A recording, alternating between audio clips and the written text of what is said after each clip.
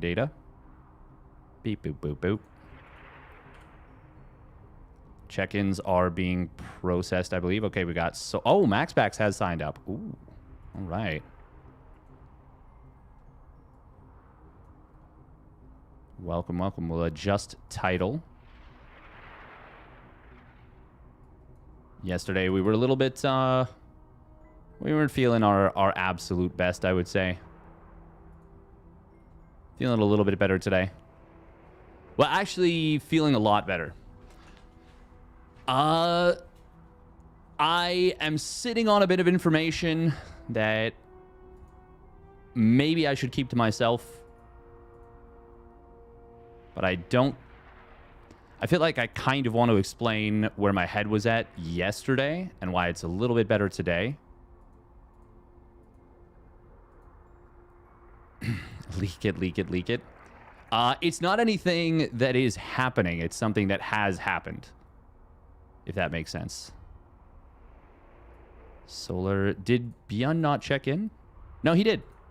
Solar ByuN creator did check in, I believe. No, creator did not check in. Oh, okay, so then we will replace MaxPax with creator on the title.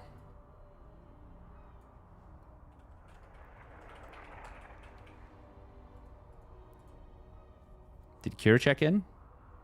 Ah, he did not. That's too bad.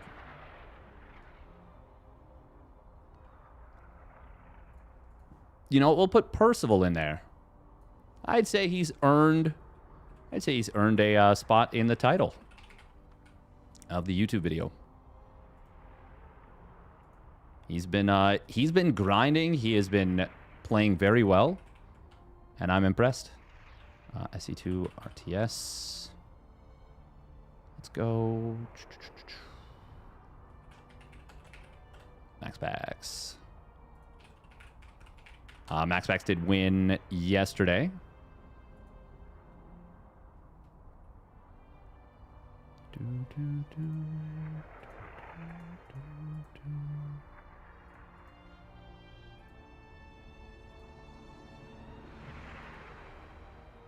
Percival been hot? He has been hot, hot, hot. Is it something bad? It's definitely not great. It's not... It's something that well, no, we're just going to leave it for now at I was dealing with it. And it was very frustrating. Very frustrating. So the... should I... There's the smallest chance that if I say it, it'll come back to bite me.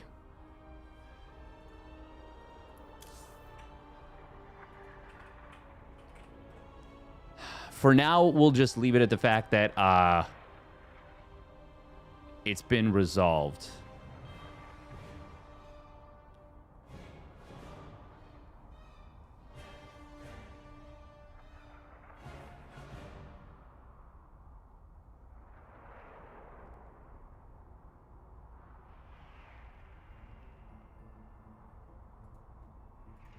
Terran Mech.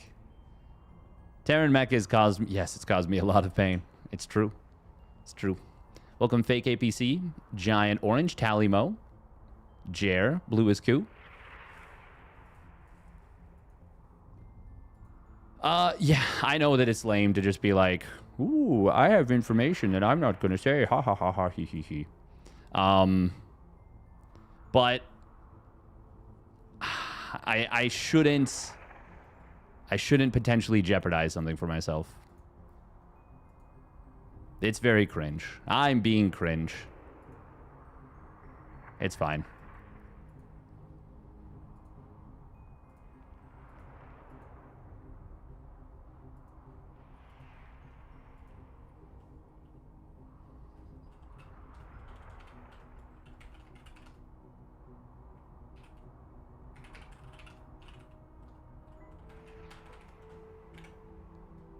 The classic announcement of an announcement.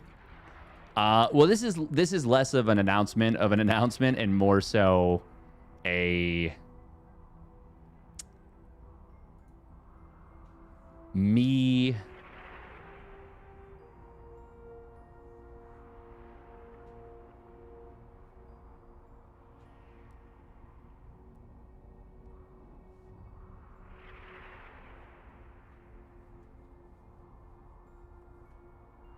Hmm.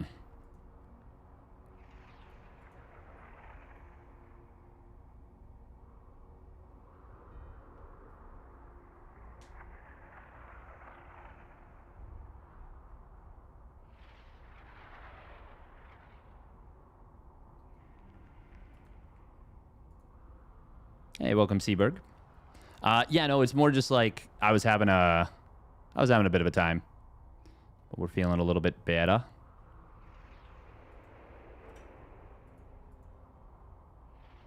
And that is a good thing. That is a good thing. There's no doubt about that. Ooh, looking at Young Yakov Percival, that could be a bit of a banger match in the second round. Bulmai versus the Swiss. I think they already sent it, which is reasonable. Just trying to see what level the Swiss is. I think that would be a little bit of a one-sided match, perhaps. Glad to hear you're doing good and have full faith in you. Well, thank you. I appreciate it. Yeah, no, it's definitely, I don't even know how to... There's no way to tiptoe around it without giving away exactly what it is. Yeah.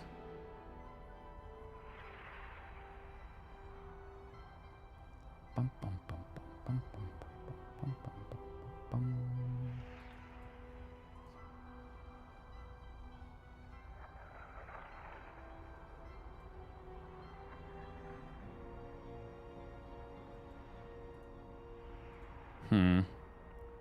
Mow, mow, mow. Okay, I think we're going to chill a little bit for the first bit of this. We're going to do some of our daily dulls.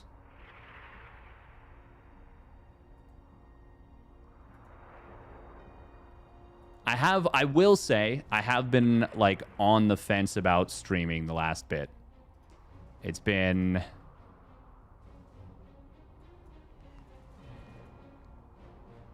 It's been a little bit tough looking at the state of StarCraft. Yeah, this is something I can say. Wait, and that it doesn't say anything. It's been a little bit tough looking at the state of StarCraft 2 and just generally being like... It's a little tough. It's a little tough, you know? Doesn't feel the best. What we're going to do... Let's do Octordal Rescue. But I think I want to focus on... what I enjoy. What I enjoy. Yeah. Let's do Fibble. That one's been super fun. Strands.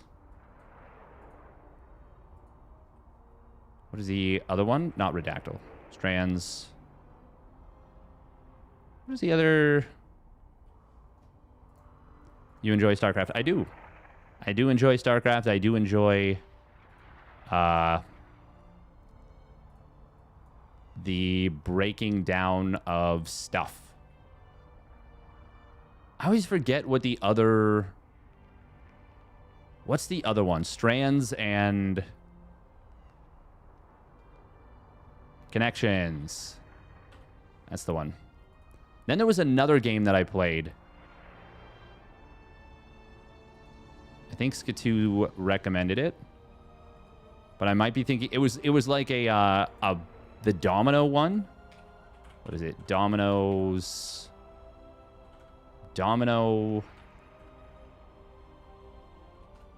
game? No. Oh, Pips. That was it. I really liked Pips.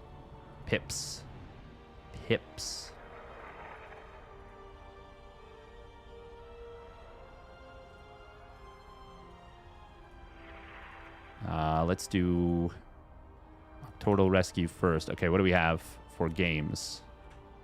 I think we're just going to chill on the first round a little bit. Until someone plays mech against you. Yeah. I mean, so much of my frustration with StarCraft 2 is like with playing, it's just me being frustrated with my own shortcomings. If we're being real. That was a little bit of it yesterday. What level is Defiance? Member of the Platinum Heroes. It's kind of cool. We actually do have some good news as well that will be coming up soon.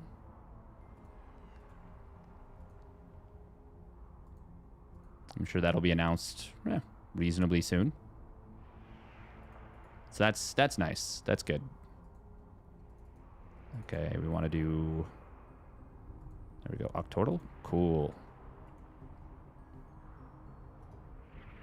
So that'll be good. I really should run like an ad blocker when I do this kind of stuff, but yeah, I don't. You're just about to ask if I've done my word games for today? I have not. I'm going to do them just right now. Man, my throat is so dry.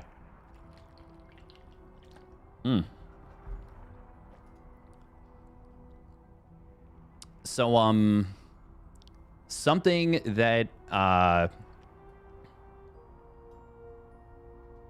is very important. That's the only content you're here for? Got any good games? Oh, there will be some good games today, baby. Hey, baby. Absolutely, Kenny Best. We've got Percival versus Young Yakov. That'll be happening in the round of 8. Most likely, assuming that we don't see any massive upsets. Ateshi versus Young Yakov is... Yeah, we'll probably angle towards that as the first match we cover. Then ByuN versus Epic in another round of 8 match. Solar versus Nice in another round of 8. MaxPax versus the winner of Rebellion and Shinobu.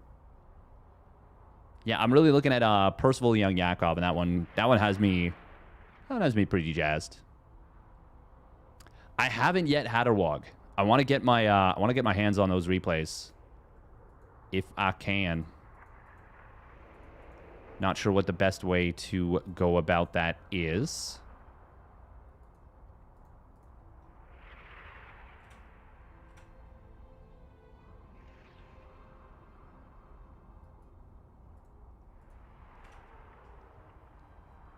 Okay, let's get these going. So we've got LDOC. The only vowel missing is U. Oh, that's could. No, it is not. Wow, we just sent that so confidently and we were wrong. Damn. That is really bad because the only new letter it unlocked is the U. Oh, damn, we got kind of owned there.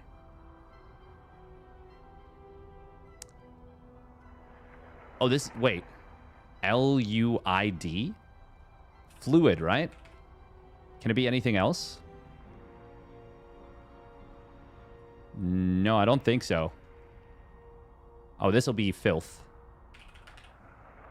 Yeah, we've got an I there. We've got an H there. Everything else is solved. Blank, blank, blank. Our H with an M somewhere. Oh, this has got to be myrrh. Right? Because there's no vowels left. Yeah. Nice. OC.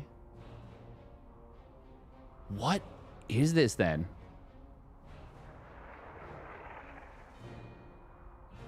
Scold. That's got to be scold. Yeah. Nice. Okay. Oh, this is mouse. Cool. And this is...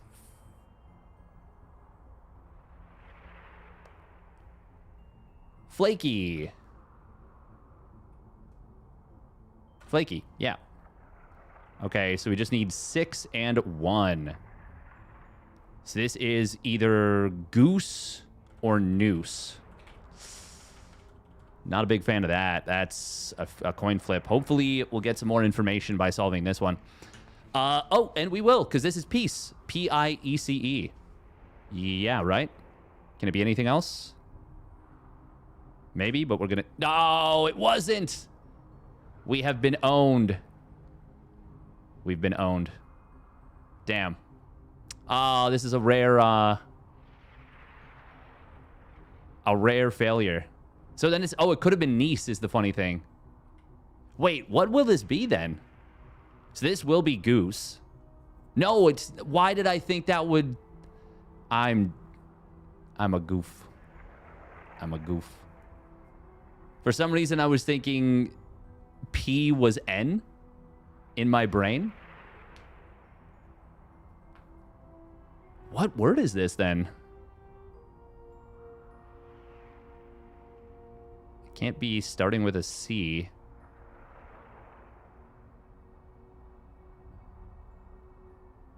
Wince. It's wince. Oh, and that would have told us if it was noose or goose.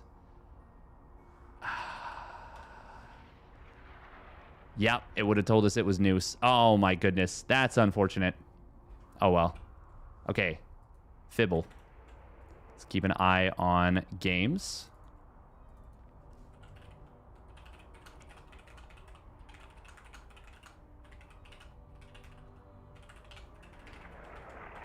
I just messaged Young Yakov, so we will have whenever his match is ready. Okay, let's try ByuIld. Let's try something with an S. Let's try stare. Oh, okay. So we have at least 2 letters, possibly 4. Actually, technically, we could have all 5. If one of these was lying that it's not the right one. Okay, let's try RAE.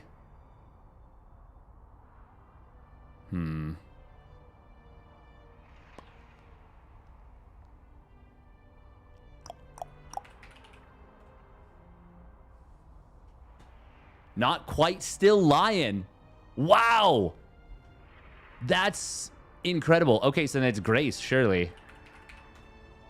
What? Wait.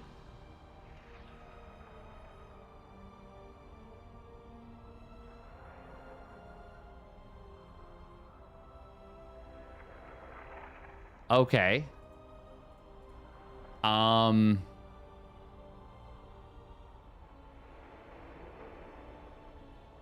So the A, the G, the A, and the E have to be correct.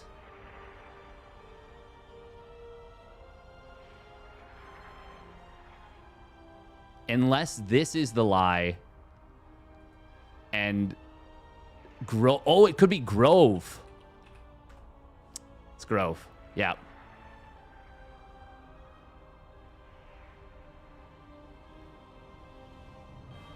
Okay. Okay. Oh. That was is the only reason we know about Myrrh still because of the Christmas story. 100%. 100%. All right, strands. Let's give that one a try. You need to chill. Freeze. That's got to be one of the words, right? No? Maybe? Frozen. Frozen. Frozen.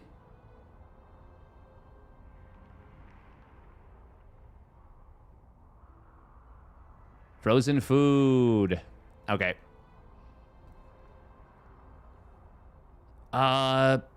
Carrots and peas.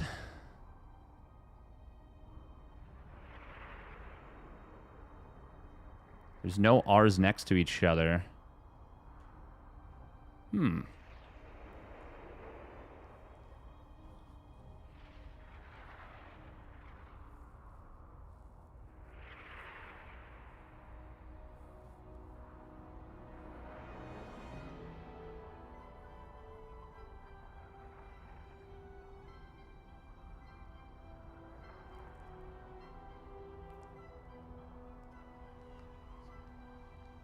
Waffles. 2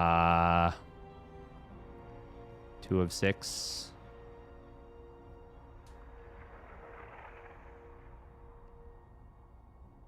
Oh, vegetables.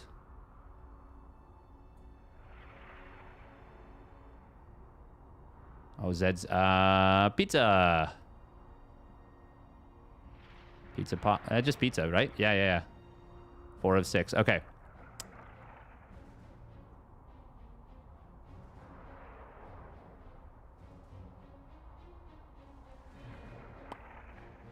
LES, LSE. No, it's got to be LES, right? Or S.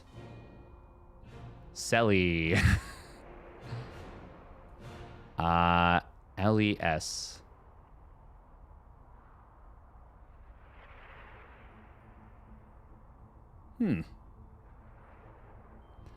I'm seeing like copter. Coper. It's me on the ladder.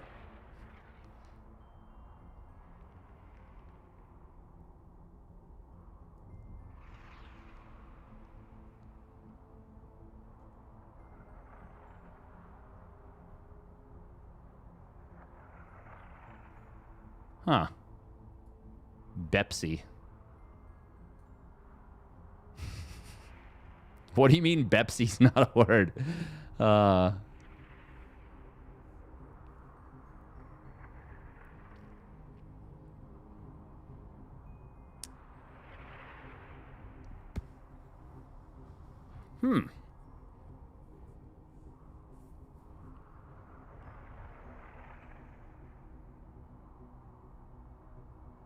LES. Why can't I see it? Sherp.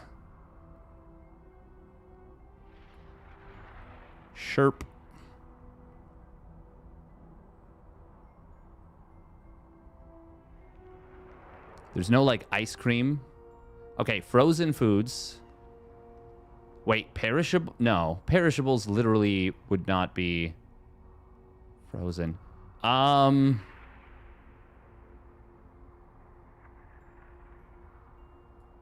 Wait, it's not like sherbet, is it? It is popsicle.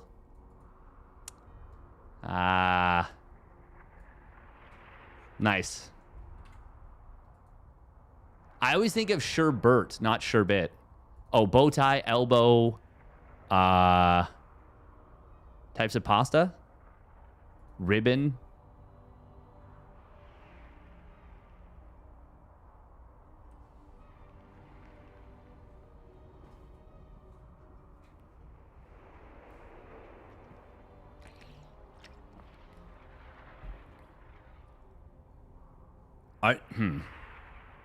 Bow pasta is not a thing because that's bow tie pasta.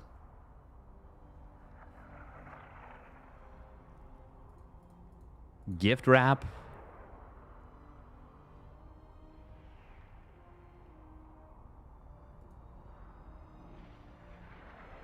I have no idea what an Oto is.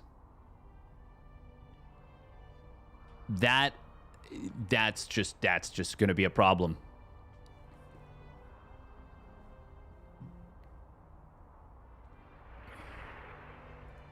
Shove, elbow. Oh. Nice. Well, we are going to be getting into a game pretty quickly.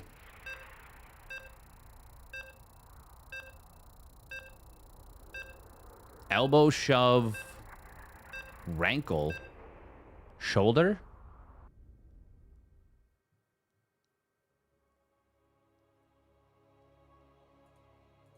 Shoulder press.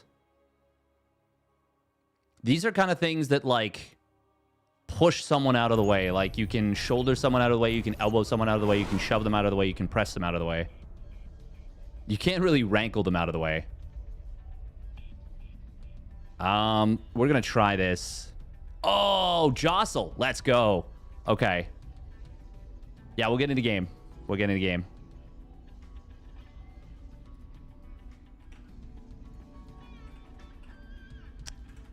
This is made without game heart, but that is okay. Let's do Young Yakov versus Ateshi. ZVP, best of 3. Round of 16. Yeah.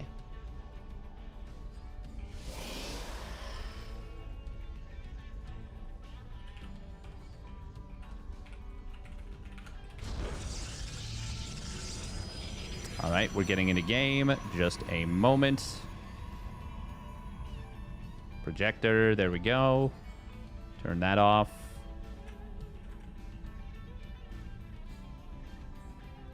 And I do apologize. We missed the first minute, but as you can see, nothing has happened. The hatch got down in the right position. Don't know about this tag, but it's a Teshi, the Chinese player. And his opponent's bunny down on the bottom right. It is young Yakov. Not old Yakov, not medium Yakov. Not small Yakov, not giant Yakov, but young Yakov. The one and only.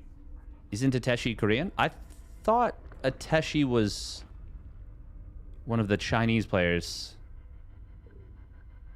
Let me look that up real quick. I'm going to look it up without tabbing out, so we don't drop frame rate. Oh my god, he dropped a cheese on top of the ramp.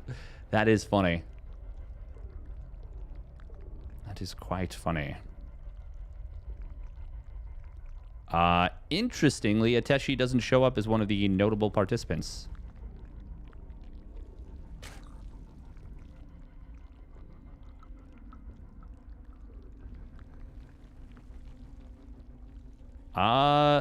Wait, did they not show up on... Okay, we need to go to Eligulac now.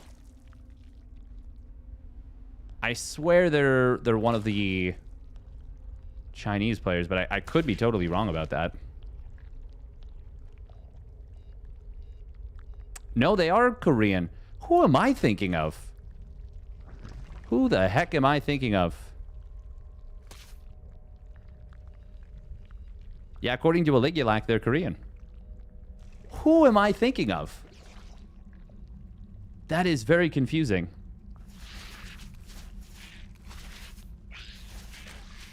Never heard of ribbon pasta? Yeah, neither have I. Pasta. Oh, this is to stop the 3-pylon cannon rushes, Jer. Unless you're quizzing the chat, in which case I've ruined it. I've ruined it. But I feel like probably most people would know that one. That would be interesting if there were people out there that didn't. There is actually a very famous GSL game that happened with Parting and Solar, where they did not properly test the map.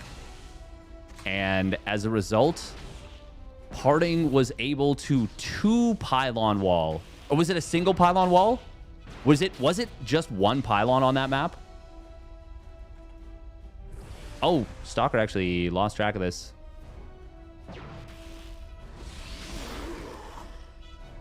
Right, you could also double bunker at the natural. Yes, yes you could.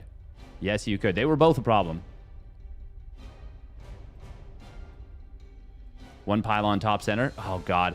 I cannot believe that they let that actually happen. We do see already Twilight Council coming down. Already no additional probes. He will restart probe production. But, I mean, this is a very strong attack if it doesn't get scouted. If it's what I think it is. It might not be. But we'll keep an eye on it. Does he take gases with the natural? Okay, looks like he will. Looks like he will. Even the casters were like, it's a wall? Yeah. I legitimately think that that game should not have counted. Like, I don't want to take...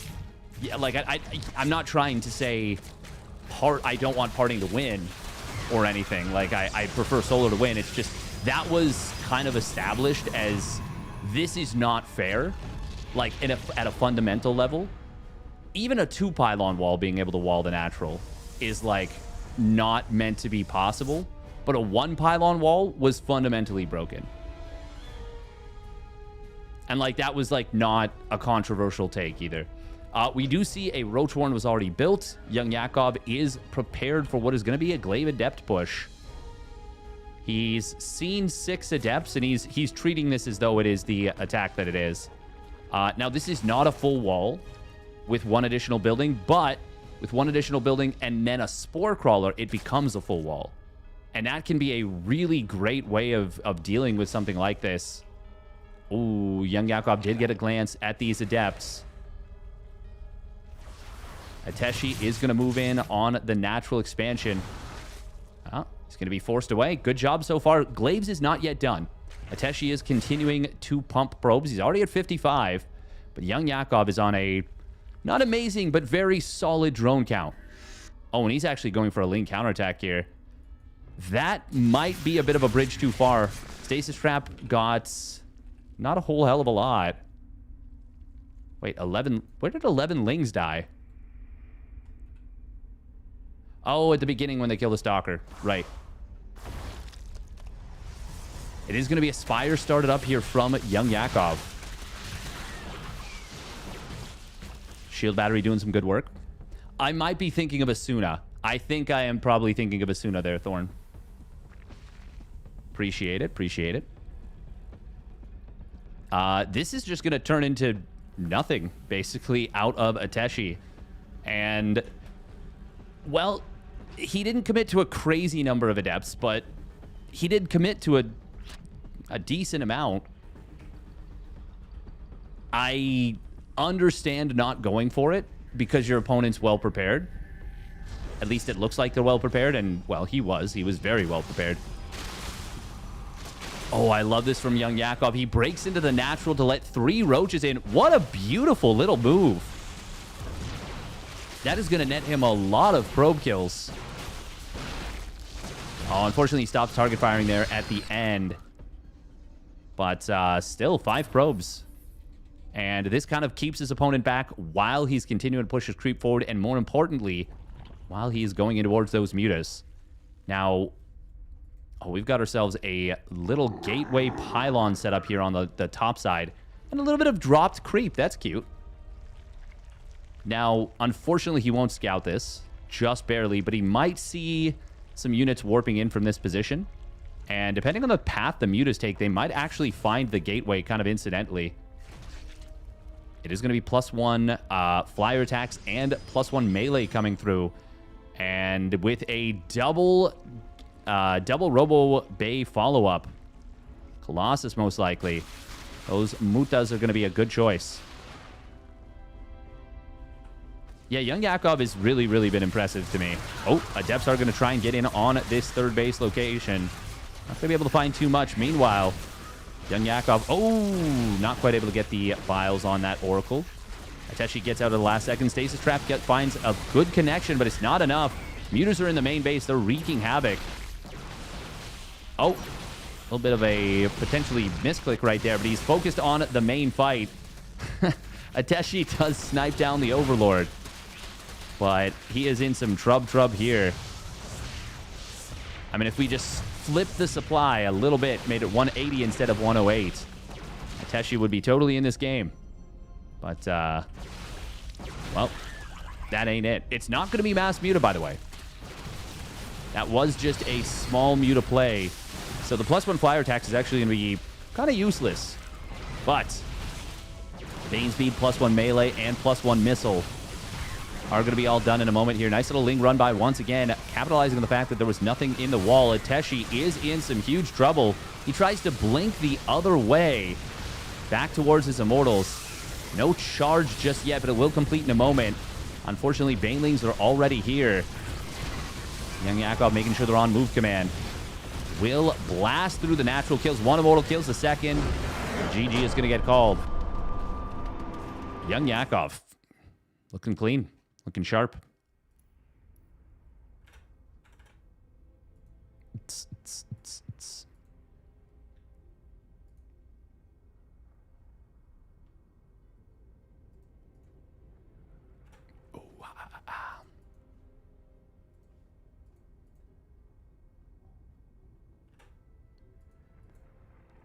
Yeah, I must be... Well, the thing is, I'm not actually... I don't know that I am thinking of Asuna. Because... Chinese players? I feel like I'm not. Did you mean Chinese player? Oh, that shows all the players that have, like, multiple players with their names. Who am I thinking of? I don't know why, but Ateshi does stick out in my brain as remembering them.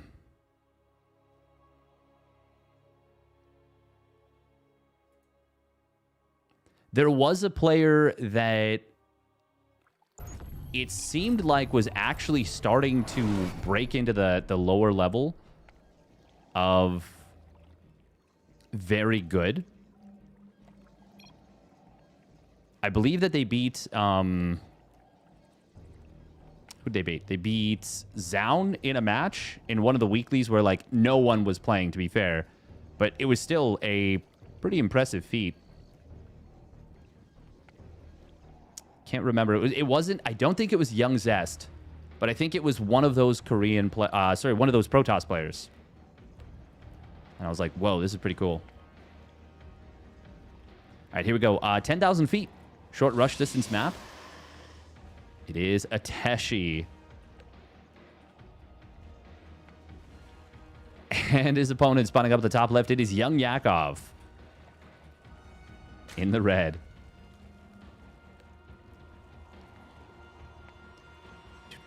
Oh, what is this gateway? I'm actually not sure exactly what Ateshi's level is, but I mean, at the very least, he had some, had a cohesive build order. You know, didn't really go too far with things, but kept his oracles alive, put together a decent bit of pressure. Certainly not a bad play.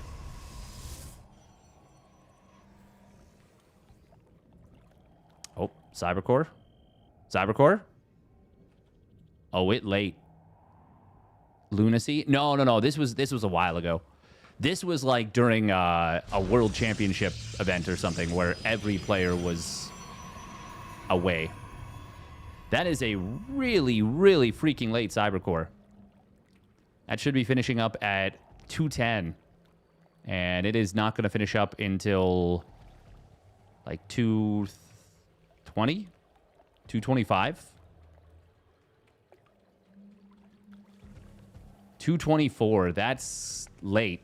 That is very, very late.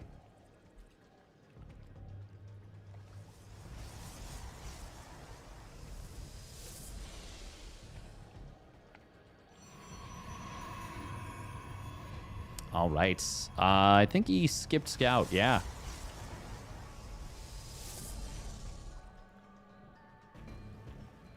Adept will be chronoed out just in time. Ah, God, this is such a late core. Your second unit could be popping out right now if you double chronoed. And he chronoed once and his first unit was just out.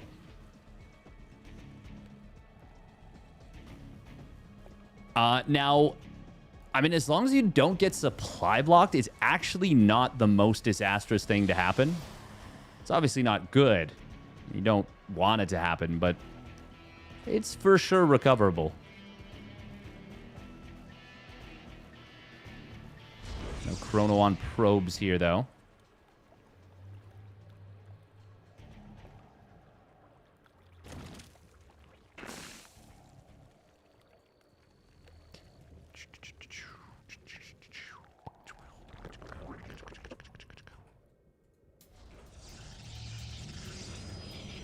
And that's a really fast shield battery in the natural.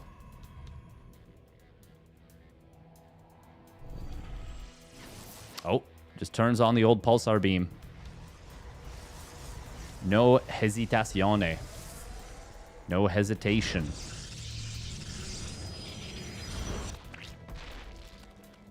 Overlord in the main scouts a second gateway.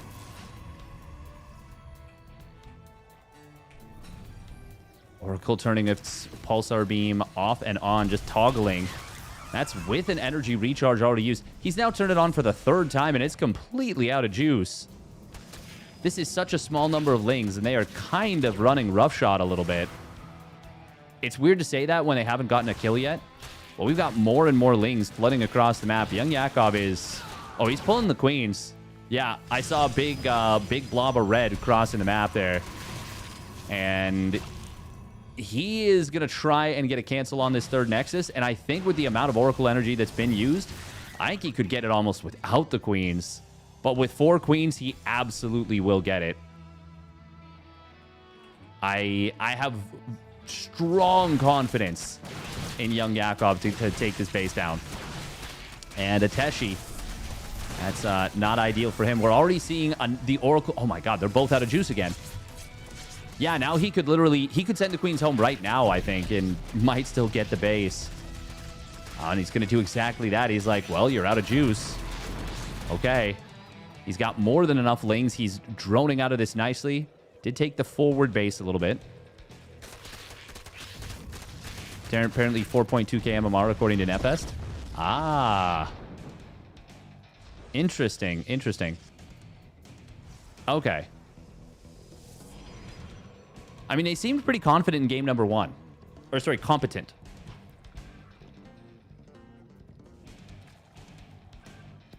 Oh, Fleet Beacon coming in after Blink.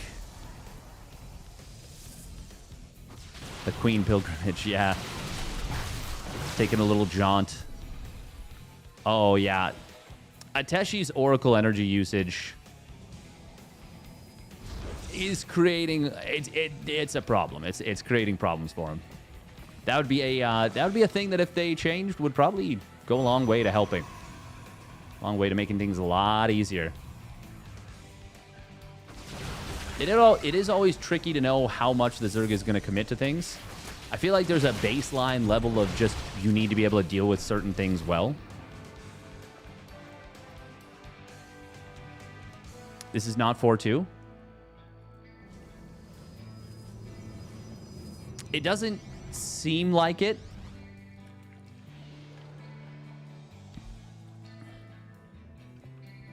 It would be on KR most likely, but I feel like it's higher than that. Now, we haven't seen any dazzling micro, and it is worth noting that young Yakov is not really put to... Okay, that was very good Oracle micro. That can't be 4-2. That can't be 4-2.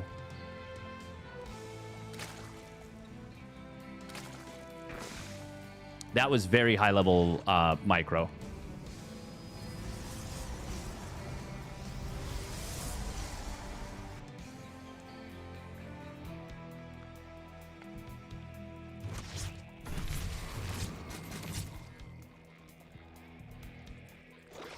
Just look at his money and how he adapts. Yeah, exactly. 4-2 is... You're not going to have this good a macro. That's true. Playing Guess the MMR is always interesting.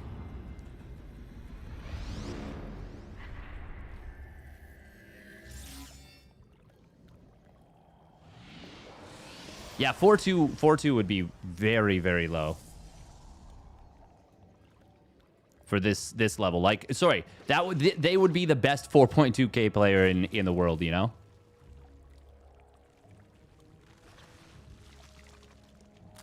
There are some players that can execute well when they're not under pressure.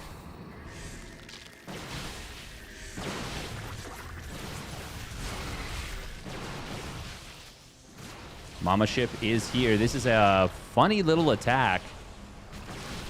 But young Yakov has a ton of Hydraling Bane. No Bane speed.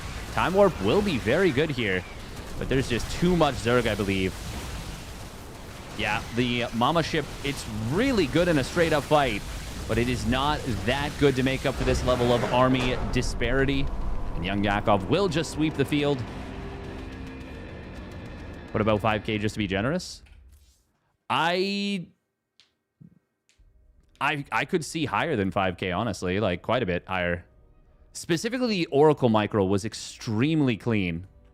Like, that was really good Oracle micro. Thank you for the raid, the Stuff Plus. Thank you. Appreciate it. Hope you had a great stream. All right, we're going to wait for the winner of Percival and Matt to conclude.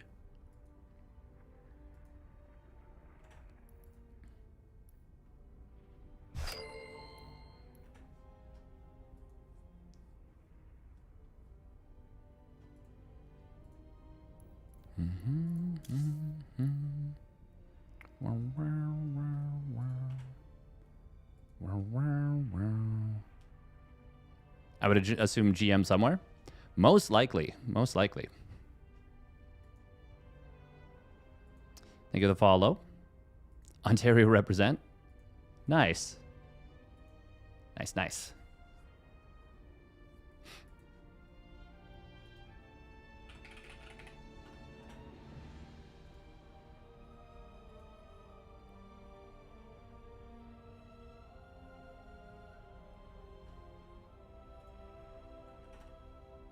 Interesting. Inexorable, Celsius, Greenert. Oh, wow. Beating Greenert is pretty good. Beating Riser is very good.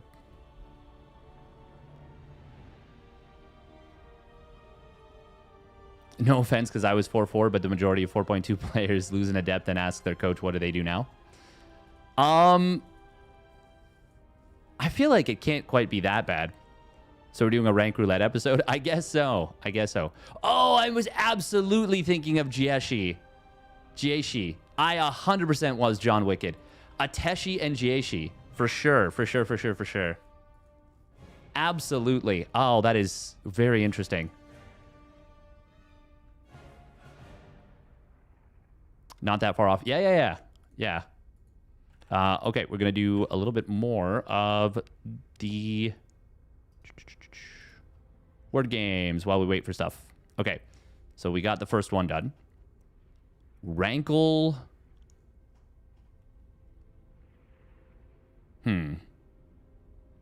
Card, bow, gift wrap, and ribbon. I mean, these are definitely all things that you use to give gifts. It's just as the other stuff makes sense. This is too easy. But apparently it's not.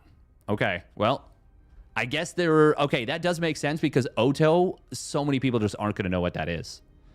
Bow tie. Cane.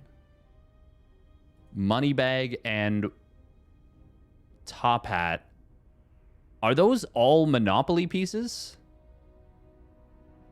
No, they're not. But are they all things that Mr. Monopoly has? Or are they just...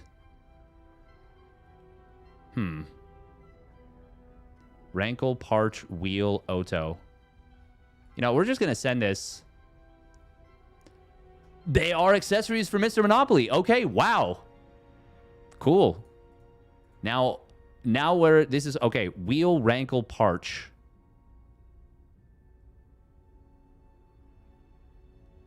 I don't know what these are. Parts of the foot plus starting letter. Heel, ankle, toe, arch. Okay.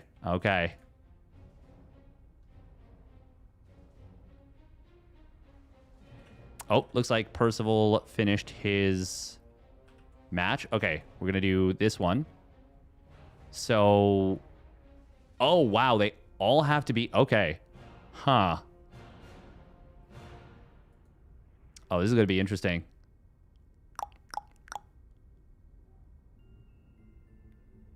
So this has to equal... Oh, this is going to be a tough one.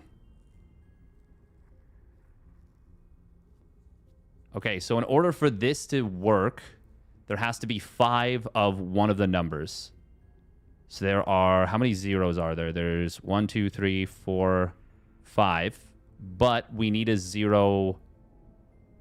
We need zeros for these. And this. So those are already spoken for sure. Then how many ones are there? There's 1, 2, 3, 4, 5. Cool. How many twos? 1, 2, 3, 4... Wait, sorry, we'll start from top. 1, 2, 3, 4. Okay, so it can't be twos. We're gonna get into we're gonna get into Percival versus Young Yakov. That's our match.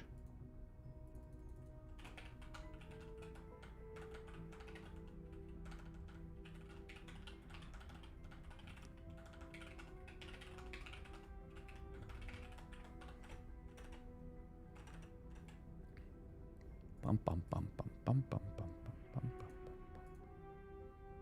bum. Yeah, okay, so that'll be ready. These guys have had some really, really good matches that there was an absolutely stellar match that they played. In what was it? What was the game? What was the setup? We'll win this best of 3 TVZ. What turn? Rising Star. Where there was some absolutely bonkers burrow play.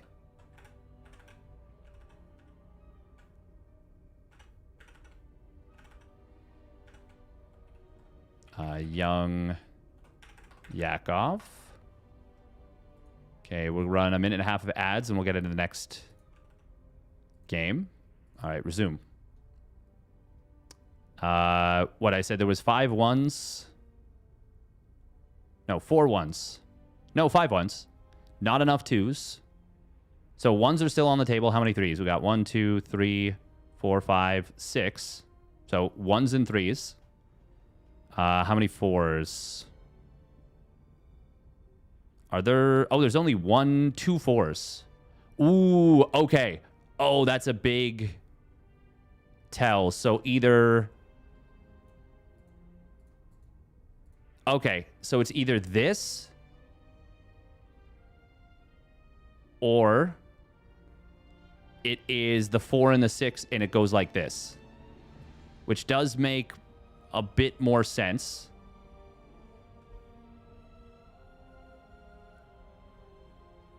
Greater than 4, less than 2. Is there a 5-1?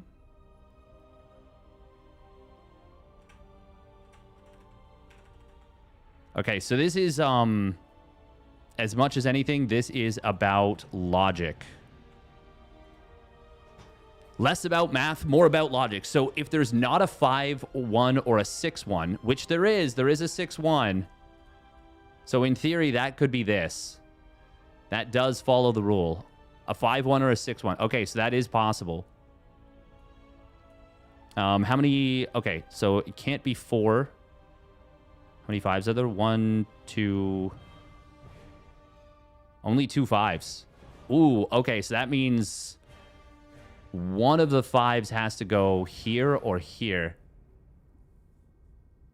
Yeah, because there's no 5-6. And if there's no 5-6, it can't go here. So then it has to go like this. What is it? It's a 5-2 and a 5-3. Okay, so I'm pretty sure it's this. And then...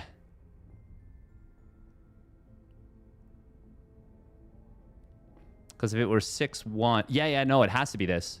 Because there's no 6-5. Okay, so we know that that is for sure true. We know that that is just a fact.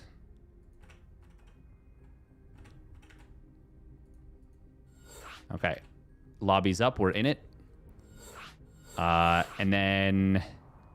How many 5s was it? So it can either be 1s or 3s.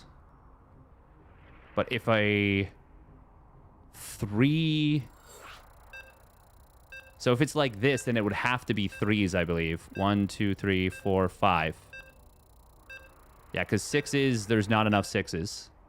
And 1 6 has to go here.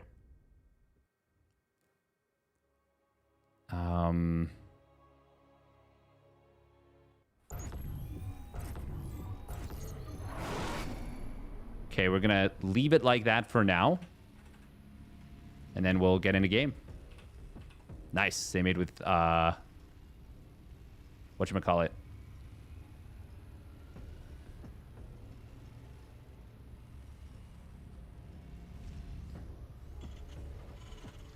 The thingy. So we'll continue to chip away at that.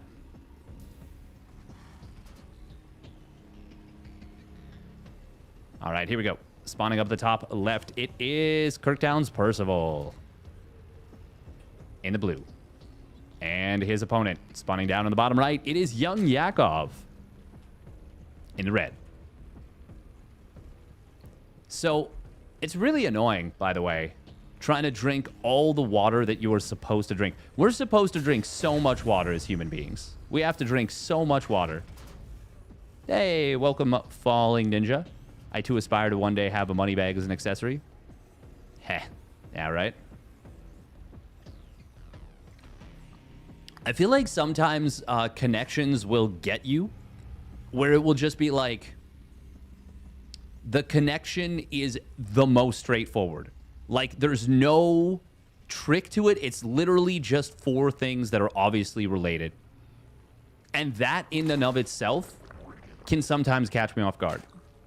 Like the gift wrap thing. That one was like, okay, it's obviously gift wrap, so it can't be gift wrap, right? Nope, just was. It just was gift wrap.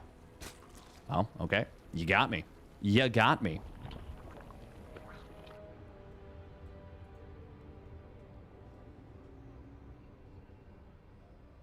Oh, yeah, I forgot it snows on this map. It's a winter wonderland. So nice. So nice.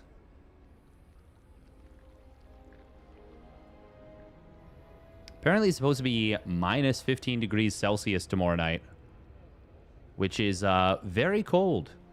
Very cold.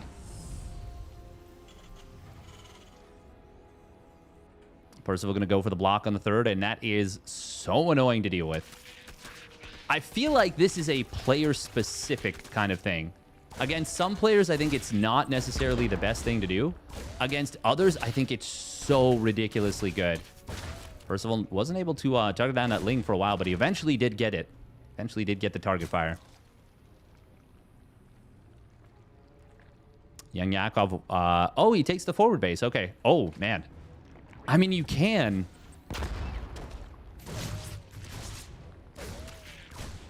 What's Celsius? I only know freedom units.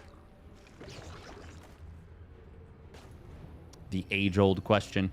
The age-old question.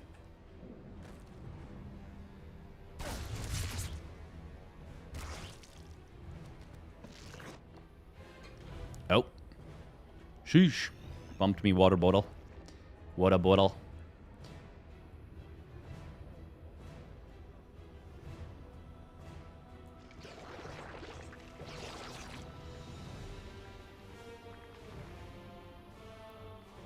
Yeah, it's super cold. It is super cold. The cool thing is that at minus 40, Fahrenheit and Celsius are the same. When it's minus 40 Celsius, it's also minus 40 Fahrenheit. Which, also fun fact, you'll just die. You'll just die. Yeah, no, it's not too bad. We'll, it's relatively easy to stay warm where we are. Warmed up a good bit here the last couple of days. Got up to 40. Yeah, it's warmed up a decent bit for us too. It got to 10 degrees Celsius, which is like 45, I think, Fahrenheit, give or take. No, it's even a little higher. Reaper will go down, by the way. Is that 50? Because it's 18. Yeah, it's times 1.8. So yeah, I think that's 50 then. Because 32 plus 18. Yeah. Grew up in Chicago, and I had a few sub-0 degrees Fahrenheit days. That is very cold. Yeah, what is that? That's like almost minus 20 Celsius. Oh. Looks like a Ling tried to slip in. Wasn't able to do so. Thank you, Mr. Fantastic, for the follow, as well as Zolty and the Stuff Plus. There's a double NG bait coming down at the front. So I had an idea once upon a time, and I was telling this to Rainer. But it obviously did not work out. But I noticed that Terran players were building their depots in their wall. I was like, what if you made enough Banelings to blow up the NG base right before 2-2 completed? And the thing is, it would take a lot of Banes to do. But if you did it with them clumped like this, and you could, like, you knew the timing. Let's say you saw when they started 2-2 or something, or you saw when 1-1 finished, and you could be sure that there was going to be a 2-2 timing. It's a big commitment of resources, but I was like, blowing up 2-2 would be so sick.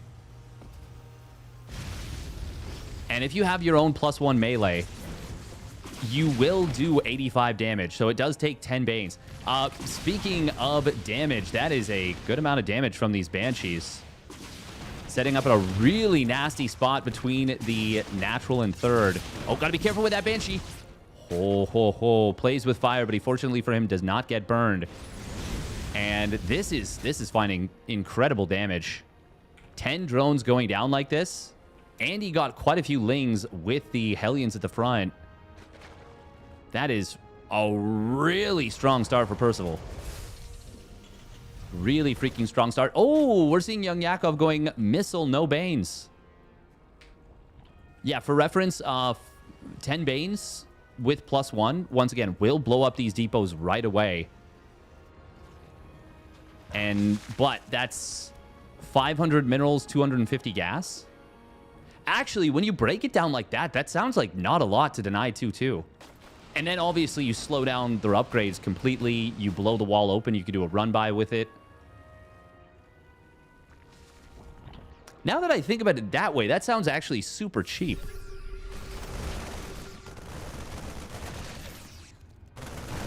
Here comes the first Marine drop onto the map. Going to try and find some of this creep. Will get a lot of it. Gets a Queen as well.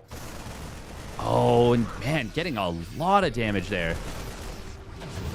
2 OVs and is including a supply block. Hydra speed is done. No Hydra range just yet, but it is a fast upgrade and is already on the way. Percival is absolutely cooking here in game number 1. He is fired up. Gets the deny on the grooved spines. Percival is yeah, getting a lot done for a little. That sounds worth. We'll try in one of my games. The only thing is you have to know. Oh, he's going to get the Infestor too. Oh, that's so nice. We'll lose the 2 Banshees. Is that worth killing an Infestor? Yeah. Yeah, since he skipped Banelings, I would say that it is. He is going to add... Well, he's getting the Bane speed now. Oh, this is a very bad fight for Young Yakov here. Percival getting so much value out of this first drop. Finally, the Hydra's going to get a handle on it and clean up most of the Marines. Young Yakov did drone up a little bit. He's taken so much damage. And he's not going to have enough to hold this push, I don't think. This is looking so scary. The tanks walked right up to the 4th base. And 2 of them are in range of that 4th. Yeah, wisely, Young Yakov going to give up the base. But this is just such a bad situation. We will see the drops from earlier getting taken down. But Percival, this was mostly a distraction, and it did more than enough. Just distracting. The fact that that gets cleaned up is pretty trivial. Kaboom, baby!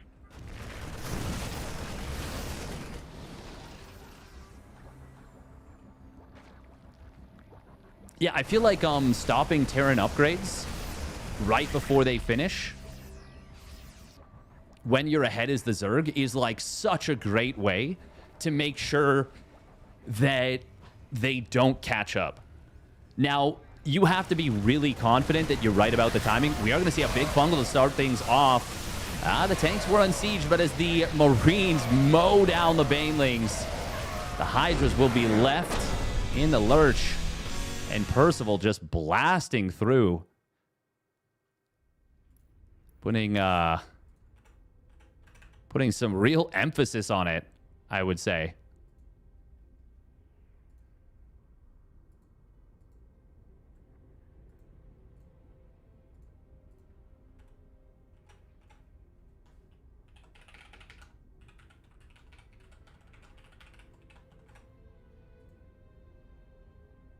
All right, Ruby Rock for game number 2. Yeah, Percival, these two are developing a great little rivalry. Just a great little rivalry. It's 10 Banes with +1. That would be the exact value, yes, because it's 80 damage versus structures that Banelings have, and then they get +5 for their attacks against buildings. So it becomes 85 damage, and the Engineering Bay has exactly 85 HP. And since the Baneling damage to buildings is a spell, armor doesn't affect it. So you are always doing that damage. So you will do exactly the HP of the engineering bay and damage when you, yeah, you will do 850 damage is the thing.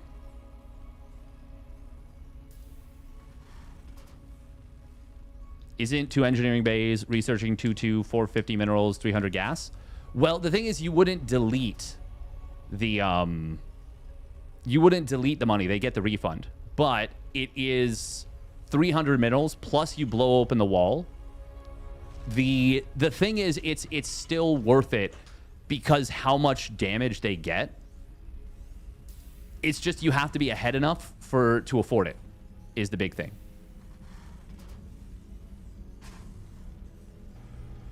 All right, here we go. Spawning down on the bottom right. It is Kirktown's Percival in the blue. And his opponent spawning up at the top left. It is Young Yakov in the red. Isn't the NG Bay 125 HP or something? 125 minerals, yeah. So it's 250 minerals for both. Yeah, no, if you denied... Plus, if you denied 2-2 and it killed the... Like, you deleted the money, it would be the greatest build... Like, the greatest play Zerg could make. Because then it's actually cost-efficient. But no, it's not... Too bad most 5K Terrans play mech. They sure do. They sure do. I feel like it's the kind of thing that you can't do all the time, for sure. Like, 10 Banes is expensive, make no mistake. And if they have anything protecting it, you can't just run 10 Banes in. Like, you basically have to know that, that you're going to get the kill. And the only way to do that for sure is to add some Lings in with it. 1, to soak shots on the way in, and 2, to take advantage of the big hole you've blown. So, I mean, it is worth it. It is worth it. And you know what? It's actually more valuable than killing SCVs against an 8-Rax, probably. Because the thing that makes an 8-Rax scary is the power of the Marines. And if you remove 2-2 from the equation, you're removing a massive amount of power from the attack. Yeah, it's actually... Man, that is really good against an 8-Rax. Huh. I mean, obviously, cutting off reinforcements is really good, but you usually can't do that too much. Ooh, we're going to see Young Yakov building a lot of Lings here. Percival is going for a very weird little 2cc build. Is he going to swap this off and go for Hellbats? No, he is continuing to build Marines. But this still feels like it'll be a Hellbat push. Lings are going to get across the map. This is going to be pretty weird here. Oh, Young Yakov is fighting right away. Oh, that's a great SCV pull. That is such a good SCV pull and a really nice hold position. Good target fire here from Young Yakov to get as much value as he can. But it's only 3 SCVs and 2 Marines for a lot of Lings. Young Yakov obviously droning up hard behind this. And the SCV losses are big because this is a 2cc opener. And Young Yakov should be able to... I mean, he should just know that. Now, the creep, I think, from this hatchery will be enough to connect this little pathway up. Young Yakov kind of spread it to the bottom. It is going to be a Liberator on the follow-up. Got a Spine Crawler at the third. I think he's definitely anticipating a Hellbat play. And it looks like it, but it's not actually going to be that. Enemy now, okay. Well, the Spine Crawler will help a lot here. Swarm forces we are going to see... Oh, attack. Queen's moving right in on top of the medevac. He will kill that, but... Young Yakov is going to have this one queen getting bounced away. Nice micro back from Percival. Baneling Nest starts up. Lair starts up. 6 drones have gone down in total. Oh, he needs more, though. Is he going to be able to find it? Where is the Liberator is my question. Oh, it's sieging up at the natural right now. That could find massive damage. 3 drones already. That is very big.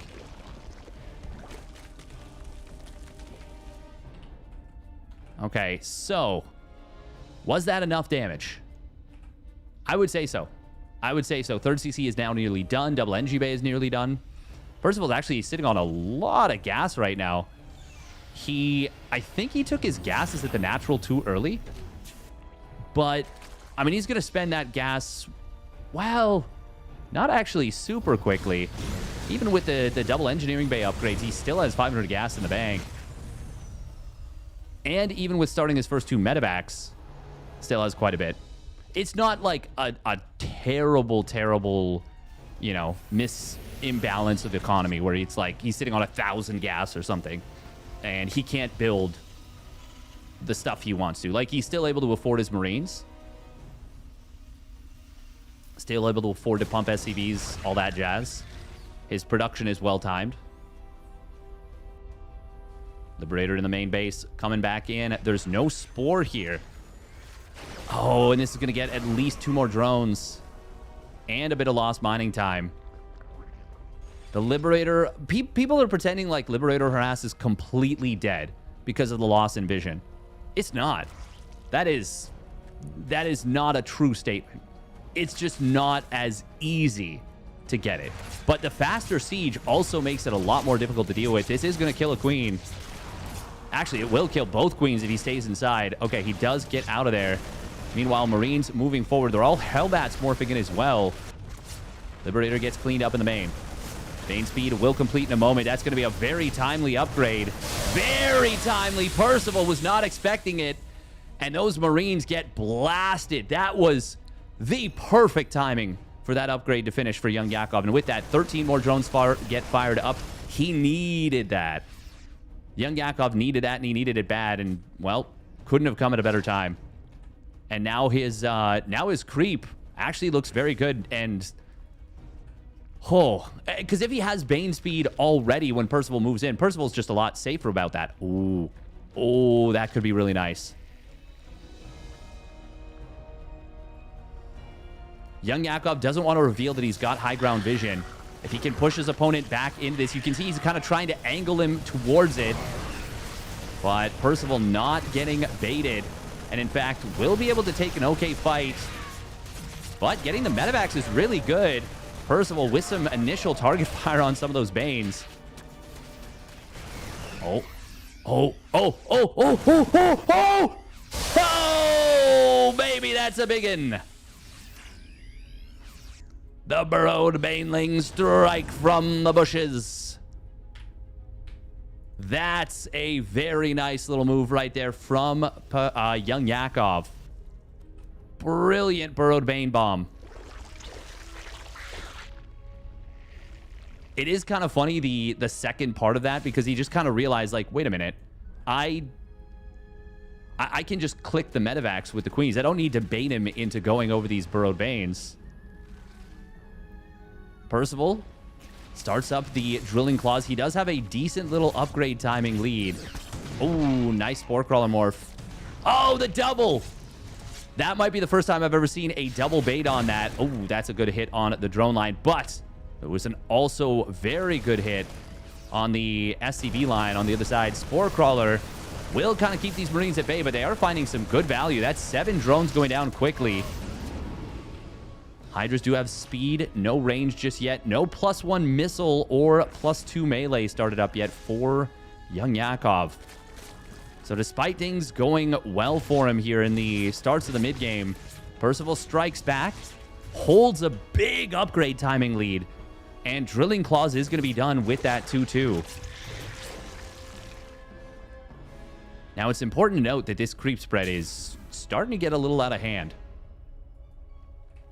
Oh, there's the +1 missile now. SCVs. Oh, that's a big Baneling connection on this. We're going to see Young Yakov going for the snipe on the base. Wasn't able to get it. I think that was a little bit ambitious.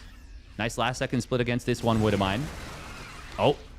Oh my god, did Percival not notice? He didn't. He did not notice. Young Yakov did get a sneaky, cheeky burrow. Drones going down on the top side to a Liberator.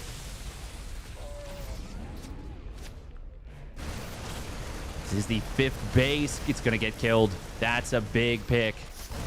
Knocking your opponent back down to 4 bases is obviously very nice in a situation like this. Liberator will try and siege up. Oh, nice job from Young Yakov, recognizing he could snipe that medevac, and he does get it.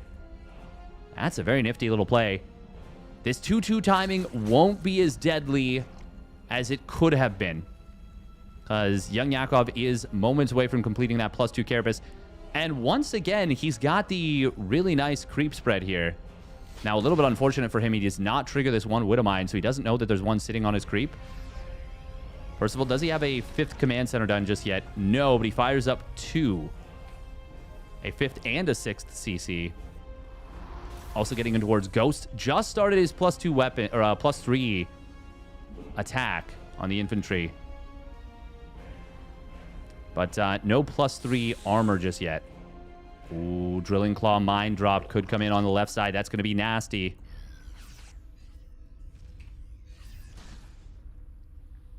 There's a lot of really good burrowed Bane spots here on this map. 11 drones. Oh, that's a nasty, sick, nasty drop. Percival should absolutely be scanning more. He is really playing with fire, I would say. Okay, fires up +2 missile just as Hive is about to complete. I'm a little bit surprised that he doesn't go for the +3 carapace instead. There's Adrenal Glands. Oh, Infestors are going to land a big fungal. That is on creep. Ghost count not super high. Another nice fungal growth, but there's no Banelings, no Lings left over. This is 1-2 versus 2-2 with a lot of medevac support and a decent amount of Ghost energy. More Banes do complete. Young Yakov will need those. Did he just... Was that burrowed Banes, or did the Banes just connect on their own? Kind of felt a little bit like both. Oh, snipes attempted. Oh, that one Bane could have canceled like 4 snipes. Unfortunately, it did not. Young Yakov has gotten back up to 91 drones. This is a very close game right now. But these Ghosts, they are scary. Now, it's also a little bit scary for them because there's not a lot of support. That's a big mine shot. I think that splashed like 5 Hydras. Young Yakov really needs to clean up this position. But he needs more Lings and Banes, it feels like, to do it. Oh, there we go. A couple more Banes did just complete. 6 drones going down. Maybe another setup. Going for the snipes is very bold there. It's just Ghosts here. There's no Ghost Cloak, so they are not super well supported. They don't have medevacs either. Only 2 on the field currently. Feels like Percival is really showing a lot of confidence with these Ghosts. Oh, fungal growth could be massive here. Only catching one of the Ghosts, but it is not going to be enough. Base will fall, and Percival with literally 6 or 7 Ghosts. No support for them. It just kind of outmuscles a Hydra Bane army. Oh, but as I say that, not enough support. More Hydras do show up. He gets a lot of these Ghosts here. However, Percival, I feel like, might have pushed past the tipping point with the kill on that base once again. Oh, that siege tank. Gonna get some big hits. Oh, he doesn't finish it. That is painful. So much pressure being exerted by Percival. There's a Widowmine right on creep here. Mineral field exhausted. Bit of a banger between these two, but it is going to be Percival taking a supply lead. He does need to do a lot of creep clear. Needs to keep the momentum up. I think if he moved the siege tank up, then he could have closed it out. It's really hard to close out a game against a Zerg when they have this much creep spread.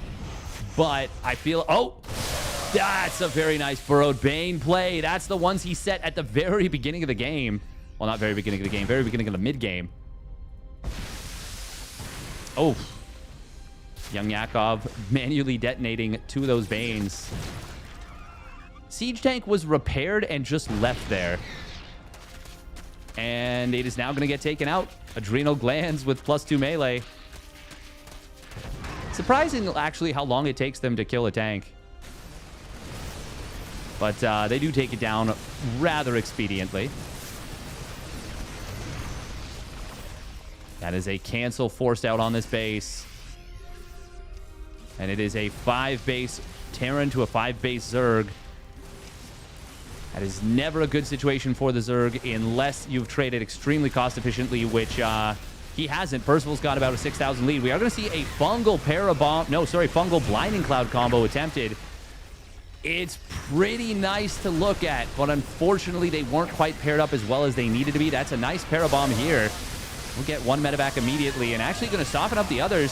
Is this a good enough fight? It's a very good spready here from Percy. That was a pretty darn good fight for young Yakov, though. But even without the Ghost Cloak, just the stats of these bad boys, just the fighting prowess, doing very well. That one low HP drone actually helping a lot.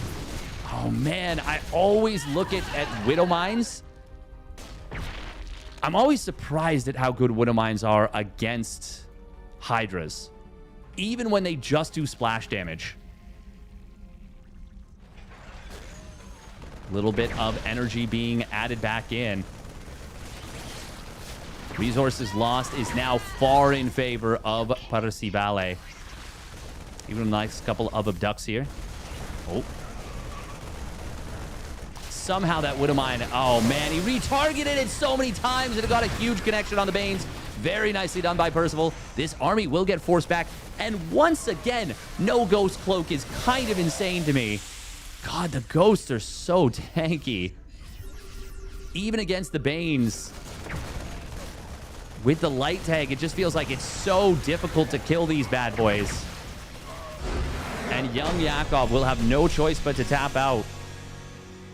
Giant Orange, I feel like this game was a love letter to you about how hard it is to kill ghosts.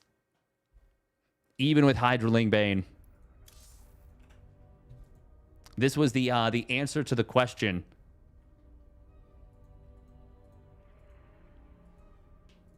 I will say, I feel like Percival was cooking regardless. Oh, wow. I couldn't approve the message. It expired. Cringe. MaxPax Percival. I think we're going to look for Solar ByuN. We've got to look Solar ByuN, right? Nice no-showed. So that means there's somebody named Mucus in the round of 8.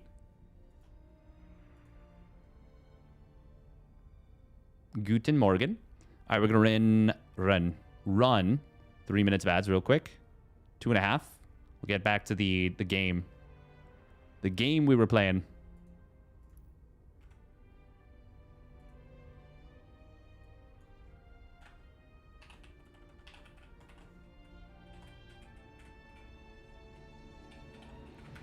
We could do MaxPax versus Percival, but I feel like ByuN versus Solar is going to be a pretty darn good one.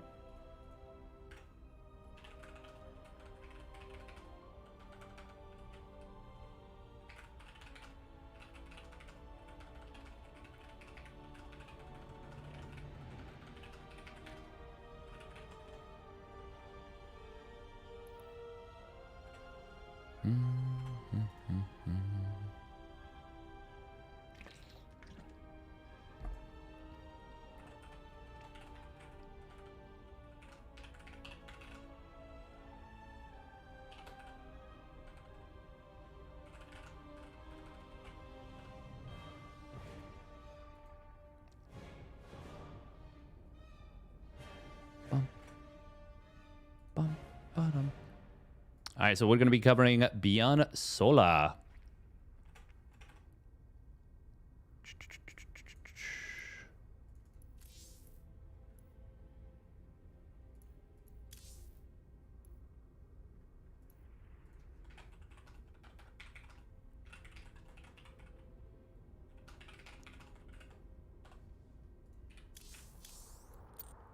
All right. Oh, did I just accidentally click the China server? Or the Asia server? Based on how long it's taking to... Yeah, okay.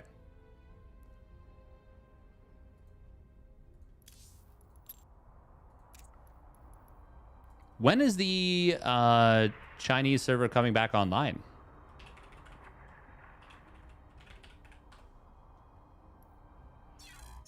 Hopefully soon.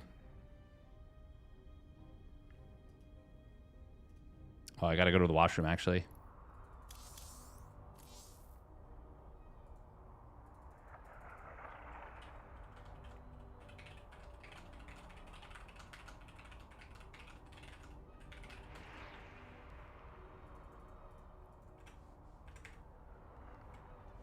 Bum, bum, bum. Who's favorite between Solar ByuN? Those two play 4 series a day. It's an any given Sunday situation. I think whoever's playing better that day will usually take it. I do feel like recently I would give a small edge to ByuN, but there have been some series that Solar has played recently that have been like, holy shit, he's on fire right now, you know? I think he's one of those players that when he heats up, he feels almost unstoppable. Now, almost is doing a lot of heavy lifting there, but he feels really, really strong when he's on at his peak form. Looks like we do have a little bit of time because Solar is only 2 minutes into his series versus Mucus, at least the game he's in. But we will be right back.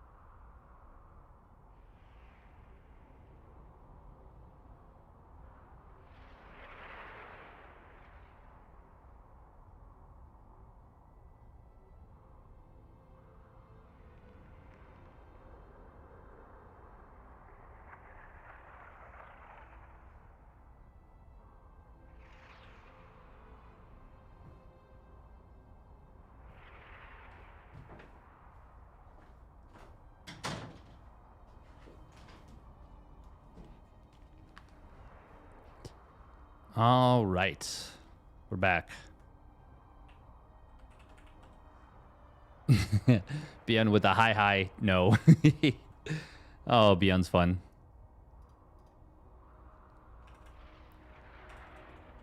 I enjoy ByuN very much as a human being. All right. So let's see if we can solve this puzzle before things wrap up here. Do we know if this is correct? I know that the 6 and the 4 are correct. They have to be. Yeah, because, yeah, that's the only... It's just the only way that this can work. But the 5 and the 3... 5 and 2 would technically be a possibility.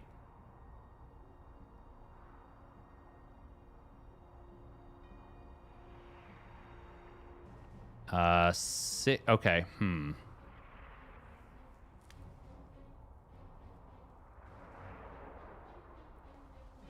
Yeah, because it could do this would be 5 and the 2. Or this works for the 5 and 3. But it can also be... actually, can it be 1-6? Is there a 1-6 or a 2-6?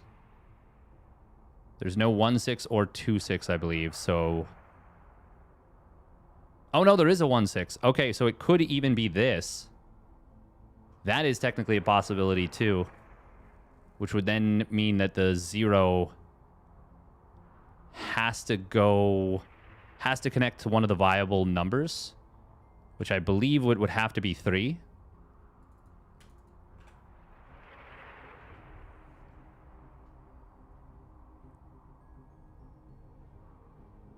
Ooh, okay. So this is really interesting. I didn't even notice this one. Since this is double equals, it has to be either the 1-1 or the 3-3. Technically could actually be the 6-6. No, it could also be this. It could even be the 2...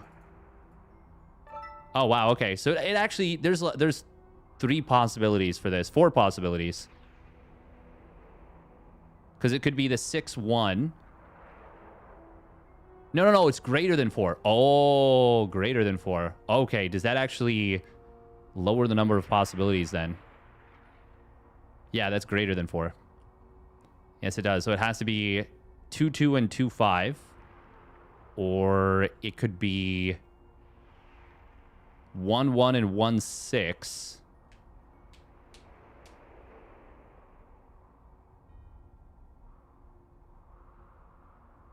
Or it could be 3-3 and 3-5.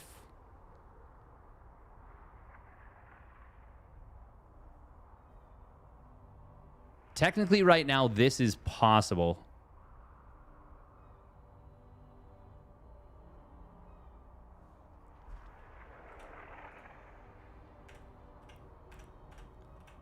Okay, so we're going to have Solar vetoing 10,000 feet. ByuN vetoing Old Republic. Solar vetoing Tourmaline. Doesn't like that short rush distance, I suppose. And ByuN vetoing Celestial Enclave, which means that we're going to get Taito Citadel, White Rabbit, Winter Madness, Mothership, and then Ruby Rock if it comes down to it. It can't be 1-6 because you need 1-6 up there, I would think. Well, no, it could be 1-6 because it can be 5-2 and 2-6. Wait, sorry. No, it can be 5-2 and 2-0. And then 6-1? Like, it could be like that. And then...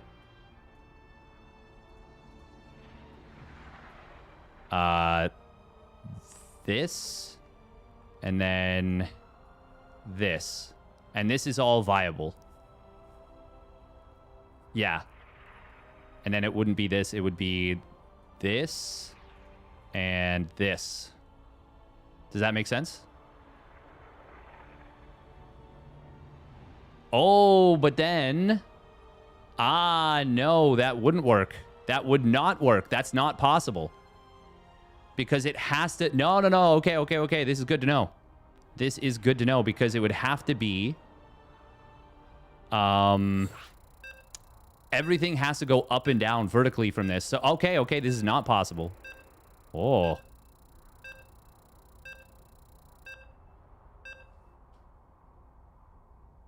The 6 can't go in the bottom?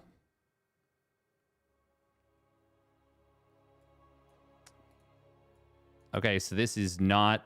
we're gonna... Oh, shoot. Okay, so I need to remember that this is not viable. Is the funny thing. I need to remember that that one is not viable. Okay, we got a little bit of conversation between our 2 Korean players.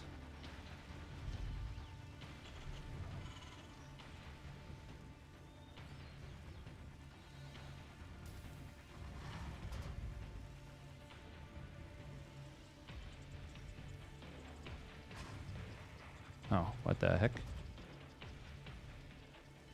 Okay, there we go.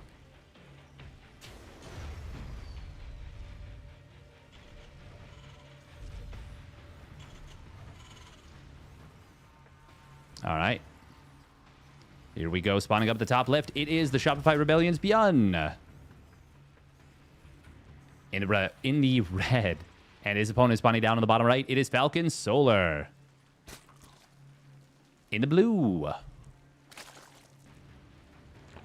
Yeah, I really like that. I really like that game. I feel like I could play that game quite a bit. I wonder how much work it would be to just do a YouTube short that's like just do YouTube shorts that are just puzzles. Just do puzzles. Because there is like a market for that, for just solving puzzles on YouTube. I'd have to make a different YouTube channel, but that's fine.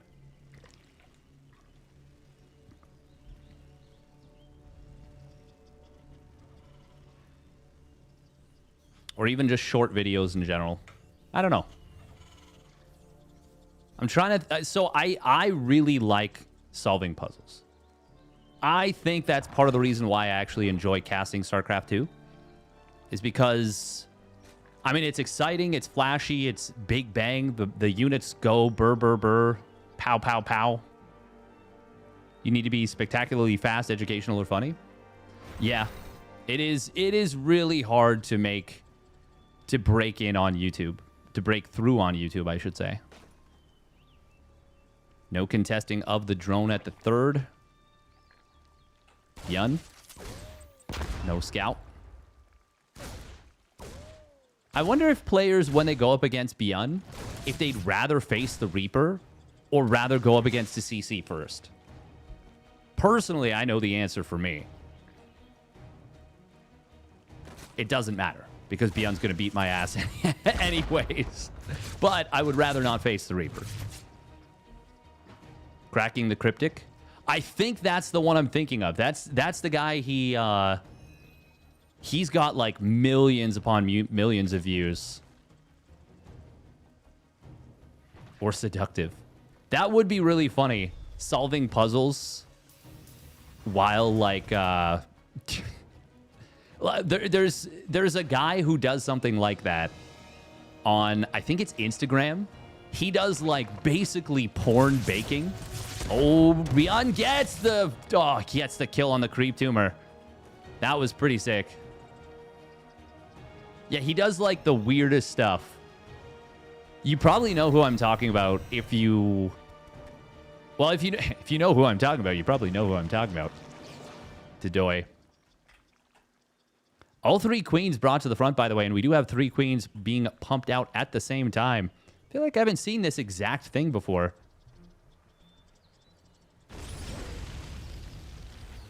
Oh, Hellion's not able to get the kill on that one lane. Would love to see Solar just stash it somewhere. Just like plop it here or even here. Make it a little bit harder to find. Because you know that ByuN is going to be looking for it and, well, doesn't really find anything on the other side of the map. Obviously, paying attention to a single lane is a Not the easiest thing to do. Oh. ByuN. Wow, he gets the creep tumor and saves the Hellion 2 HP. It is going to be single cloaked Banshee, it looks like. Maybe? He hasn't swapped it off yet. Oh, he starts another Banshee. Ah, but it's fake cloak. Okay, this is the Raven.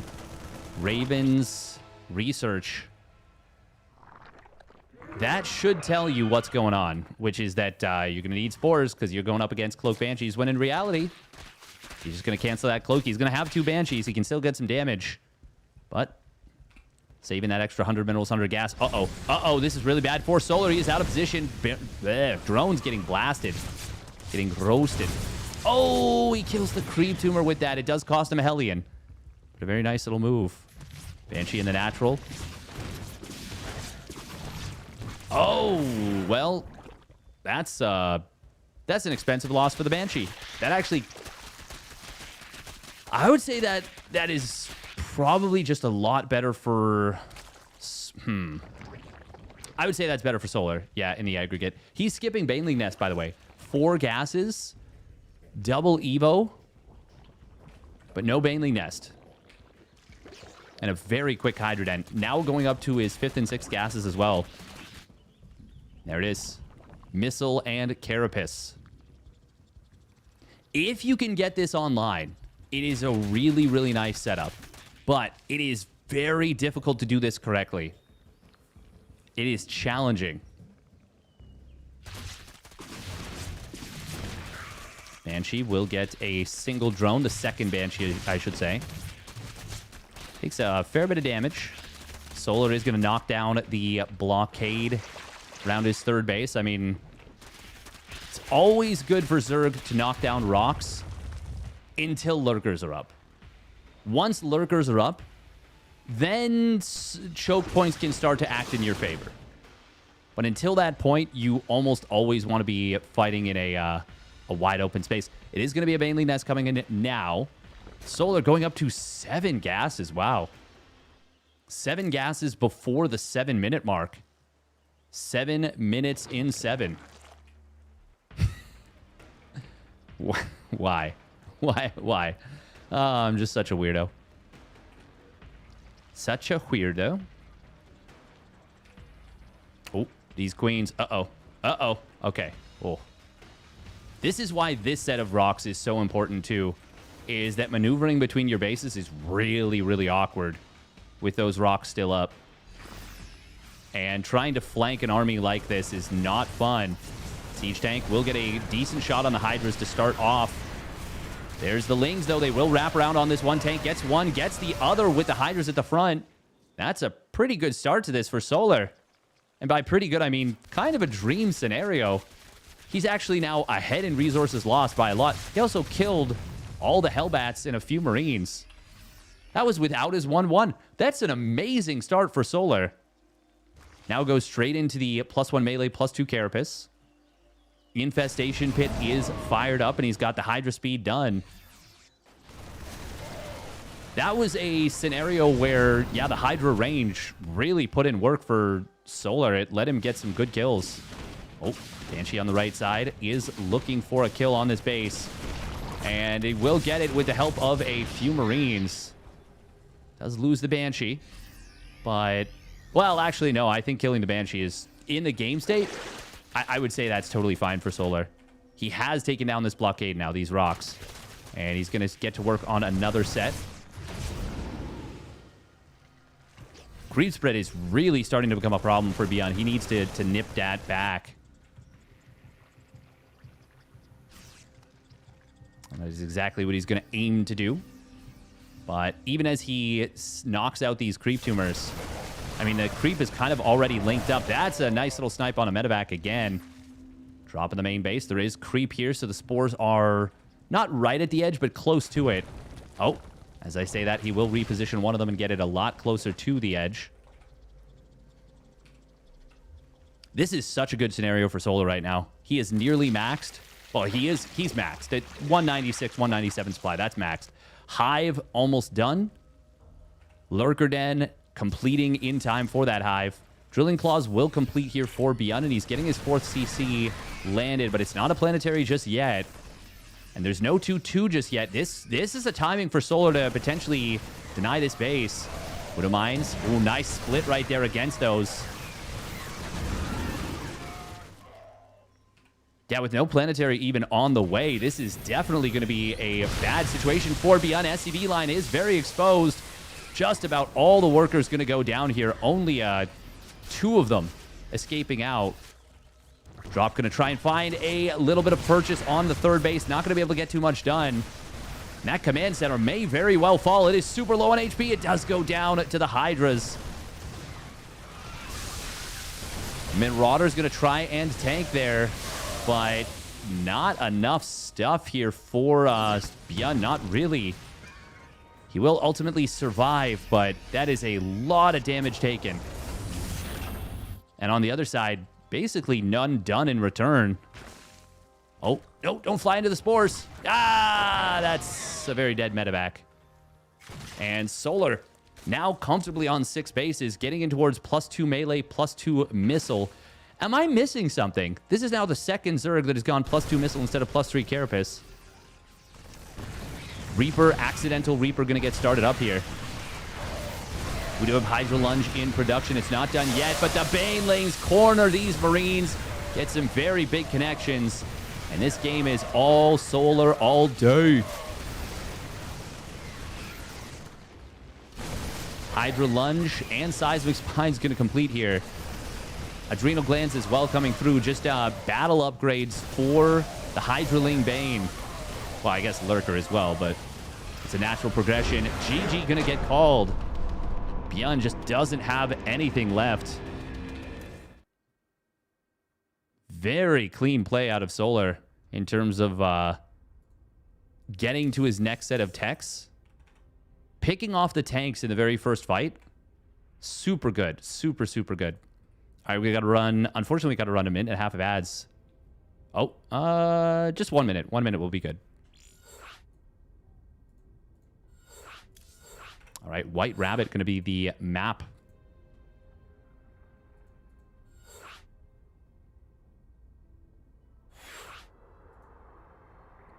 Do do do do do. Bop bop bop ba da. Biddly bop, bibbidi bop, skibbidi bop bop bop.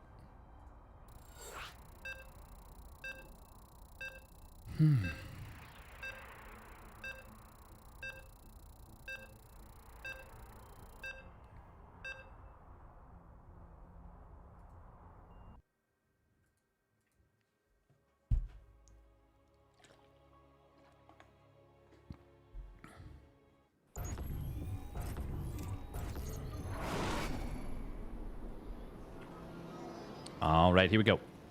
Game numero dos. Spawning down on the bottom left, it is the Shopify Rebellion's ByuN. In the red. And his opponent, with a bit of a dominant showing in game 1, it is Falcon Solar. In the blue. Solar looking very strong there. Very strong.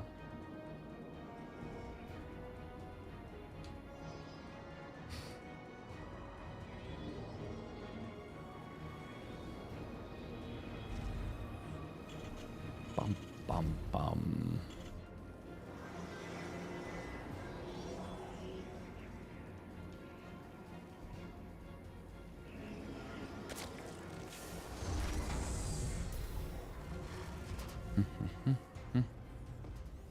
Ooh, this was an extractor trick 15 hatch into the 15 pool. Not always a given that you go for the 15 pool after this. We'll see if he adds the gas at a relatively normal timing.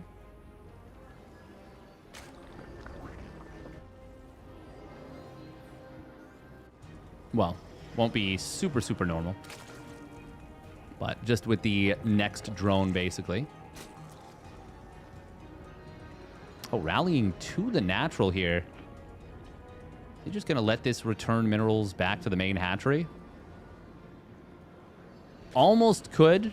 It would almost be valuable. No clue, but I'm pretty sure he's older than Clem. I can say that with a fair degree of confidence. It's ByuN is older than Clem. I think that's probably true.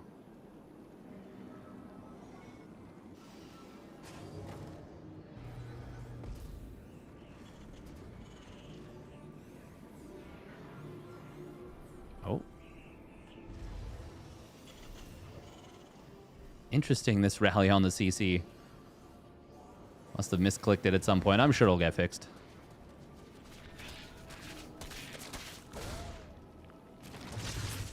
Having the queen pop out at 223 just as it gets to 224 is really nice. The age definitely does make a difference in terms of how quickly your brain picks things up. How plastic your brain is.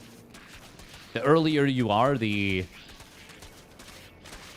more flexible your brain is, the more you can intake new information.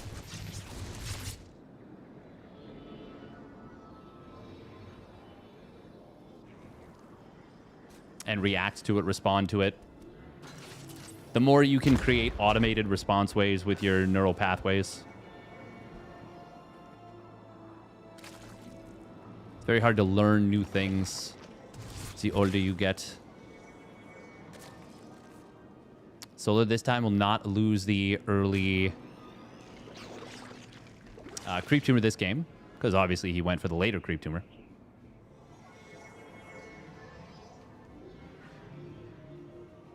Yeah. All our brains are full of microplastics. All of them. Yay. Mine are definitely not filled with macroplastics, though. Otherwise, you'd assume I'd have better macro. Ha ha, you're so funny. We're going to see Ling speed. It's going to be like 413. 4 minutes is the standard timing if you go for the hatch gas pool and take the quick third without getting Ling speed right away. The main thing is, yeah, you want to be ready for a potential 4 Hellion drive-by. And in this case, he will be. He's actually going to be able to get 2 of these Hellions. Very nice little move. ByuN going a little bit too far, taking a little bit too much damage from the queens. And Solar punishing pretty hard. This was a delayed 3rd CC, by the way. 2 CC opener. So losing the first 2 Hellions like that is not ideal. Especially since Solar really didn't overbuild Lings. It's not like he needed to kill Hellions. Meanwhile, Banshee number 1 getting deflected super, super hard. Spore Crawler, though, not yet done at the 3rd. Oh, and ByuN initially was like, I don't think I can go in here. But then recognizing, yeah, actually I can. Okay, we got to be careful here, ByuN. He is doing a good job of staying at the edge. Oh, 5 queens? 6 queens. 6 queens shooting. Oh, wow, there's still no Spore at the natural. This is going to get a lot of damage done. You do need to get a lot of damage done in a scenario like this, but certainly is doing so. He even gets another couple drones. Now, I think this Banshee's just dead. It is going to run out of juice in moments, and it's going to get shot out of the sky in, yeah, literally before I could say in a second.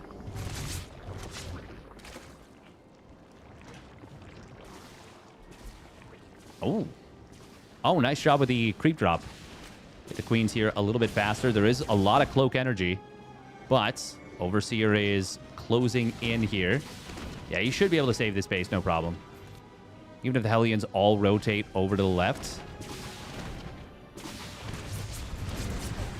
Oh, maybe not, though. He loses 1 queen. Nah, he's still fine. That's only 4 Hellions, and one of them was very low on HP already. Solar once again going for the +1 missile and Hydra style. Oh, he wants to cut off these Hellions. Little spready. ByuN was not paying attention. He was not anticipating the force out this far. And if Solar had been a little bit more crisp with the way he went for the fight there, he could have surrounded those Hellions before ByuN reacted, because ByuN did react a little bit late. But fortunately for ByuN, unfortunately for Solar, ByuN was well positioned. Solar was not super well positioned with the Lings. Okay, I was like, where is that spore being built with? It was already done, and it was repositioning. That's the spore crawler from the third base. Ooh, that's a little bit dodgy. Very good worker count for Solar right now. 76 drones. But this is going to be a strong push. 1-1 stim, combat shields, all done. ByuN will see a couple of these creep tumors, and he's going to be able to snipe him down quickly. Lings need to get up onto that high ground ASAP. Hydra's range has completed. Transfuse on the Hydra's not going to be forthcoming. Hellions going to try and protect this one tank. They will not be able to. And the second tank, once again, going to get taken down by the Hydras with their range. But this was a better fight for ByuN than the previous game. Unfortunately, it's still not good enough. It's still an even trade where... Actually, no, it's a slightly favorable trade for the Zerg. Basically dead even, but off of a really good economic start, relatively speaking here for Solar. +1 missile is done in a moment. This is going to be a fight that Solar is willing to take, but should he off creep without Hydra speed? The answer is no. Now, ByuN did stim, and he's trying to once again reassert this position. But, I mean, the tank is so exposed if the Hydras just move slightly forward with that Overseer. Gets 2 shots, but will go down very quickly.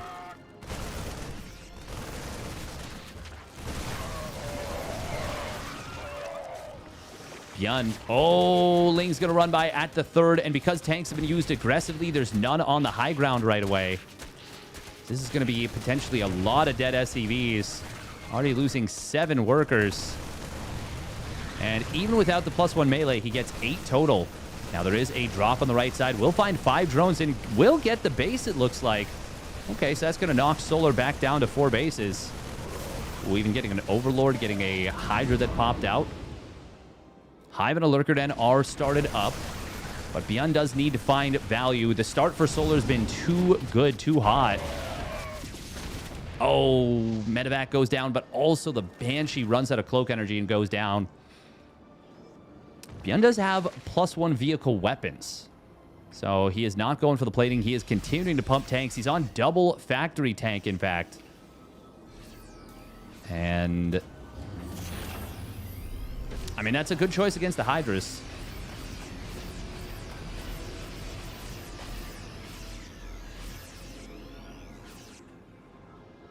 ByuN, though, is quite behind in this game, I would say.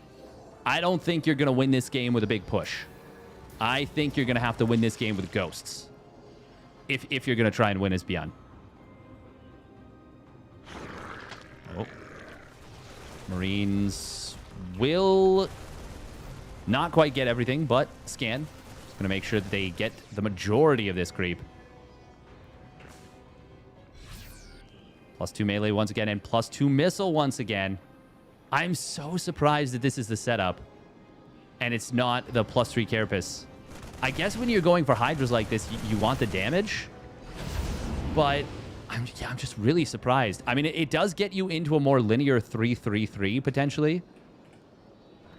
Once again, I wouldn't... In a scenario like this, where Solar is pretty ahead, I would not hate a 3rd Evo at all. Oh. Oh.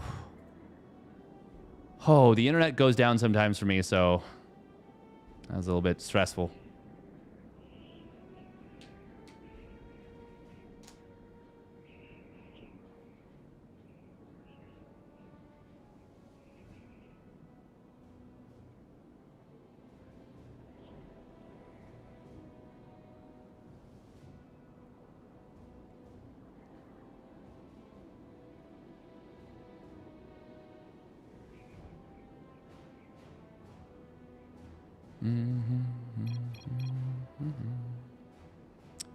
Poor Enki. If he's able to get things back up and running, obviously he's welcome to use the stream.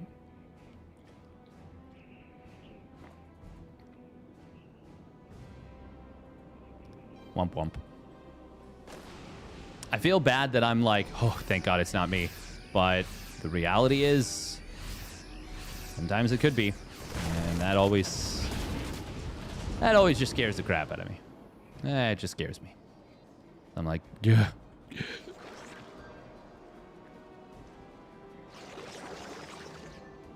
Oh, wow. This is the Zerg nightmare.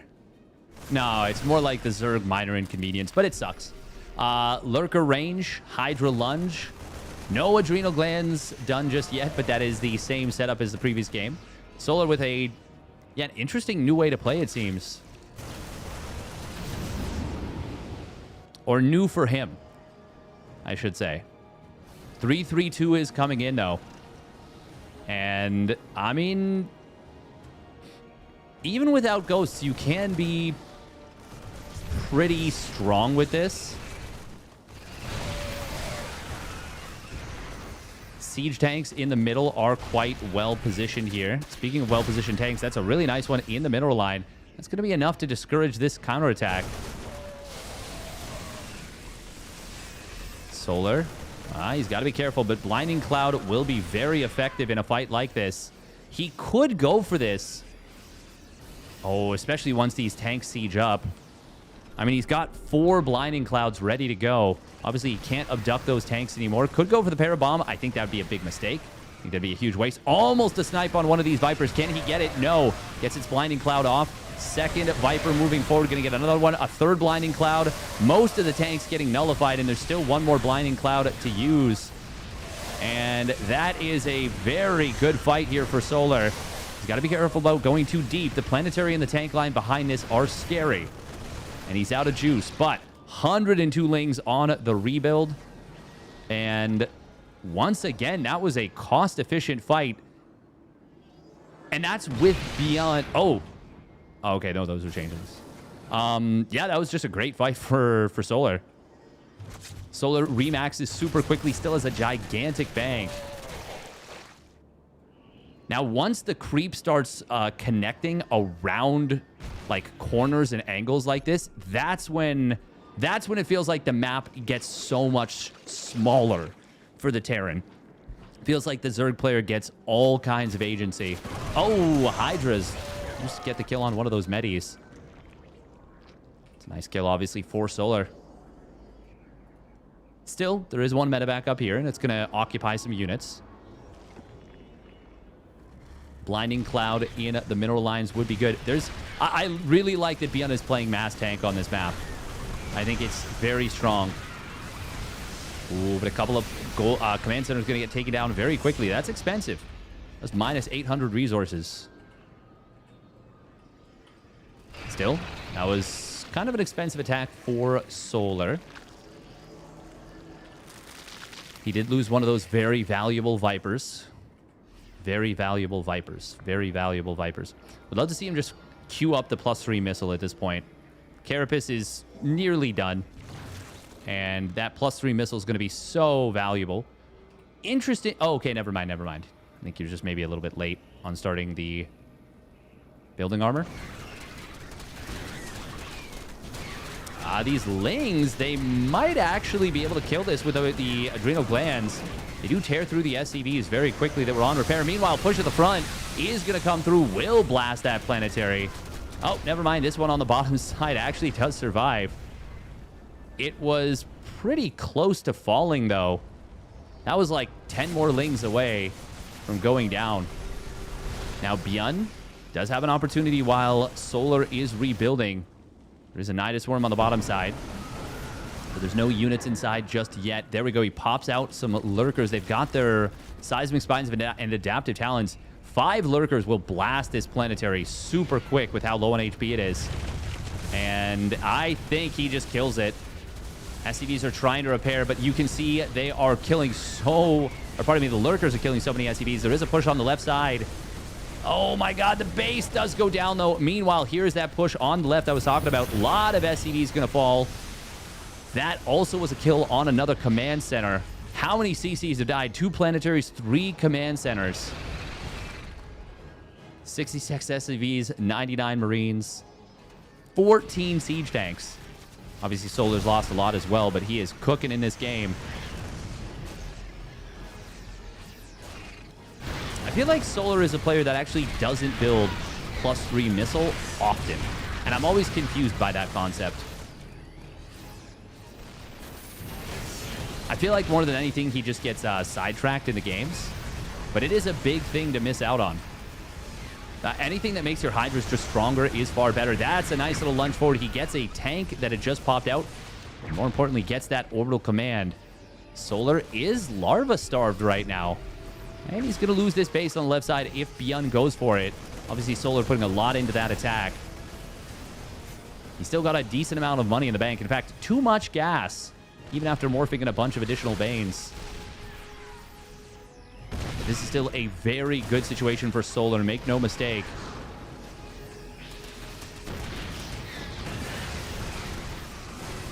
ByuN. I mean, he's not dead yet. He's got ghosts, albeit just 6 of them. But he's got some ghosts. He's still on 4 bases. He's still got 4 orbitals. The problem right now is he needs to secure more bases and really secure those bases, not just take them. Oh, Lightning Cloud is going to connect. Unfortunately, it didn't go for the 3 tanks that were super clumped, 2 of which just started a siege. Still, this is going to be enough for Solar to break through, kills the 4 tanks, and there's not a whole lot in terms of bio behind it. There's a lot of tanks on the field, but they are spread out. However, Solar kind of attacking into all of them unknowingly about these 2 on the right side. 20 kills and 40 kills. 21 kills on the backline tank. Lings, though. Oh, my God. They somehow barely didn't kill these tanks.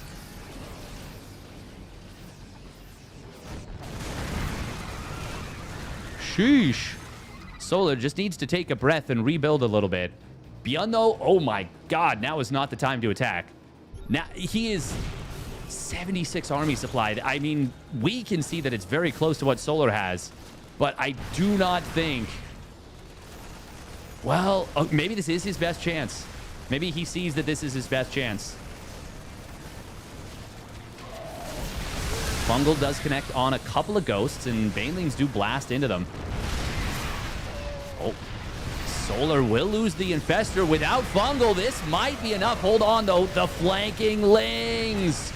Those are going to be a huge gameplay. Huge game changer. A change gamer. And now the tank count that had gotten so high. Look at this. 23 tanks have died. Sorry, 24. One of them unsieged during this chaos. You might even see during the reign of chaos. But now ByuN below 100 supply there for a moment. Solar doing nothing but rebuilding. Is going to be able to take game number 2.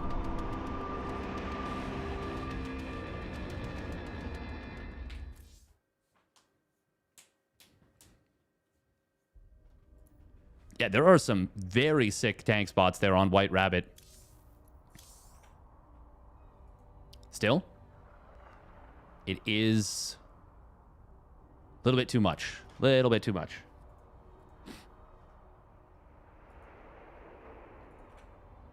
All right, minute of ads. Real quick.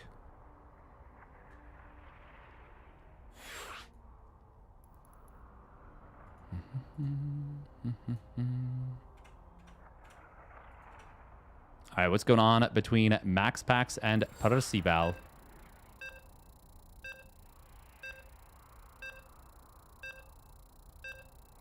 Oh. Wait, did they only play a best of 3? It would seem that that is the case. Really? How strange. Percival took map 1? No? Oh, okay. Oh, then well played to Percival. I wonder, I was not expecting this series to potentially finish before the other series. Well, we've already got Solar up 2-0, and he's kind of cooking. See if he can keep the momentum up. All right, here we go. Spawning up in the top left, it is the Shopify Rebellion's ByuN. In the red. And his opponent spawning down in the bottom right for Falcons, it's Solar. In the blue. in the blue. Hee hee.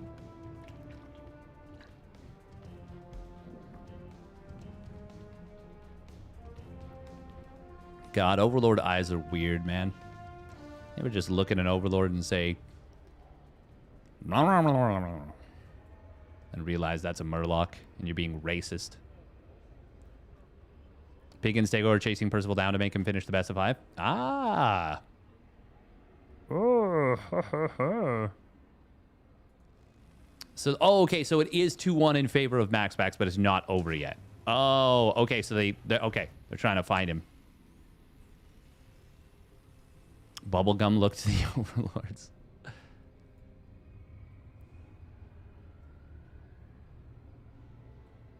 Also, yeah, this is not the eye. These are the eyes. What is the... Huh. How did I not realize that Overlords have, like, tendrils? No. What do you call that? Mandibles for their mouth? They're just big old bags of gas. Also, they have hands. People don't realize Overlords have arms and hands at the front. Game resumed. 3, ready, 1. Look at that. They got hands. They got claws.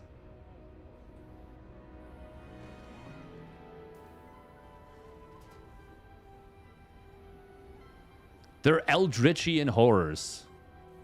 Eldritchian? What's the, there's a term for it. Not Orwellian. Lovecraftian, that's the one. They're Lovecraftian critters. Esquire. Overlord. Esquire. Nice link micro here. Oh, but the Reaper's still going to be able to get a kill right there. Nice job from ByuN. Not a fun ride? No. No, it is not. They need to be able to slap things, right? Yeah, my favorite is Overlord / Dance. Okay, we are going to be going for a 3rd CC this time. So ByuN won't be compelled to get the amount of damage done he did in the previous game. Squid have 2 tentacles and 8 arms. Wait, really? Just Eldritch. Yeah, Eldritchian is not a thing. Oh, that is a fast layer. Okay, he kept mining on gas. This has got to be a Ling Nidus, right? Ling Queen Nidus. Surely. That is way too early of a whatchamacallit to be anything else, I feel. Terrans have been doing a lot more aggressive 2-base Hellion Banshee recently. I wonder why. It just keeps the Zerg guessing. It just keeps the Zerg guessing. It's generally gives you an opportunity to scout more too. Switching up when you run by with Hellions is really good. This is very bad if it is in fact Ling Queen Nidus, which I think it is. Got 150 gas right now when the layer is done. Could be a Spire still. But, yeah, no, not gonna be. Not gonna be. That is a fast attack that's gonna be coming here.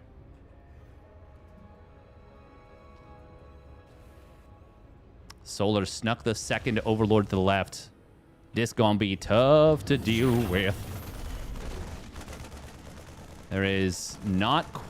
Oh, is there... there's not really a blind spot, actually. Oh. Lings were looking for this. Oh, he killed a Hellion, though. Did he really only lose 1 Ling? Sorry, 3 Lings. But one of them was at the beginning. There is the Nidus Worm started up. We got to pull SCVs. We got to pull SCVs. It's going to be a tank starting up. That's a smart move. Smart move. SCV pull is a little late, but it should still be just barely in time. Yes, it is. It actually baits 2 of the queens to pop out. Transfuse. Ooh, no, there wasn't creep, was there? That actually ends up being a bait. 100%. Lings, though, in the natural will find a lot of SCVs. Okay. This is going to be relegated to harassment at this point. This is no longer potential to kill. And Solar He's droning out of this, but this is nowhere near enough damage. He definitely needed to drop a Nidus Worm in the natural. Oh, he goes for another one in the main. The double auto turret, maybe a little overkill. I'm fine with it. I'm fine with it. Just shut it down at this point. It is equal workers and not equal positions. Solar is in so much trouble. No Evos. Just starts the Baneling Nest. Just now starts the Evos. A lot of Lings on the map, but... Oh. Poor Enki.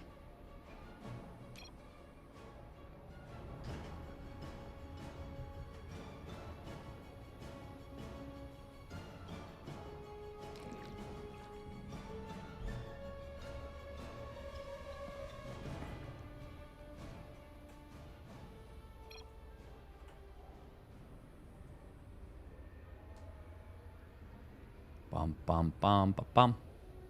Ba da dum bum ba dum. Ba da dum ba da dum. Ba da room. Is this live? Where's bracket? It is indeed live. I will link you the bracket.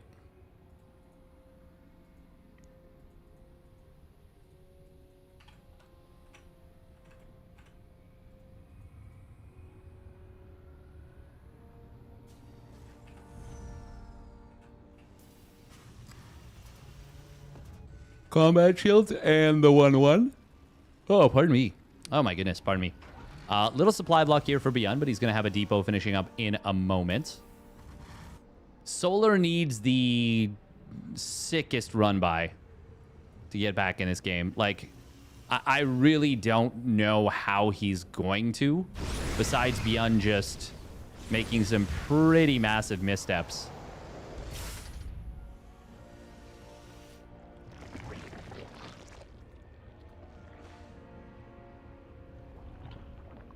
How do we get our 10 banelings to those NG bays? Oh, these ones you just don't. You just don't. This only works when they put the NG bays in the wall. And once again, it only works if you're really sure that their 2-2 is about to complete. 3 dropper lords? You could. You could. But then all of a sudden we're investing another 25 minerals, 25 gas per dropper lord. And if we lose them, we then have to replace the overlords. Worth. Absolutely. I think if ByuN 8 Raxes, he just always loses. Yeah, probably. Honestly. I mean, I don't even think he needs to commit necessarily the mental damage. Yeah. I will say the creep spread from Solar got pretty nicely far along. Oh, Raven in the natural is going to be able to grab 3 drones. Oh, he actually gets distracted by the Queen. The auto turret, so only gets 2. Bane speed will complete. Oh, but these Marines already starting to find some value here. It's a little flank coming in from Solar. He does get about the best fight he could have taken. Cleans up the 2 tanks. He still has a fair number of banelings left over. That went very well for Solar, all things considered. Still not a huge fan of his position. But he did hold.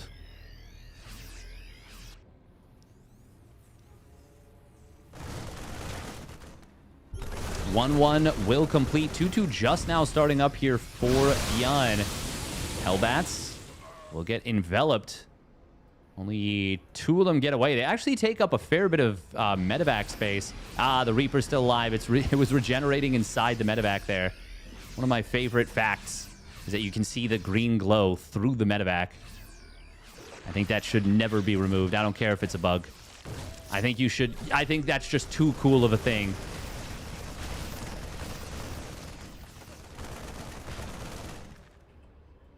Two gets fired up.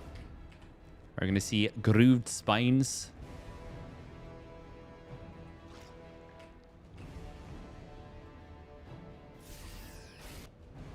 Solar doing a really good job of respreading creep during all this, by the way.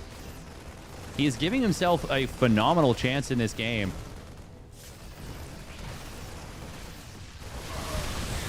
Oh. Solar setting up with another little flanky dank. Oh, man. Really nice surrounds coming in from Solar. ByuN with the tank fire, but not able to get all the banelings, and Solar cleans it up again. Wowie zowie. He is absolutely playing on fire tonight. Low-key Solar, well, not low-key anymore. Now it's just, he's just straight up ahead. Oh, but ByuN could get a big fine if he kills this base. But he won't. And the Widowmine gets taken down before it can burrow. Good positioning here from ByuN. Hydras do show up. They're shooting at the medevac. They actually need to be targeting the Marines, I think, and now they will. Oh. ByuN. That one medevac very low on HP, but it will escape. Yeah, this ByuN did not start his 2-2 up right away. I'm really surprised that Solar's been able to do anything in this game. He's gotten some fantastic engagements, 2 very nice flanks, very critical moments. And now, yeah, he is completely back in this game, and I would say a little bit ahead.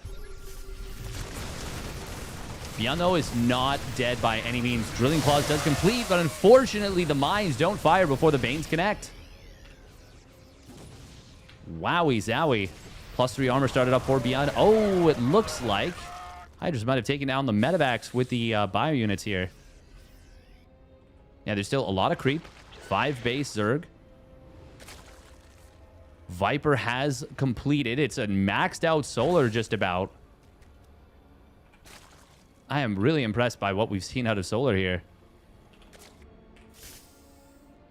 Spotter Ling going to see this army. Command center upgrade complete. No +3 Carapace or next set of upgrades here for Solar just yet.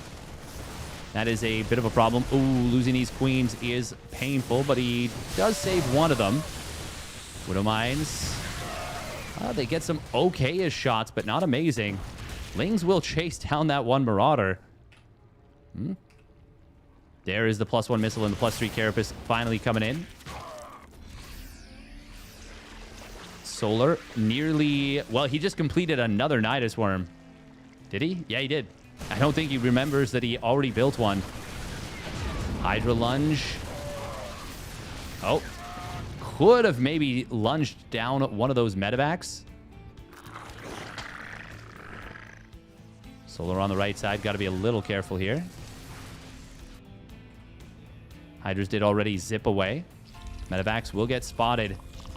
ByuN might not have the easiest time defending this base. He's got almost no splash damage. 1 siege tank and 2 Widow Mines, and he's switching into heavy Liberator production. Oh, Parabomb. That's going to be a dead Medi. Oh, he Parabombs the wrong one. Well, never mind. ByuN turns it into the right one by... It actually had enough HP to survive. That's a little awkward. Because now, now Solar can just abduct this. Well, I would say you Parabomb it again. Nope. He tried to and realized, we're out of juice. Or not enough. Now we can. There we go. And will ByuN fly it away in time to drop anything out? 1 singular Marine. Which will get just slowly volleyed down by a +0 Queen to die an embarrassing death. +3 Carapace versus +0 on the Queen. Doing 2 damage per volley. 1 per attack. Mass Overseer coming in. Solar trying to do his best rogue impression. We'd love to see +3 or +2 missile start up and then +3 melee on the other Evo. Solar is building a bank, but ByuN is also building a bank. No Ghost Academy even built yet in this game, I think. ByuN avoiding the ghosts here. A little bit of a spready on these bio units, but there's a lot of Lingbane Hydra here, and once again, no real splash damage. Hydra's going to be able to flank around these Liberators. More bio units showing up, but this is a pretty good fight for Solar. I am really surprised that, given the start, Solar was able to do anything in this game, but that ByuN let him. +3 melee, +2 missile on the way now. Good stuff from Solar. Keeping those upgrades going. He has knocked down one of these sets of ice in the middle of the map. Ice, not rocks, because we are on Winter Madness, not Mountain Madness. Yeah, I guess so. We are going to see a Parasitic Bomb once again landing. No Blinding Cloud on the Planetary. A little bit of not the best Hydra lunge, but the Banelings are going to get a lot of damage done on the SCV line. We'll be able to take that base out. And this is looking like, even though ByuN kills the base on the other side, not anywhere near enough. He needs more value than that. Triple drop will get a little bit done here. There is another drop. Oh, well, now I guess it's kind of a push with the Liberators here. Half drop, half push. Parasitic Bomb will find one of these medevacs and does get the kill on it. Solar trying to swarm back in here. Hydra's lunge out of the zones of the Liberators, but this was a much better fight for ByuN than I expected it to be. Oh, the Liberators actually unsieged even as one more Hydra was about to die. The drop on the bottom side was completely cleaned up. This is the spot that Clem used against Raynor not too long ago, and it was really strong. Oh, Lurkers burrow up, dodging some of the shots there, including, I think, a mine shot. Oh, keep seeing the changelings there on the minimap.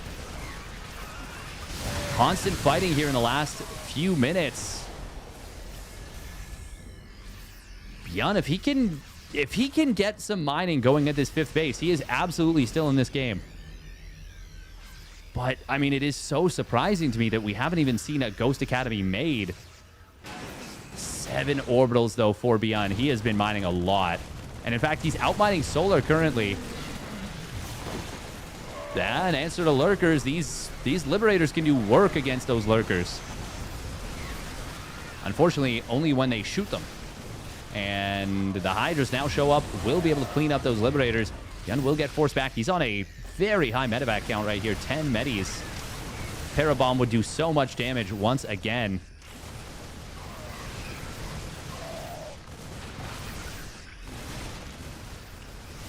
Corruptors have been added in. They don't have any air upgrades yet, and he's not getting any either. But Corruptors, it feels like they do become necessary once the Liberator count gets high enough. Or at the very least, you need the Parasitic Bombs to make it so they can't clump the Liberators, or you can just abduct errant ones. ByuN is actually now in a supply lead, and Solar's bank is gone. He is mining more once again. Parasitic Bomb will land on the medevacs. Oh, but the Corruptors are going to find some value. However, this choke point is really good for ByuN. And it feels as though ByuN, I mean, he might be onto something with the lack of ghosts. He's just been reinforcing bio unit after bio unit into his opponent. I can't believe that with how this early game went, the mid game went, and now the late game have gone, basically, they all flipped my expectations. ByuN just getting so much work done with the mass bio. And I mean, it is fair to say that Winter Madness is not a Zerg paradise. But especially once it gets to a 5-base Terran. But still, color me surprised. Hydra's getting concussive shelled. Marauder's getting a nice little kill on an egg that finished. Oh, that's a nice little drop of the Nidusworm that's going to delay this base from landing. Can Solar really afford to throw away cost of a Nidus Worm head, though, for something like this. Not really, for being honest. Oh, a couple of Widow Mines get caught unburrowed. 3 of them not able to fire. A 4th one gets an okay-ish shot, but it's more so just the sheer amount of bio here. And there is a Liberator still around with Love and Abduct on it. But he's going to just let the Corruptors do their thing. Still, that was a pretty good fight for Solar. The first good one it feels like he's had in a little while. I feel like with no Ghost Broodlords would actually be a pretty decent solution here to what ByuN is doing. Like, it's only Marines and Liberators that really deal with the Broods. And, I mean, yeah, I feel like this would be a great situation for Broods. A rare great situation for Broods, but them having Ghosts, you know? It's ByuN choosing not to make Ghosts so far. We're going to see an attack coming in at the front of ByuN, but Solar will not be able to break through. There's a lot of bio here. However, there's also no answer to the Lurkers, really, without the Liberators. What? Liberator count is going to be rebuilt. ByuN is relying right now on good positioning. Oh, Corruptors started up their Caustic Spray. He could have gone for that, but he elected not to. Base going to get canceled on the top right. ByuN will be able to find some drones as well. Solar needs to send a few units over here to deal with this, but he's going to send a lot, and that's going to trigger ByuN to go for this. There's a lot of Lurkers, but there's also a lot of Liberators. Corruptors will try and keep those Lurkers alive, and they're going to do a decent job of that. Gotta be careful about diving on top of the Widow Mines. Oh, those Corruptors take some big hits. Meanwhile, drop on the right side, looking to get a follow-through kill on the base. Not quite able to do so. The Planetary Fortress has survived. That is a nice little set of kills on these small remaining Lurkers. There's 2 Lurkers in the back. Scan expires and is immediately replaced. Oh, those Corruptors looking to the chase down on these medevacs. That is a lot of supply for ByuN. ByuN is still just reinforcing with pure bio, it feels like. Widow Mines. Oh, that's a big shot on those Zerglings. Solar will be able to take down the last mine that was just trying to burrow, but there's another one far in the back. Liberator does get taken down by the Hydras, but there's not a whole lot here. That hit on the Lings was huge. Now, the Lings that did go into the main base to help the Corruptors clear up that drop have been freed up to come and join this fight on the bottom side. Bainley's trying to morph in. The Hydras are a little bit left in the lurch with no Lings to tank for them. They're in trouble, and ByuN looking like he is going to be able to put the first one on the board here. Solar is just running out of units, running out of steam, running out of moolah. Constant fighting here on Winter Madness. 23 minutes of non-stop actione. Oh, I love this defensive Liberator here. Allows you to F2 as well, as long as you don't F2 unsiege. And there it is. GG will get called as ByuN finally breaks through and gets the job done. So after that mid game, I thought there was no way ByuN was coming back, but damn, there was a way. Hey, welcome to your core. All right, minute and a half of ads, real quick. Oh, also Giant Orange. Yeah, there was a the games between Percival and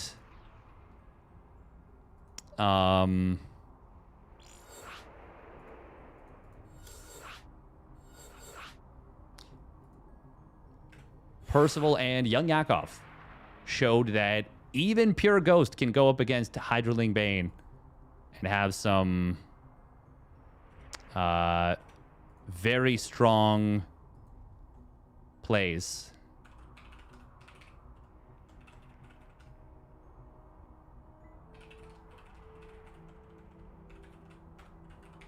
They performed extremely well.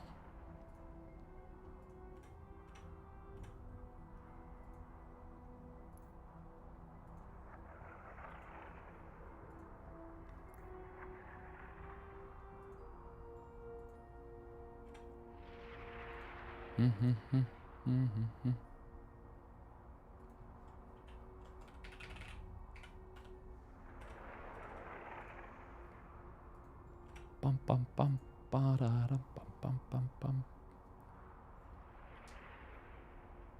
What are you saying about Percival? That he beat Hydraling Bane with like 6 ghosts. Like you know, like you have to look and see what the exact army value was. But like in small numbers, even without cloak, just with fighting and with snipes, they did very well. They did very well. Like you'd have to rewatch the game, but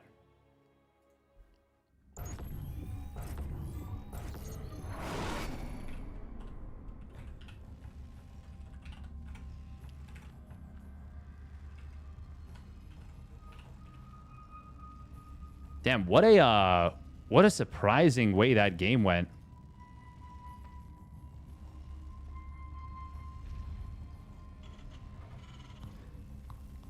If you're bad at ghosts, they're probably worse now. If you're good at ghosts, they're better.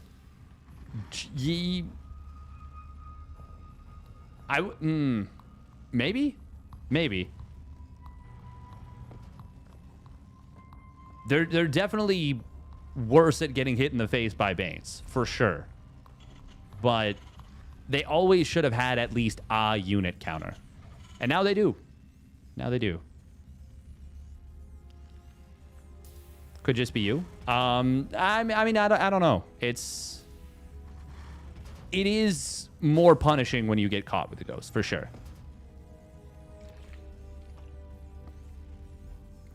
But I feel like when they don't, yeah, they're just generally very good. All right, here we go. Spawning down in the bottom left, it is Shopify Rebellion's ByuN. And his opponent's downing up in the top right, it is Falcon Solar. Yeah, go for it, Bulmy. Go for it.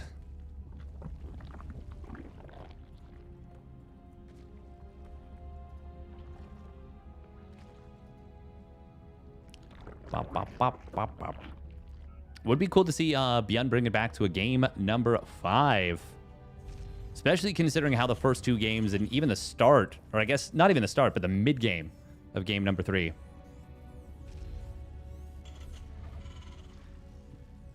Went. Also, I do feel like Mothership is a very good... Oh, pardon me. Mothership is a very good map for ByuN, but it's also a very good map for Ling run-bys. This is really interesting how the creep expanded here, by the way. This is not the creep from the main hatchery. That is the creep from the natural hatchery. Not filling in here, but filling it on the high ground? That's very strange. Wow. I would not have expected how that would work. Or that's how that would work. Oh, Lings? Okay. Was a 6-ling opener. Interesting. Oh, I think it's quite Terran favored as well. I think it's very Terran favored. But there are good run-by spots and run-by setups. There's just also an insanely good number of tank positions. High ground, low ground, jump up, jump down positions with medevacs. Yeah. I think it's a very good Terran map versus Zerg.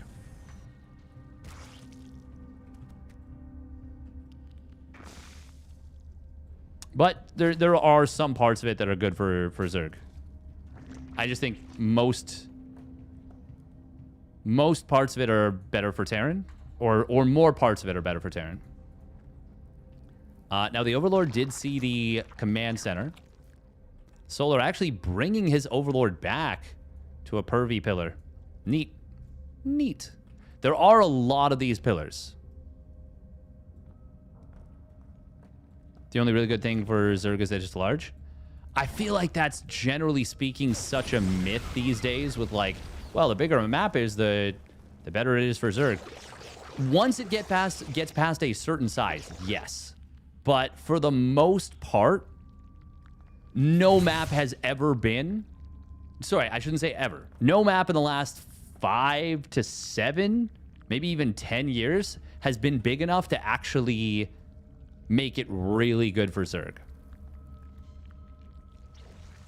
Because usually any map that is really big means that the first like 4 to 5 bases are very easy to take.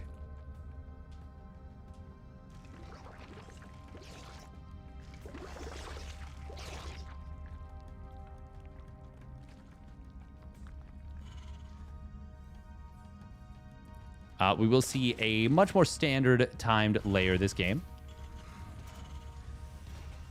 ByuN going for... Is that just a single? No, it's just Cloakless Banshee again.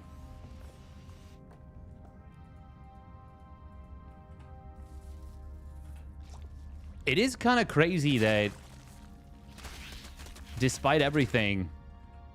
I love Solar working on these rocks, by the way. Super, super good. Do want to point that out because it happens infrequently where Zerg players like remember to do that. Solar, by the way, there's some rock and creep spread. And once again, double Evo, no Baneling Nest. This feels like he's going to go for the fast Hydra play again. Oh, well, that is a few free lings. He gets 2 free lings. That's better than nothing. Just take it. Abyssal just felt huge. Abyssal was... It's so crazy to me that Abyssal felt like a big map. It's a really small map for how free the 5 bases were. That to me, Abyssal is one of the worst designed maps in the modern era. It gets so much more love than it deserves, and it deserves not any. It deserves a lot of criticism. Transfuse coming in. Yeah, no, I'm not saying you're giving it love. I'm saying so many people used to love Abyssal Reef. Hydralisk Den will complete. Is it going to be the fast range once again? There's that one set of rocks getting taken down. I don't think it gets huge love. I think a lot of people in hindsight remember it much more fondly than they should, but that's okay. Like, who am I to be the gatekeeper of whether you are allowed to like something or not? Nice scan going to come in. If the creep connects up between these two positions, super, super good for Solar. Very unpleasant for ByuN to try and push through here. But he still will have this high ground tank set up. First 2 medevacs are joining up. One of them ferrying a tank. So, yeah, pretty much everything used for the counterattack. Oh, scan on the top side will clear a little bit of creep. The creep's so close to linking up here. Close enough, I think. 1-1 will complete for both players. There is a big push coming here, but that's also a lot of Hydras and Lings. Tanks are going to get caught a little bit late on the siege. Nice little spread on the Lings to get them on top of those tanks. Unfortunately, they're not going to clear too much, but they will avoid the Hellbats nicely. Extremely good concave for Solar, and he absolutely murdered that push. Only 4 Hydras dying. That was ridiculous how well that went for him.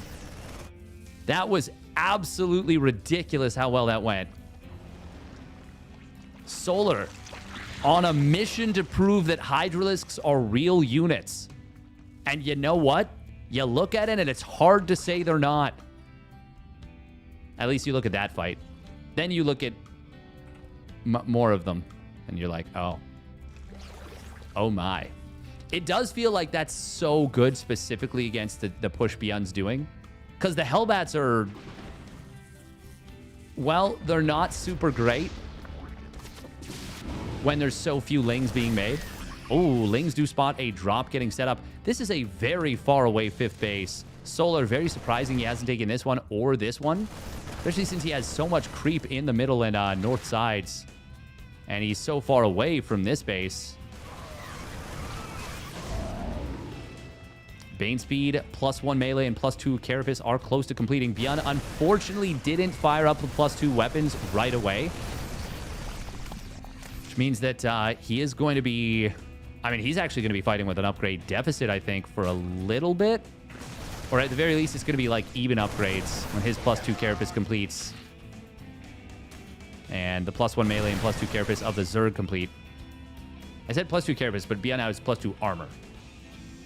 Terran Marines do not have a carapace. Famously. A couple Marines getting picked off by these Giga Chad Hydras. Solar actually making the Hydralisk look good is the greatest lie he will ever tell. Oh, tank's going to siege up here. I don't know about this fight from Solar. The Banelings were close enough, though, that he felt confident to go for it.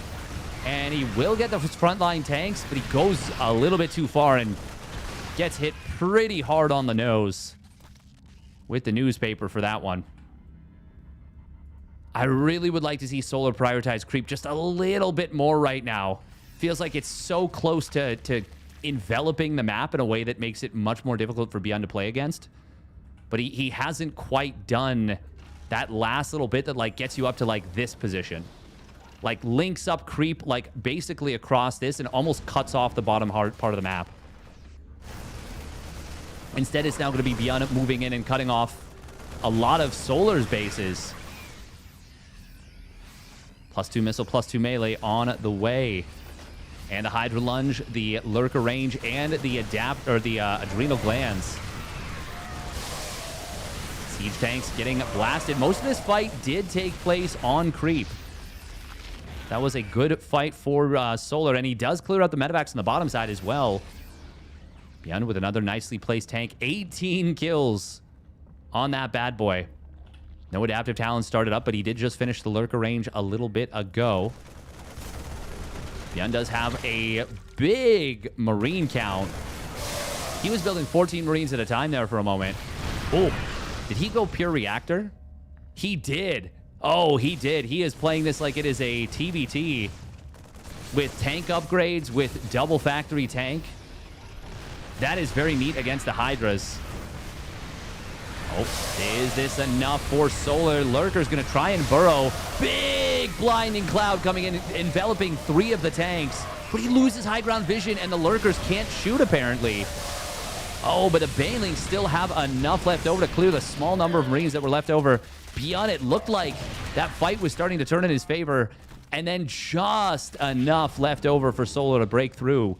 And Solar now takes a very nice supply lead. 10 tanks dying during that fight, and 105 Marines. Yeah, I feel like that was a fight to forget for ByuN. Triple factory tank. I've played this guy on the NA ladder before. I wasn't fond of this. Just Marine tank. It's real strong. People underestimate the power. Adaptive Talents has now completed. Now, with no Marauders, Lurkers are a problem anytime tanks are not covering everywhere. Oh, Hydra Lunge is available on this right side, I believe. But it's just the Link Hydra that's going to be able to burst through. Sensor Tower getting stopped at, I don't know, 90% completion.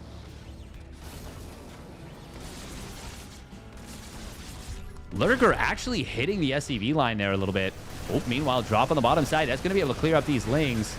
3-3 versus 2-2-2. Ooh, but on the front line, big blinding clouds coming through, knocking out some of the tanks. However, the SUV repair isn't going to be enough.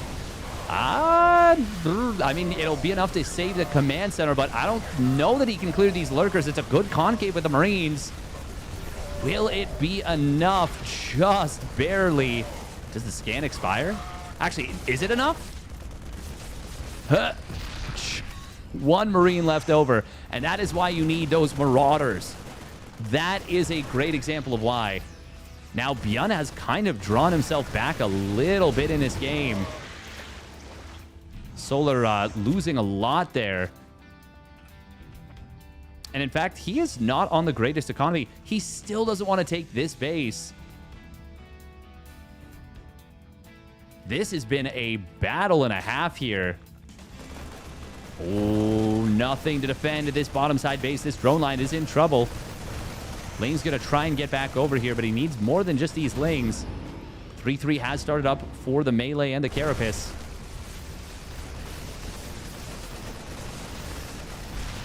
No abduct makes it a lot more difficult to deal with the tanks. So you actually have to connect on top of them. Oh, that's a kill on top of the hatchery. Solar can't really afford this. ByuN will ping pong between these bases nicely with the medevacs. Very annoying and frustrating to deal with here for Solar. And he is not dealing with it as well as he needs to. This time the Lings will get on top of these Marines. And with the adrenal glands. Oh, he gets the kill on the medevac with the Hydras. Oh, that's very unfortunate for ByuN. Solar will get the kill on that last medi as well. No boost used, no lunge used. I just kind of chased him down naturally. Solar still on a better eco. Especially since he did manage to secure this base. Ling, Hyperbane, Viper attack on this third. Lot of blinding clouds being dropped there. And one of the factories is in trouble. Solar could have killed it. That would have been a huge, huge value kill. He does turn around. He does get the tank that had just popped out. Meanwhile, though, ByuN will be able to find this base on the bottom right. 21 SCVs go down, but a base for Solar. However, Solar still has this base in the top side and is still on 5 mining bases.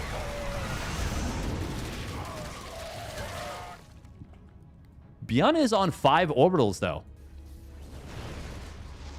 Oh, he's the one who actually takes down these rocks. I was going to say, I wonder if Solar will try and take down these rocks at some point. It's actually ByuN who goes for them.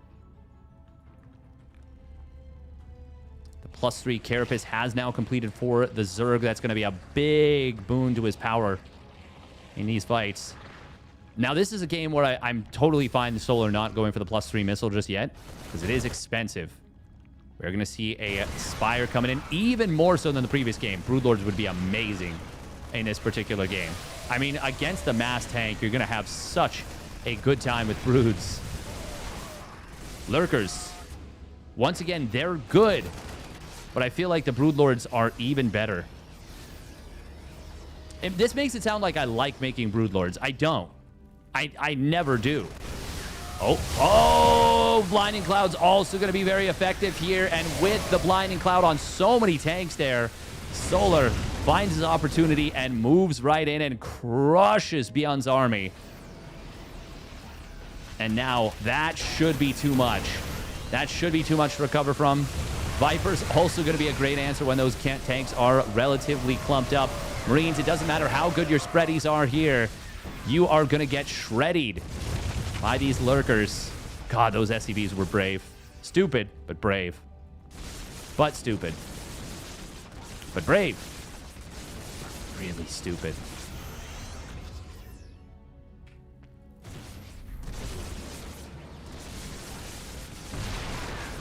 Tanks will try and encroach in on top of these Lurkers once again. 30 tanks have died in this game.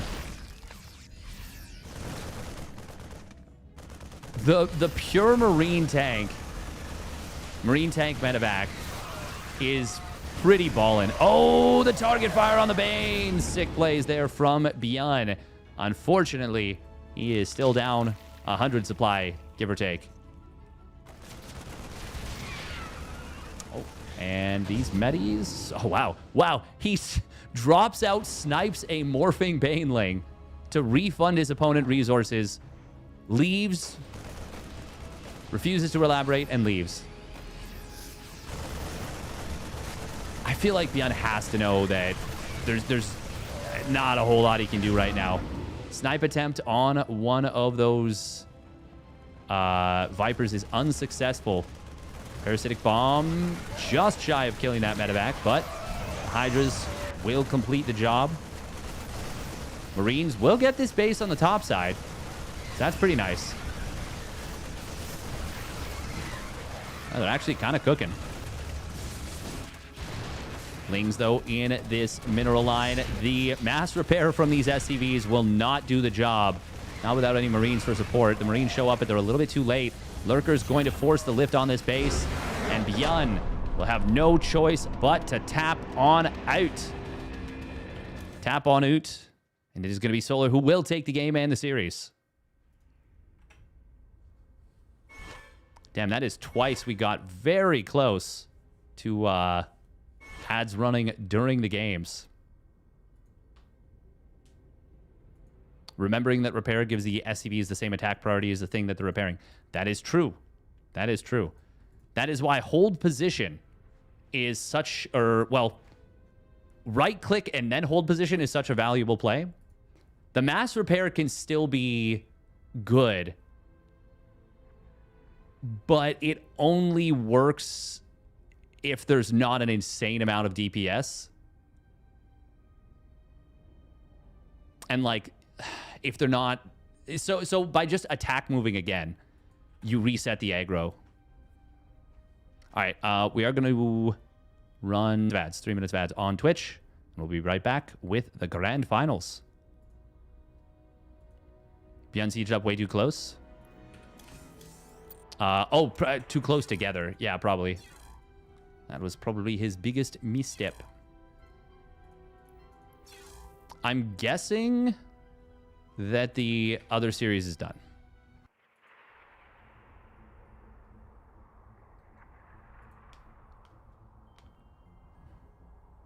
Yes, MaxPax did indeed win game number 3.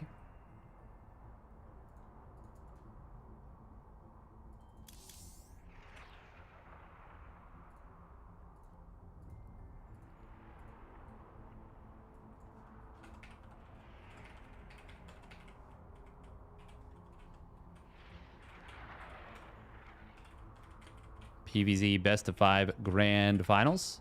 Let's see if we can get back to work on that brain teaser. Best of 5 OPVZ. Ha ha ha ha. Ha ha ha ha ha. Ha. Ha ha ha ha ha. I think we're going to switch webcam back off for the next series, but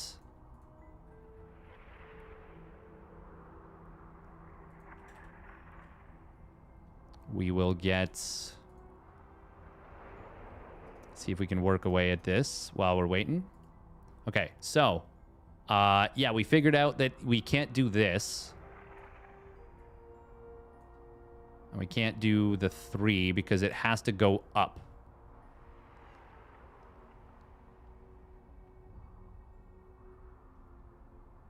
Yeah. So it has to be vertical. And that means that it has to be one of the zeros across. So it has to be across like this. Does that mean... So that means it has to be a 5 and 3?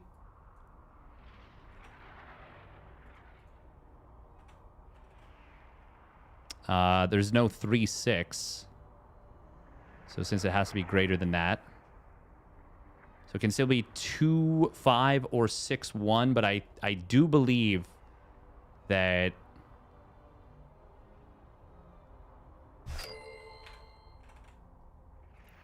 I do believe that it's got to be 6, 1 like this.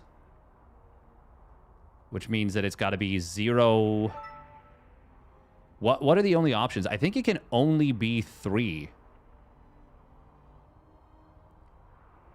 Because there's not enough 1s left. We need 5. This has to all be the same number. So it has to either be 5. Wait, actually, it could be this. Oh, I didn't even think of that.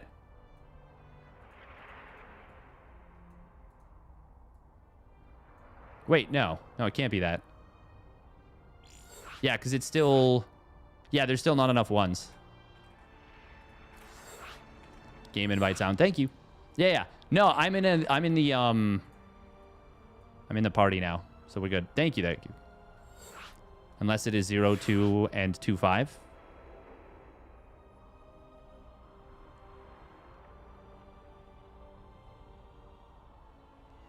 Oh, yeah. But no, it couldn't be. It couldn't be because it has to be like this. I'm pretty sure.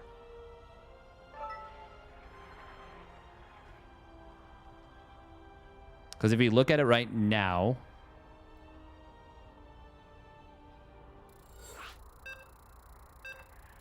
0, 2, and 2, 5. Yeah, because... Oh, yeah, no, because then it could be 1s. Oh, you're right about that. That's the only way that it could be like that. Oh, yeah. Is 0 less than 2? Yeah. I would think so.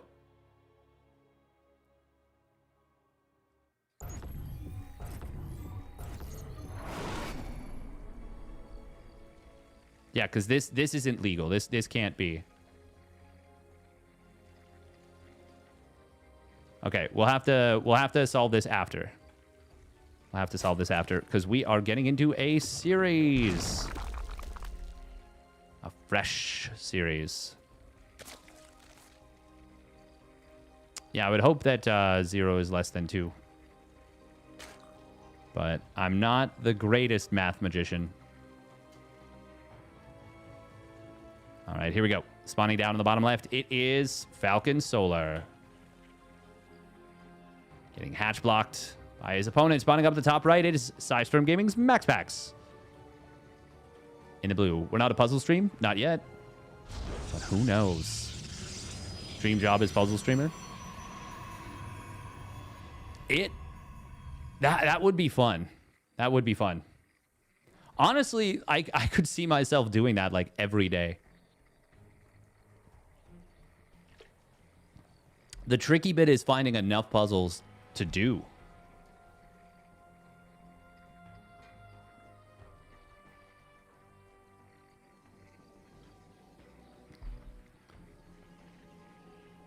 To do and to keep it interesting, too.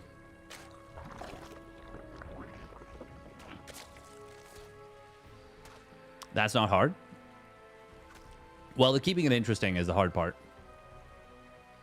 Because you want them to be mentally challenging enough. You want them to be challenging enough that they're a challenge and they keep you engaged. But you also want them to be not so challenging that you're like burning your brain out trying to do them. Pictros? What's that? I have no idea what that is. By the way, I feel like this is not that bad of a map for Double Adept. Nonograms? Oh, yeah. Well, that's like... That's not really puzzles, though. That's like... That's not really what I mean by it. I mean, I'm sure there's people that enjoy watching that, and I actually do enjoy doing them. But I feel like those are the kind of things that, for me, wouldn't necessarily keep me mentally engaged for the whole time. It's math-based puzzles. Oh, okay. Yeah, I would have to see what you're talking about, but yeah, fair enough. You do crosswords for a couple hours a day? That'd be kind of sick. We're going to see 10 lings getting morphed in or getting created. Solar not yet injecting. He wanted the queens free to fight. And it ends up being a good decision because he is going to get some good damage on that one adept. That has to have been a ping. Yeah, that's West. I was like, MaxPax did not target fire a single one of those. Oh, he's supply blocked trying to build his next overlord, and his overlords his next queen. His overlords are quite late. He could well, that works. I was gonna say he could extractor trick. Oh wow, he actually Solar gets the double kill on these 2 adepts. 5 lings for 2 adepts. I'll take that. Especially MaxPax adepts. Against certain people, I wouldn't be the most enthused to get about that. Against MaxPax, yeah. That's good. Solar now overbuilding overlords a little bit. MaxPax does burn a little bit of Oracle energy, just getting 2 ling kills. And unfortunately, he did lose the probe already.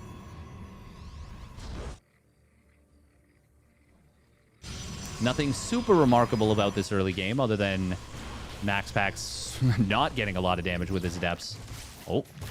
But we'll find some damage with the Oracle. Crosses the map, gets 4 drones quite quickly. That's pretty darn nice. Quick layer coming in. Do have the Twilight Council and 2 more gates coming in, but already have gases at the natural. So, yeah, MaxPax is going to be going blink. It's weird how Overlords have a spine, too. That's just something that's kind of haunting. A little upsetting. Forge coming in. We do have a ton of additional gases. Okay, so I'm pretty sure Solar wants to go straight Hydras. But there's a small part of me that thinks he might just be going straight Muta. That would be insane. Okay, it is going to be the Hydralisk then. He is very quick into a lot of gas.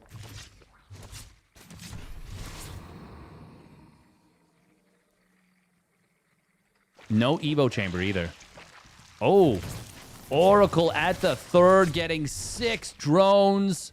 No Spore Crawler made, and Solar just got punished very hard for that. Oh, we will see the rocks getting taken down. I wonder if Solar was going to go for a very aggressive attack. It looks like he still wants to. Ooh, MaxPax a little bit supply blocked at 85. Does he have a pylon on the way? He does.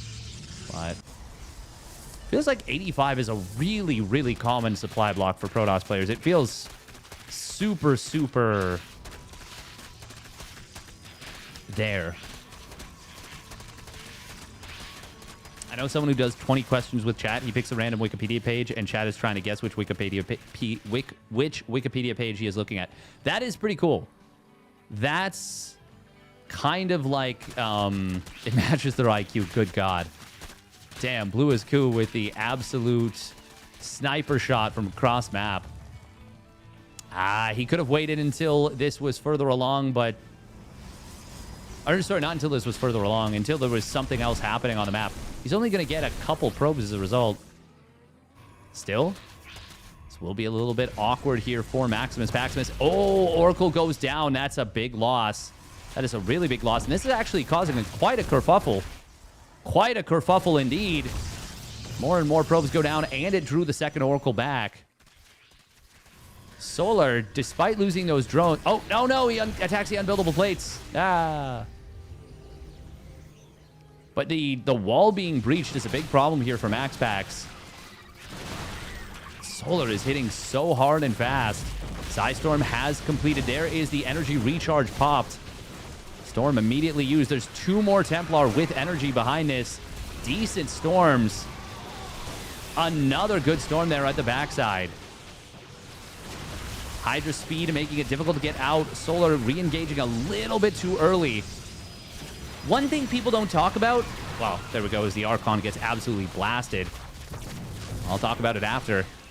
I was going to say is that the increase in the duration of Storm actually makes it harder to snipe the Archons. Or it makes it easier for the Archons to complete. MaxPax is close to holding, but he hasn't done so yet. The charge lots are going to do a lot of work to do so. Oh, the probe line is so exposed, though. Every time the Stalkers have to blink behind and use the Nexus for cover, the probe line just gets hit a little harder. God, those Hydras are putting in work with the DPS, but... Oh, that's a really good storm. That's an energy recharge short cooldown. Solar is really hammering this one. There is so much gas in the bank right now for MaxPax. It is wild that minerals are the issue for him. And actually, the Stalker's starting to fall in big numbers. But the Hydra count is going to get hit very hard. This one Archon and the small number of Zealots will do some really nice work. God, this is so razor's edge right now. But look at the gas. There's so much gas right now for MaxPax. He just needs a little bit of time to warp in some more High Templar. But Solar just isn't giving him the time he needs, and this is going to be a kill on this pylon. That depowers 2 gates. That's big. Lot more probes falling. Archon getting held in place by just 2 Zerglings, and GG will be called. MaxPax GGing with almost 1,500 gas in the bank. Damn. What a game number 1 there from Solar. I did not think he was going to be able to make that happen with the Hydra Ling time in the way that he did. 5 Archons not built. Yeah, pretty much. That is a roughy toughie. But Solar, this is what I'm talking about. When Solar is on point, when he is locked in, he is a little bit unstoppable, it feels like. All right, quick minute of ads. Also, welcome Kenny Tennyson on YouTube. By the way, if you guys are enjoying the stream, would very much appreciate a Prime subby if you have the ability to do so. Ba-da-doo-ba-da-doo-ba.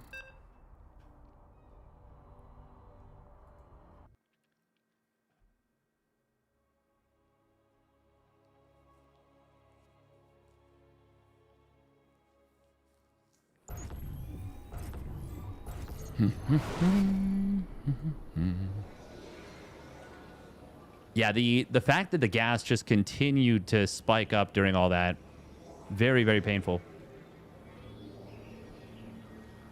Has that streamer been hit with Mass 6-7 yet? Which one is that? All right, here we go. Spawning up at the top right. It is Falcon Solar in the red, and he's going for the Extractor Trick 15 hatch. He does not want to get hatch blocked. And his opponent in the bottom left for Sidestone Gaming, it's MaxPax. He's going to be disappointed when he arrives, and there's no opportunity to block this here hatchery. Should I make 6 proxy spines or 7?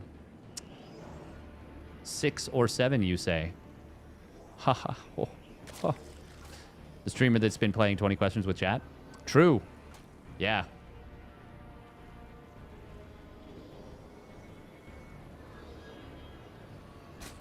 I am weirdly starting to enjoy the 6-7 memes just a little bit. I don't know why. Just am.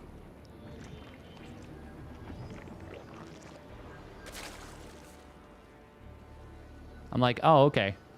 The youngsters are having their fun. I'll allow it. I feel like the sharpness of the macro from Solar in that game was like... That was what that build was. That was why that build looked good. There's no meaning behind 6-7.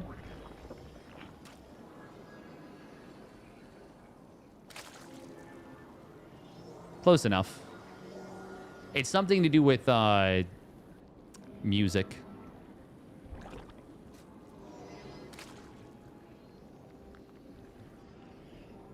I feel like the risk right now is forgetting your Overlord. Okay. Yeah. We're good. We're good. It's on the decline.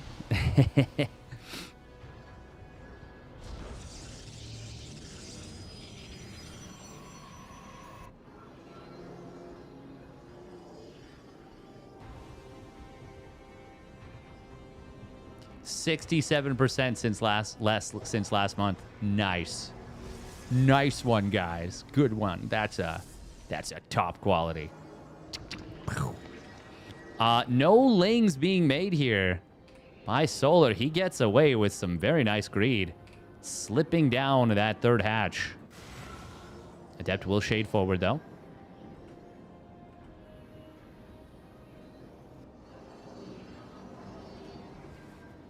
Wait until it hits 33% less. The reverse 6-7. Good God. Still only building 2 lings right now. Solar is playing turbo greedy. MaxPax. Oh, does he go for the creep tumor snipe? Doesn't see it. Doesn't see it, so he can't. And he is just... Yeah, he's playing so passively with this Adept.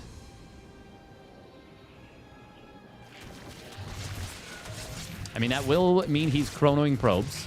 But Solar's already caught up on the worker count well before 40. Now, granted, the Oracle, of course, has some big potential. Solar going to get a little bit supply locked when this Overlord dies. He actually could have gone back to the high ground pillar if he turned around right away. MaxPax with a pretty quick third base. What is that? Like 340, give or take. 339. 2 drones do go down to the Oracle, but that is a lot of damage on it. Still, It's nice damage from MaxPax, that is, on the mineral line. The reverse 6-7 sounds like a position. Heh. Very quick fourth hatch, by the way. That is so fast. I wonder if MaxPax will try and save up some Oracle energy and go for a kill on that. Ah, it is going to be a quick Glaives this game.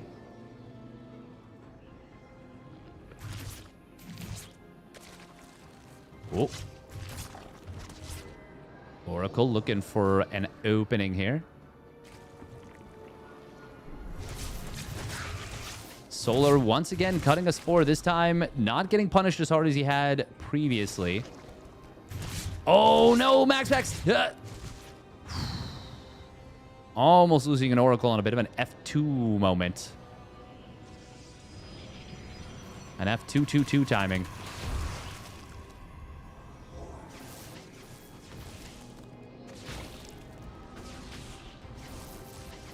Good job for MaxPax to only use one Oracle defensively. Nice little bit of creep spread here coming in from Sola. He does have the... Actually, no, he doesn't have the potential to wall with a single Evo just yet. +1 weapons coming in before the Glaives is even done. It's going to be a faster transition out of this. Roach production has started for Solar. Did he over-drone a little bit, though? That is the million-dollar question. I feel like he might have started the Roach production a little bit too late here. Oh, that one Queen getting very low on HP, but it does get barely pulled back. Adepts will shade into the natural. There is the Spore. The Spore plugging the gap the rest of the way, but it is unfortunately a weak spot in the wall. And that will give an opening here. 4 more Adepts shading into the third base. Adepts getting into the main. But they have been corralled and killed off pretty quickly. Oh. Oracle's looking for the opening during all this. Triple Adept does shade into the natural now. However, it feels like Solar is... Well, Solar's gotten a handle on this, and it is going to be cleaned up without too much additional damage. Which is to say, no additional damage. Now, because the Spore Crawler was repositioned, there's none in the natural right now, and MaxPax might be able to exploit that. It is being rebuilt as we speak. Oh, but that is going to get punished pretty hard. Psych! It was a bait. Totally. Solar saw the future. Oh, 4 drones is nice if you get away with it. 4 drones while losing an Oracle is the opposite of nice. The reverse 69, if I may. We already have Templar Archives and Storm. Storm on the way. Solar. Looking like he wants to hit a Hydra Ling... Or sorry, Hydra Roach Ling this game. Little push. I mean, I guess it's not Lings so much. He's only got 9. They're just leftovers. Oh, Spine Crawler. Yeah, that's just going to be an anti-run-by Spine. Really nice positioning. Makes it hard to get a full wraparound. You could even put it here and it would be a little bit better, but I don't think the creep has filled this spot in yet. In fact, is that even... Can you even build there? I feel like you should be able to, but... Yeah, no. The creep is already fully... Yeah, I just don't think you can build there. That's funny. It looks like you should be able to, but there's just like a corner here. Yeah, just a raised edge. Probably would be too strong for... Well, no, you wouldn't cannon rush that spot. I don't know. He has it as far back as you can get it? Yeah. Storm is now done. 10 gates online. 4th base done for MaxPax and a good amount of static defense here. Oh. Roach is looking for the front. +1 missile is done for Solar. He's also now got the Hydra Speed just now online. That is a lot of High Templar. Link forward looking for a little something. Depowering 1 cannon is kind of nice. Storm at the natural will be okay. Will be decent. Cybercore going to get taken down very quickly. And there's no charge, so the warped in units will not be super effective here for a while.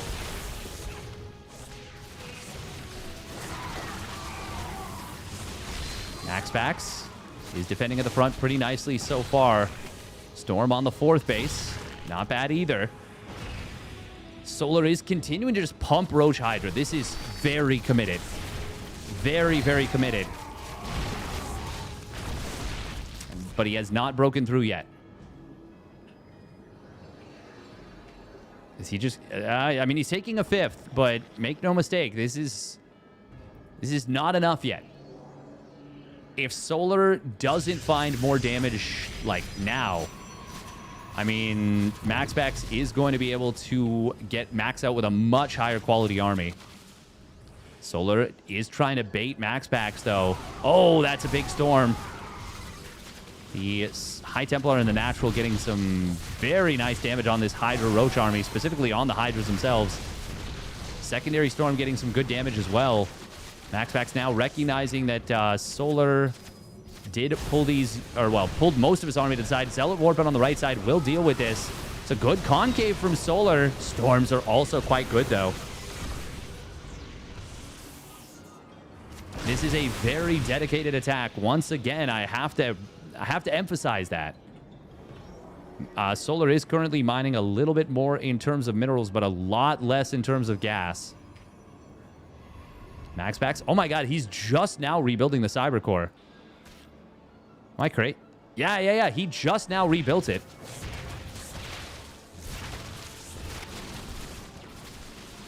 Stalkers would have been a much more mobile option for dealing with this. That's a lot of High Templar on the right side. Solar will eat... it's actually not the worst storm. Not a lot to defend these Archons. They do get taken down. Probe's actually getting hit by his own storms there. And now Solar, oh my goodness, he's actually crushed the army on the left side. MaxPax wasn't able to deal with this. Solar just kept attacking, never took a disastrous fight, and now has found MaxPax unprepared for the multi-prong. Oi, oi, oi, oi, oi. GG and Solar. Timing after timing. Crushing it.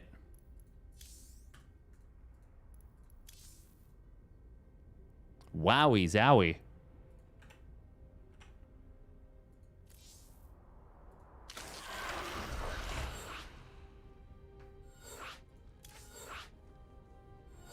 Well done, well done.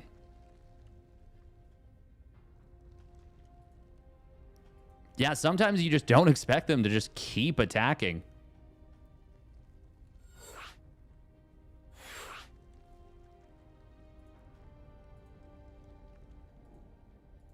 I have to assume it would have been pretty helpful to rebuild the Cyber Core a fair bit earlier. Did you miss Solar? He's still here. He's still here.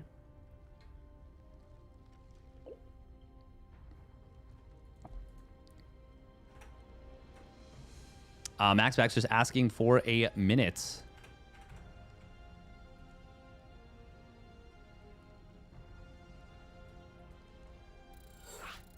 Oh. Okay, he is ready to go. Or sorry, did I say Solar? MaxPax asking for a minute. I thought I said MaxPax, but I could be wrong. 10,000 feet. Solar looking to close this one out.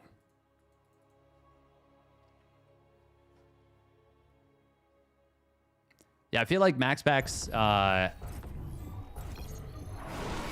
like that was just going super well for him until all of a sudden it wasn't. And that is what Solar at his best can do for you. He can actually just bludgeon you over the head with just mid-game units. He can do it. All right, here we go. Spawning up at the top left. It is Falcon Solar in the red. And his opponent sending a very early probe. He does not want to let his opponent get the hatch first down. It is Sidestorm Gaming's MaxPax. But Solar wants it. Oh, it's going to be down to the wire, but he will get it down. MaxPax cannot be happy about that. MaxPax was winning right until he wasn't. The thing is, he never took a decisive fight. And it is tough to split your army correctly. Losing one of the oracles makes dealing with that a lot more difficult because you have access to just way less stasis traps. Way less stasis wards. Psystorm is not a great counter to Roach Hydra. It has to be said.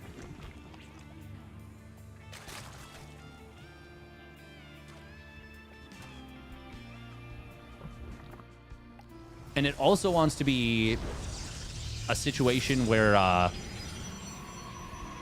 you're fighting...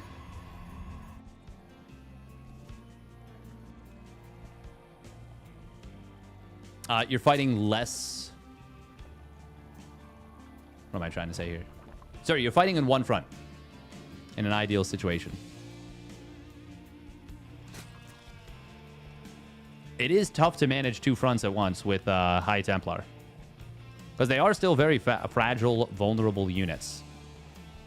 Units.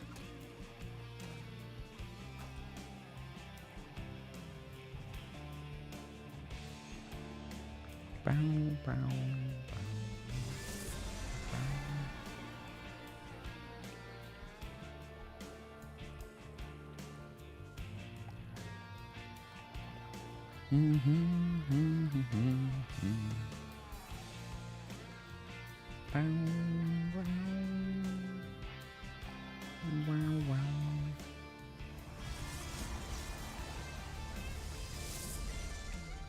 Yeah, this just not a whole lot of things going super well for MaxPax in this series so far. But Solar, you know, everything he's touching is turning to gold. Absolutely lock it in.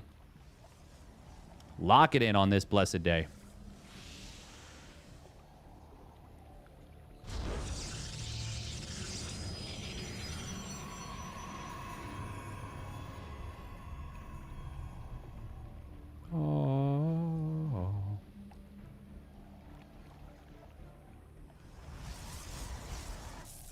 Oh, a couple Lings actually getting in here. They're going to be a bit of a nuisance. Is there an Adept on the other side of the map causing havoc? Oh, he almost lost that. But good save for MaxPax. Saving that probe. Oracle number 1 crossing the map.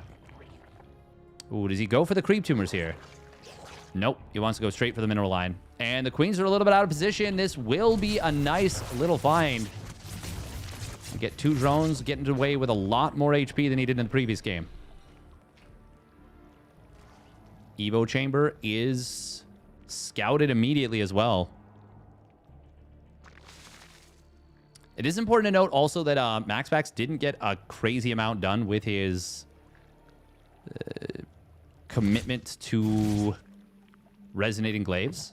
Like, Solo defended it quite well, I would say.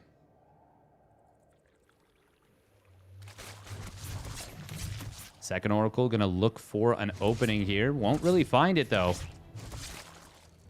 Good defense from Solar.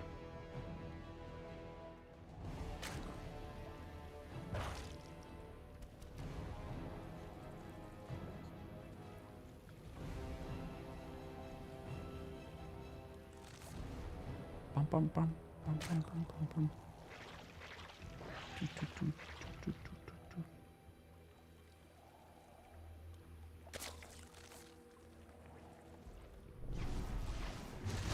Oh.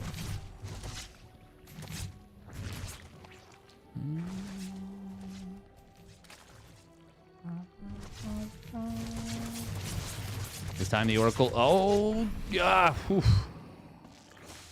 Does get a little bit done.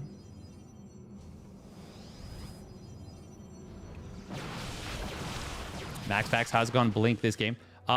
Solar actually did cancel the Evo. Didn't really notice that, but that's pretty nifty. And it's going to be straight Hydras again. I do think gone are the days where Protoss can just rush Storm every game in this matchup and always be safe. And I think that's a good thing. I think that's a good thing for everyone. Now, it can still be pretty strong in the right hands, and it can still be very difficult to punish, but I think that there are punishes for it. MaxPax putting some pressure on here. He does have a couple of nicely placed stasis trappies. Oh, and that's a big connection on the first one. However, since it was a straight Hydra rush, it's not exactly the best thing for MaxPax, as he does lose a Stalker before Blink completes. But good trade so far. Well, actually, 8 Lings for a Stalker is not an amazing trade. Killing the Overseer is nice. That's an expensive unit, but that was just a scout. Solar faking now, based on what's happened previously in the series, faking a big Hydra, like Hydra Ling all-in, is going up to a Lurker Den. Added the Infestation Pit very quickly. +1 missile. There's the Hive. 7 minutes. 7 minutes in Hiven. MaxPax is going up to 10 gates. Getting the Robo Facility and will take a 4th Nexus.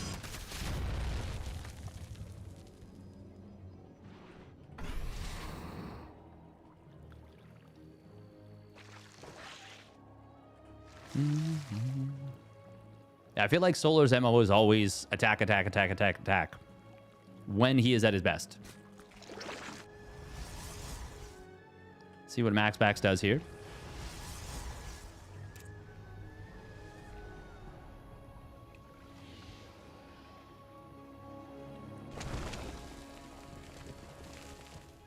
Yeah, Solar's mechanics are so ridiculously good.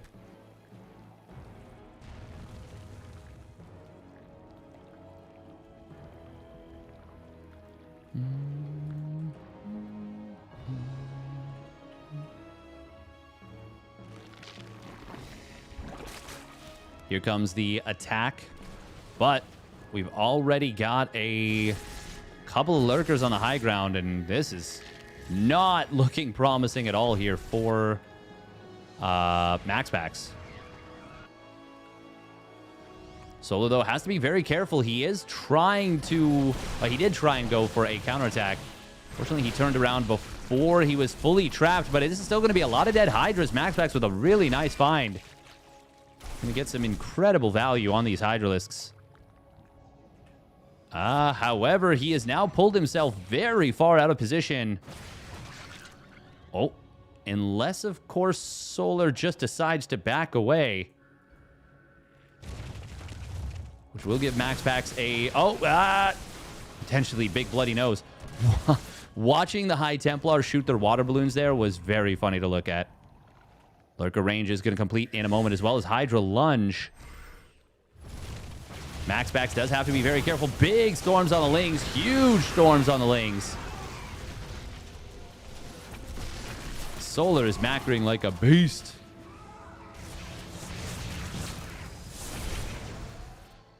But MaxPax is doing a good job here of keeping it together for the moment. Adaptive Talons fired up.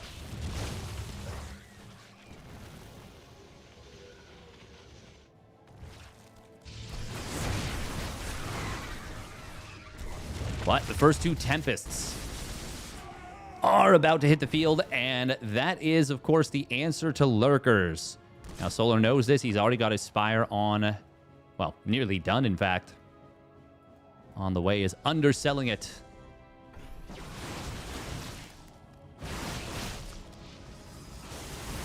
Oh, we are going to see Lings trying to get in on top of this. That's some big storms as well. The army of Solar getting hit very hard. Oh my god, getting absolutely blasted. Storms will finish off those Lurkers. Counterattack on the top side of the map. This is looking brutal for Solar. The Lurkers did gain the position on this base, but that is not going to be enough here.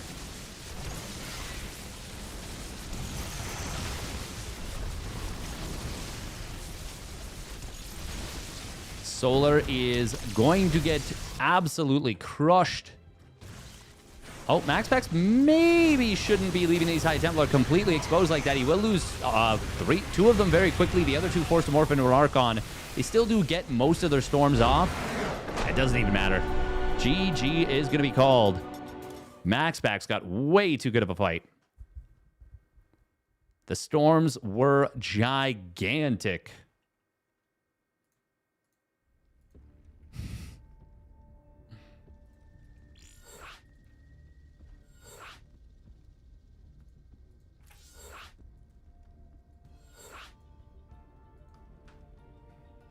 Ha. Ready for those points.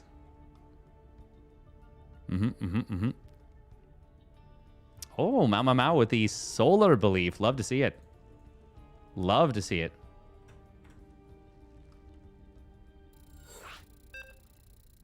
A believer in the solar power.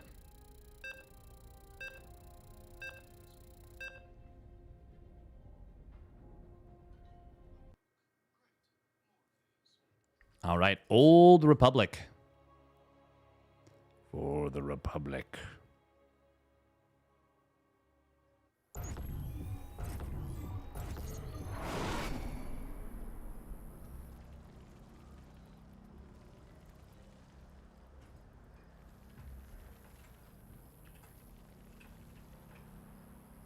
All right, MaxPax getting a little bit of momentum finally. Spawning up at the top right, it is Falcon Solar. And his opponent putting one on the board. It is MaxPax for Storm Gaming. If Solar played less crazy some of the time, but still had those level of that level of sharpness and deadliness to his attacks, I mean, he'd just be such an insanely difficult opponent to go up against. He already is. He already is really, really good at what he does. MaxPax going to skip Scout this game. But Solar going for the second Ovi. This was not an Extractor Trick 15 hatch. This was just a normal play. Good situation for Solar, no doubt. Mostly because it's, well, he's won the mind games. That's it. That's the tweet.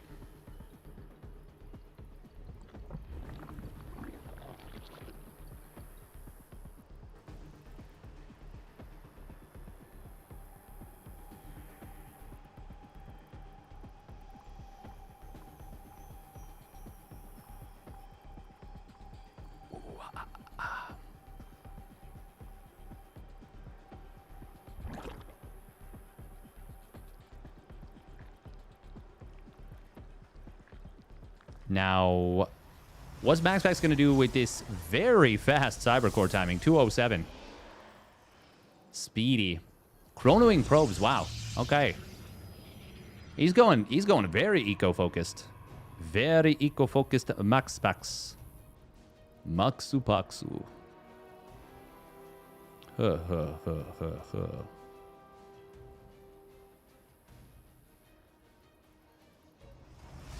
It was me, Barry. I MaxPaxed.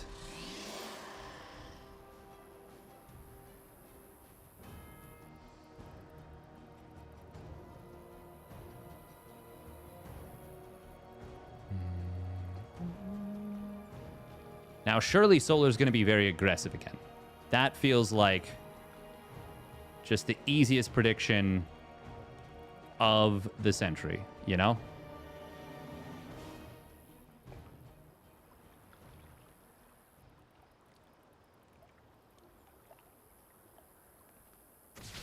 Oh.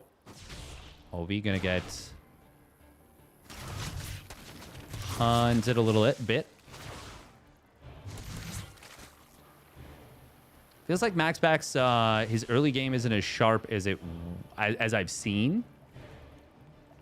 Not terrible by any means, but just not as sharp. This Overlord, of course, will get killed by the Oracle revealing. No surprise there. That is a quick third Nexus out of yeah, MaxPax. Yep. Took me a moment.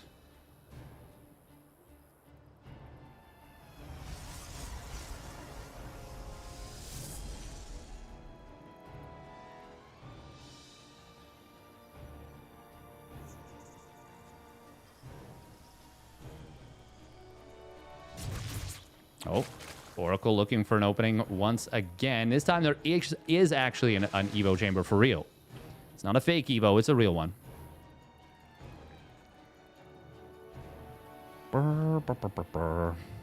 Solar going to be building a few lings to send across the map, but going for lots of overlords.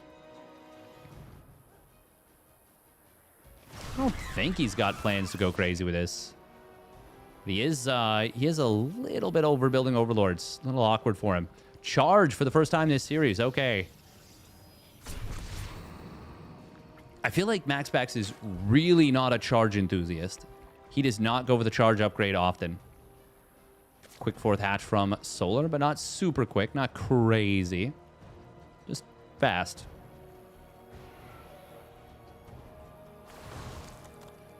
Oh, Ling's looking for a wraparound on these Adepts. They will get it, but not going to be able to kill these. In fact, not even able to really do any real HP damage. 6 damage and 8 damage. That is, well, pretty insignificant. Okay, Templar Archives. MaxPax, is it going to be a double gas at the third? Or are we just going to go ham with this? I wouldn't mind if he just goes ham with it.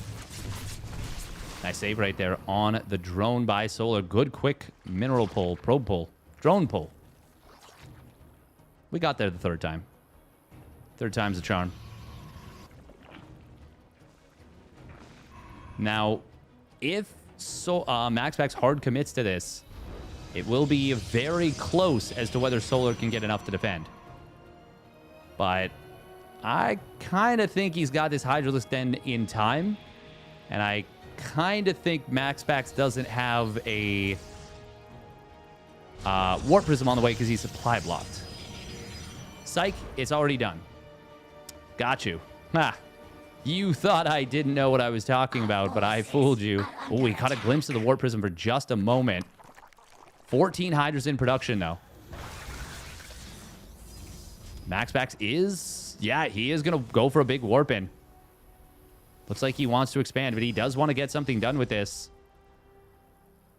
Ooh, nice little split off of just a handful of Lings. Zealot's going to try and get on top of the mineral line, but with the Hydras here... with a good number of Queens for support, this feels like this can't go well for MaxPax. His best case scenario is escaping. Oh, he's going to turn on this, but that is not the move. That is not the move. He just needs to get out. Solar got enough units out in time. MaxPax is getting Storm and double Immortal production, but he needs a new base. Like, Solar... I mean, Solar survived the scariest moment here.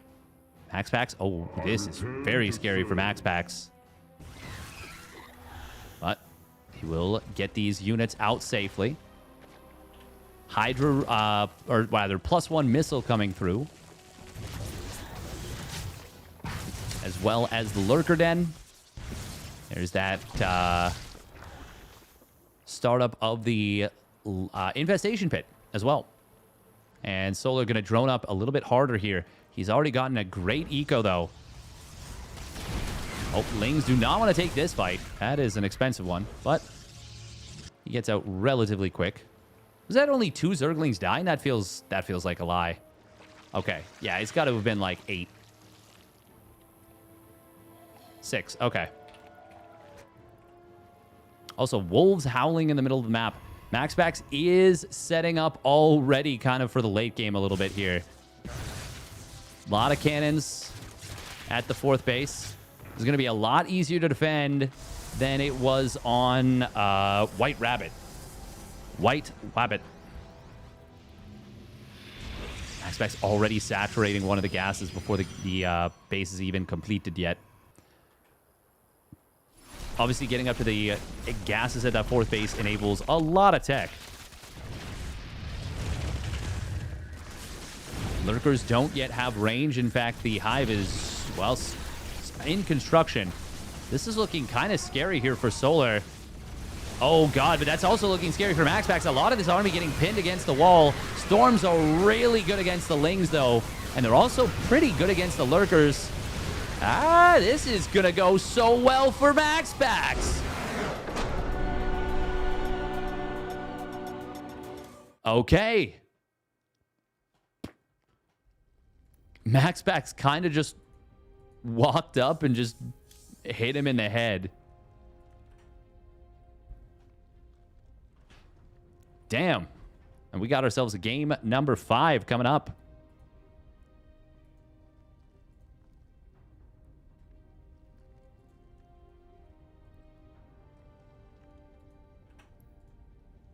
That felt like Solar was... I mean, he just kind of got caught out of position, realistically. But felt like that situation was so fine for him. And then it very quickly wasn't.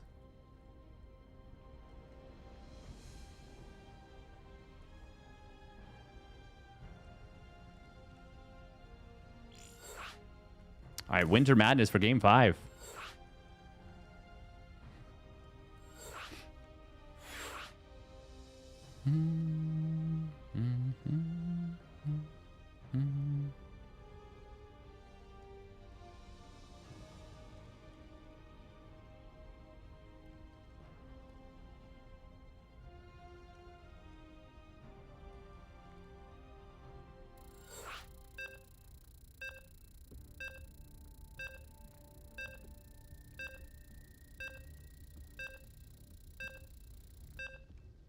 Winter Madness, Winter Madness.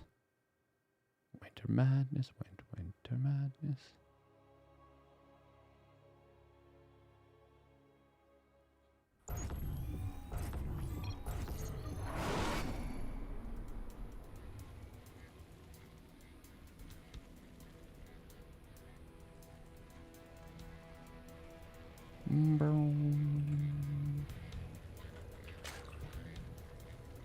All right, here we go.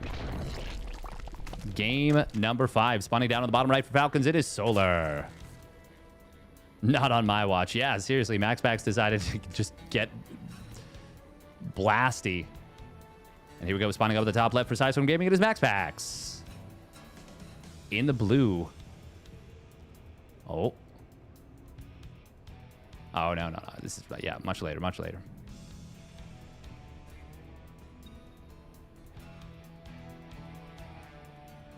Bow, bow, bow.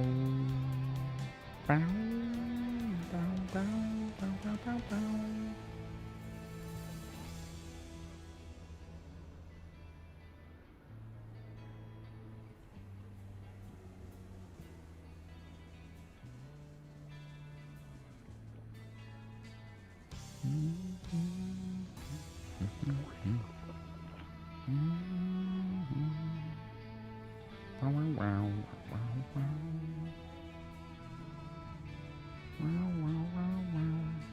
Wow, wow, wow, wow, wow, wow, wow.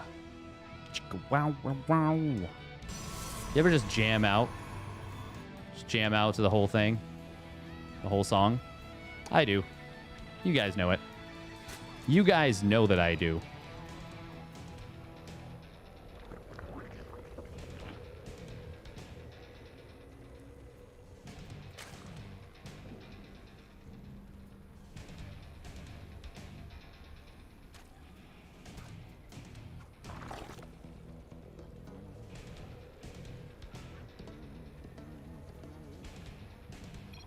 Game paused. P.O. Po.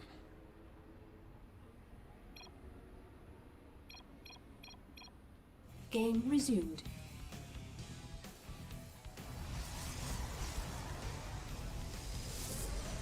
I have no idea what you do. Do you enjoy StarCraft? Sometimes. Yes. Yes, quite. It can be quite entertaining. From time to time.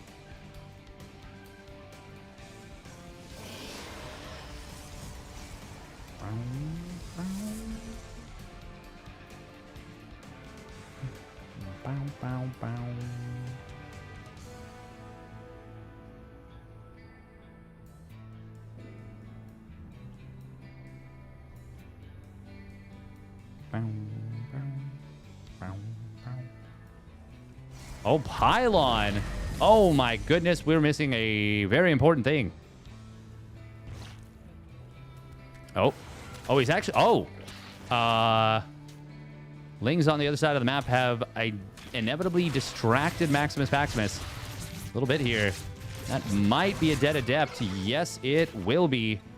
On the other side, the Lings were taken care of, but killing an adept for 3 Lings and forcing a little bit of lost mining time. That's quite a good little play there for Solar. Small, but a nice one nonetheless.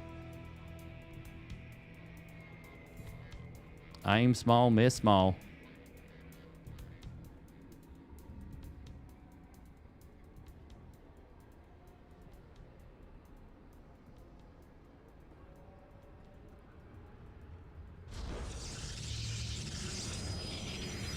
Give him the POPP.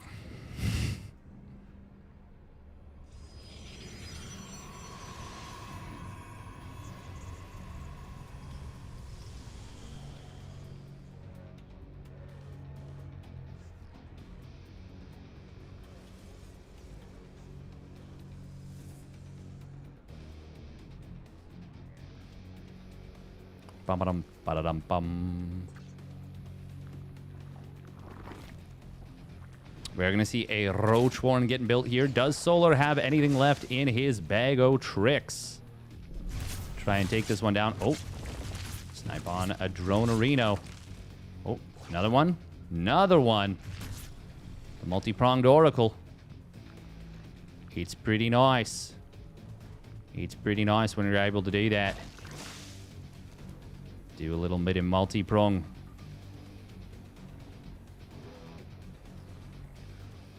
Multi-Vitaprong. Double Adept on the right side. Looking for a little bit of something.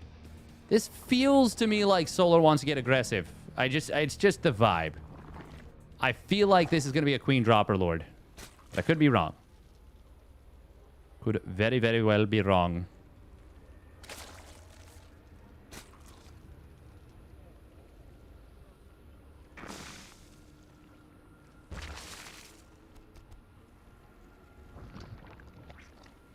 Oh, I was wrong. It's going to be a Spire.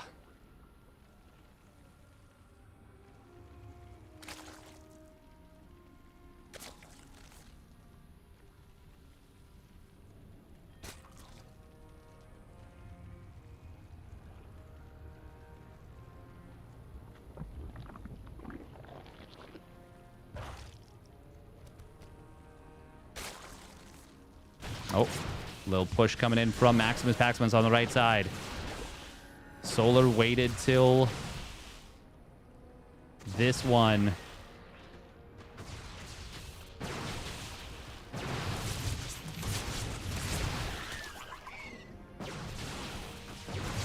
To go for his patented attack of Muta. Will it work out? He does need to defend this, but this is a very, very small push. Oh, that's a nice little connection, though, on the stasis trap. Is this going to be enough? We got Lings wrapping around on the backside. There's only one more stasis trap behind this. It does get triggered, but this has been pushed back, and Solar has crept up, snuck up to the Mutas. Is this going to be enough?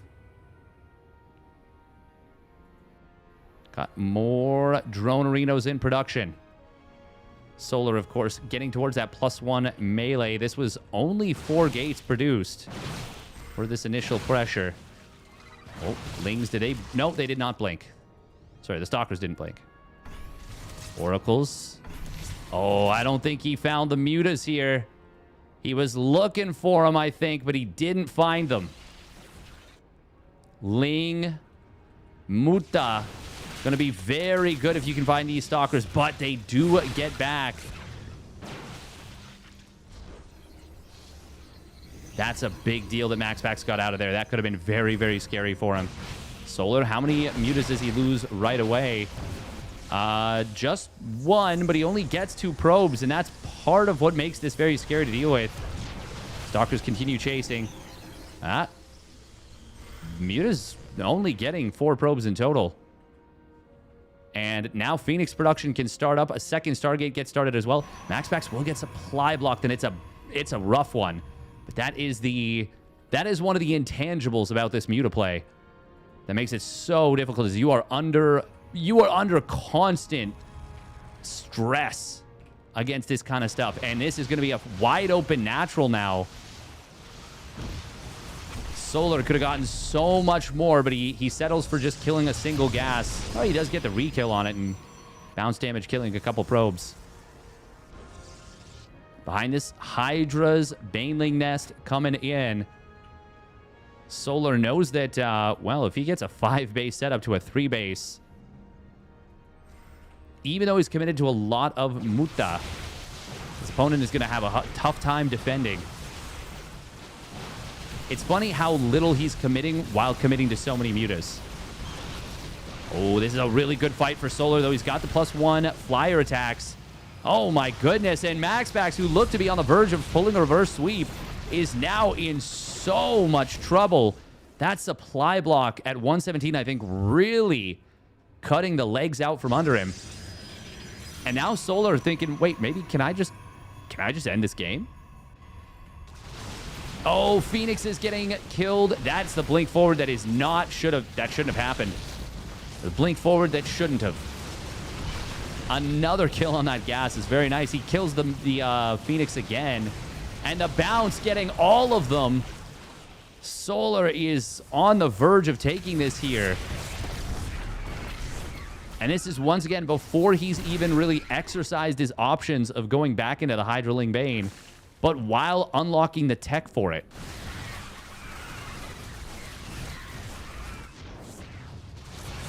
And Impulse Crystals is going to start up here. That is, of course, the hard counter to those Mutas. The one thing I will say is that there's no Hydra range or speed on the way.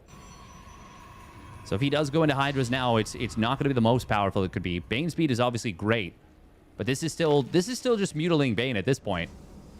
He just made a Hydra Den. MaxPax is technically not dead yet. And once again, if he gets Anti Impulse Crystals, he has a hard counter to those Mutas. But the Phoenix count has been decimated so much. Oh, God, he's going to lose them again because the Banelings rolling it on top of the mineral line. Perfect time from Solar to engage. Just queued up that Baneling drive-by. Now Anti Impulse Crystals has completed, but these Phoenixes are already so low on HP. Even just the bounce damage at this point is really, really scary for them. Hydra range has now started, and there we go. There is the Hydras in production as well.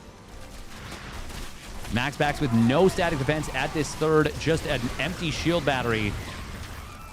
And this is going to be far too much to deal with. Banelings, Mutas, so many dead probes. And GG gets called. It's just an absolute assassination in game number 5 by Solar. And MaxPax, who was this close to pulling it back and reverse sweeping, will be left wanting. Solar just...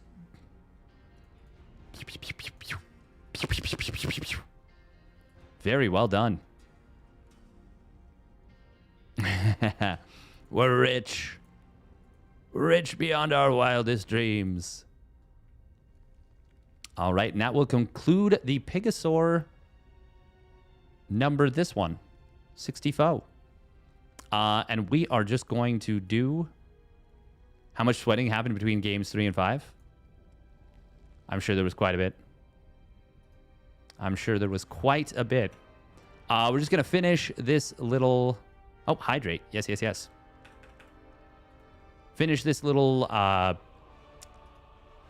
gameroo, and we will call it a night. No, it reset. No, it changed. Oh, we could... No, I wanted to solve the last one. Well, we'll solve this one anyways.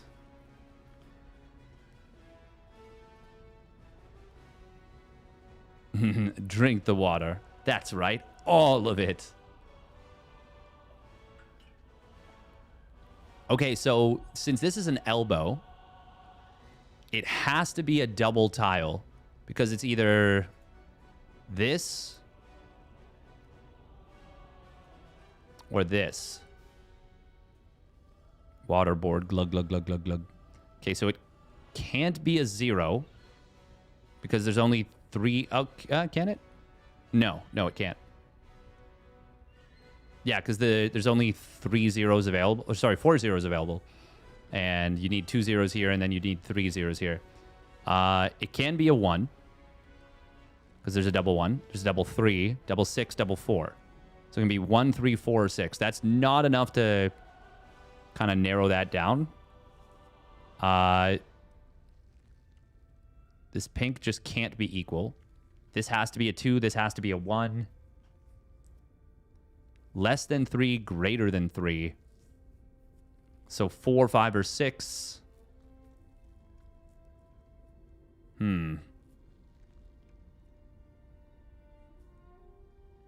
Oh, this has to be a 12, so that has to be 2 6s. So either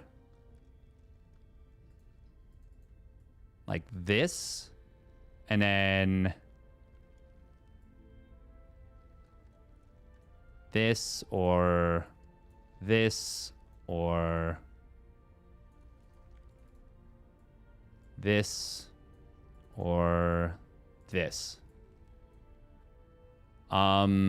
Or it's just the double 6 in there, which is, yeah, it's possible. Oh, but that, oh my God, where'd the 6-1 go? Okay, I bugged it clearly, so we're just gonna reload the page. Oh, it's on there still. This is technically possible.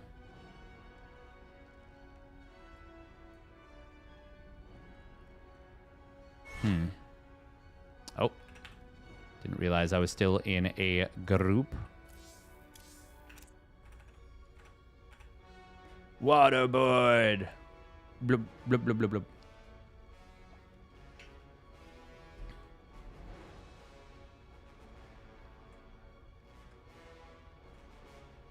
And we zoom in a little bit more. Okay. This has to be a 2. This can't be... This is 2. Oh, it could be this. And then... something with a 2... So, okay. This is possible.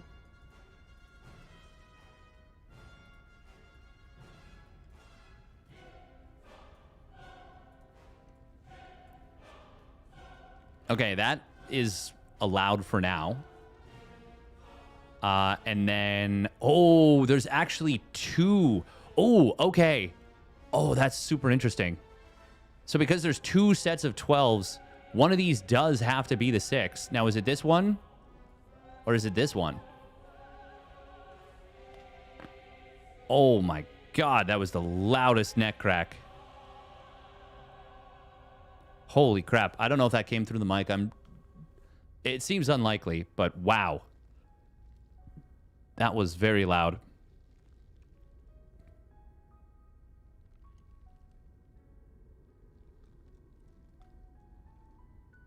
Okay, it can't be this.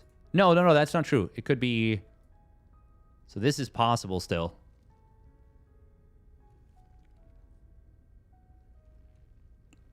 If it's like this, this has to be another double number, which would mean either 3s or 4s. This has to add up to 15. Oh, that's tricky. Okay, since all the 6s are spoken for between this 12 and this 12, it has to be 5, 5, 5. Oh, okay, that's very informative. Ooh, oh, okay, that's the thing that tells me what's going on. Okay. I understand now. Because right now I was like, I don't have anything that's definitively telling me what the situation is.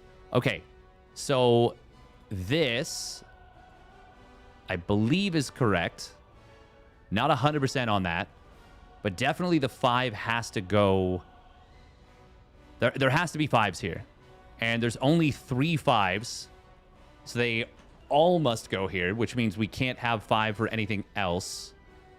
This has to be greater than 2. And okay. Oh, okay. Yeah, because this has to be the doubles. Okay, and that means that this is the double 6, potentially. Unless, of course, the 6-1 goes here, and then the another 6 goes there.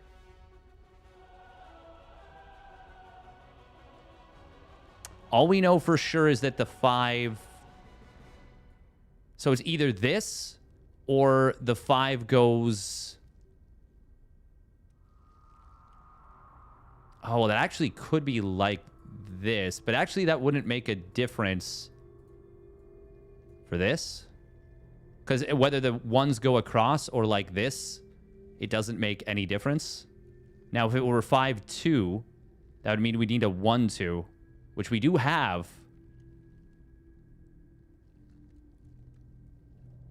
And do we need it, though? Which one do we need? I'm not sure.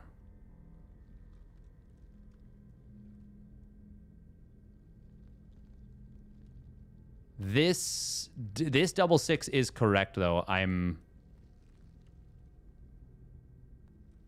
Yeah, because this has to be 5-3.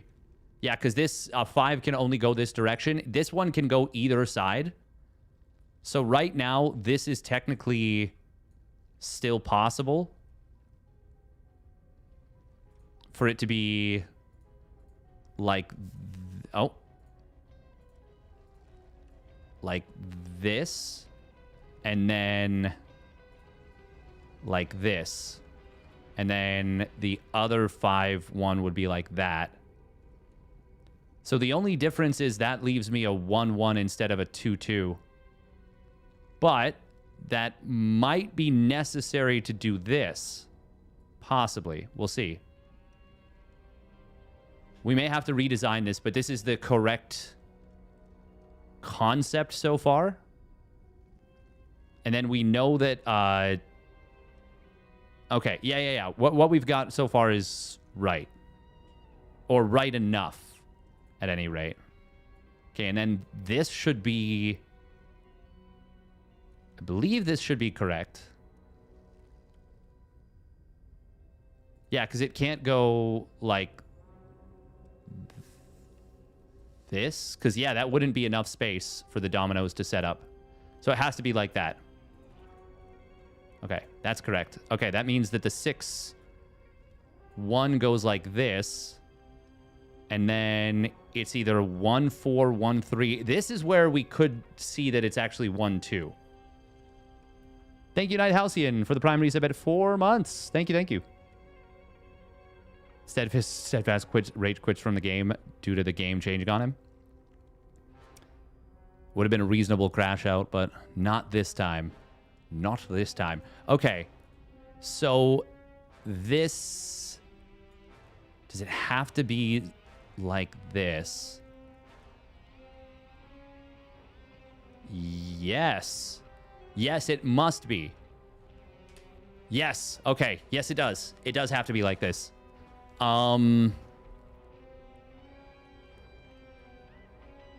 also... Oh, the only possible one that can go in the bottom is 4-1 at this point. Yeah, greater than 3, less than 3. Okay. I really wish we could have done the other one. Ooh, okay, we did end up needing that too. So then we do have to change this up. We're out of 2s. Yeah, so it's this. And then...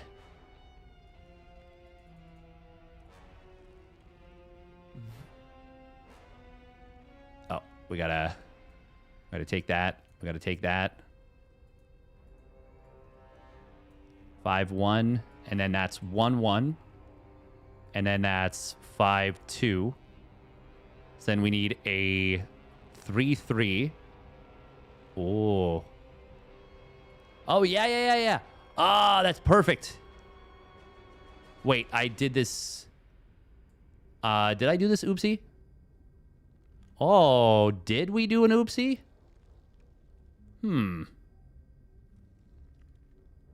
No, we didn't.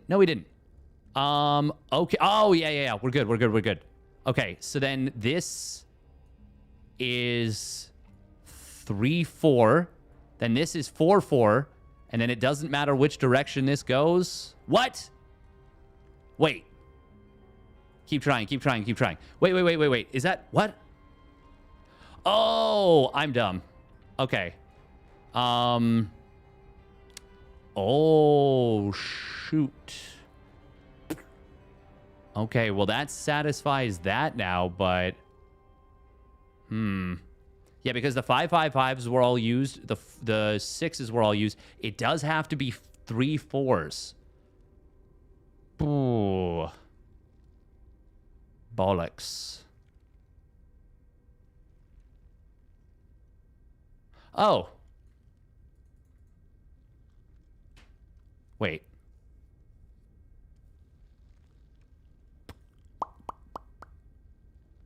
There's no... Okay.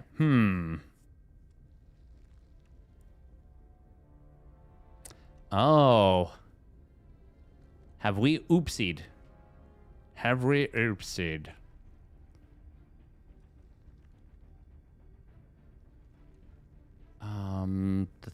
Okay.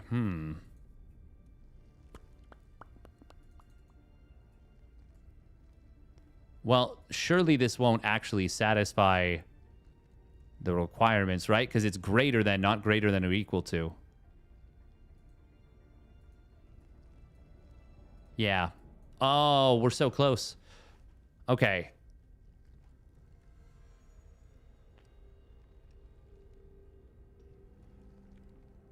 Wait, how is this... How can you possibly do this puzzle?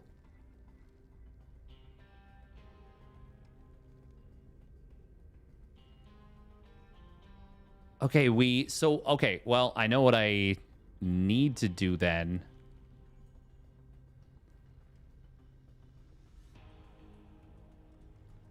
Because the only 4 that can be used here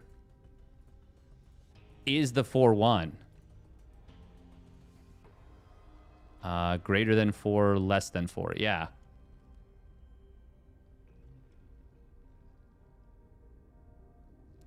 And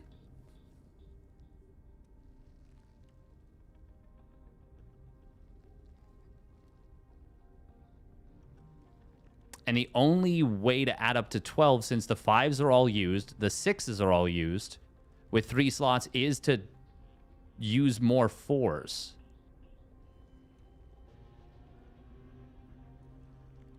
Like to use 3 4s. Because nothing else adds up.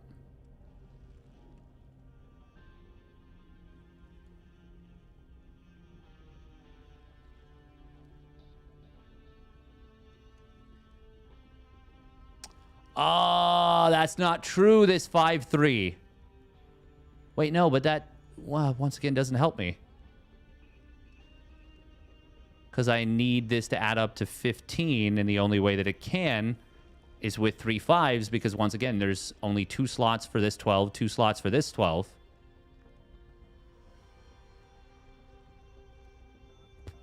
Now, hang on. If we, do we have to redesign this whole thing?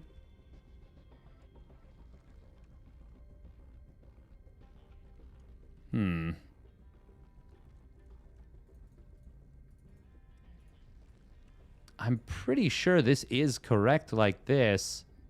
Because, yeah, the 5s can't go anywhere else. This 5 has to be here because this must be a 6. This, it has to be 5, 5, and 5 in these 3 spots. It's the only thing that could be subjective. And because this is the only one that's greater than 2. The 5 and the 3. Am I missing something super freaking obvious here? That is very possible.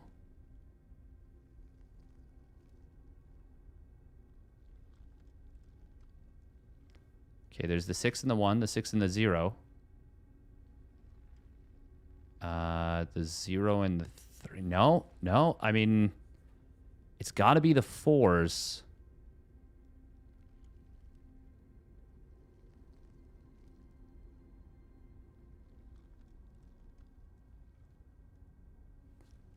This has to be the 0 here. With this rule. Am I blind?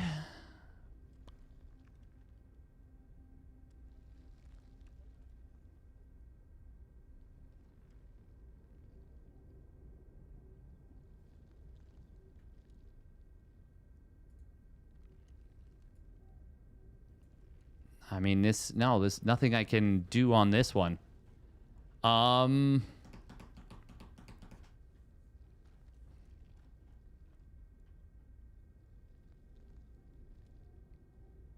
Do we just reset the puzzle here? Because okay, the 6 and the 6. I'm not missing anything. There's only 3 5s and only 4 6s. And that means that it must be... Okay, I think I have to redesign the puzzle, unfortunately. But not how... There's not space for the dominoes to go this way if this isn't facing down like this. Like, if it's facing up, then there's 7 spots and the dominoes don't all fit. And since the 5 has to go here, and it can't go the other direction...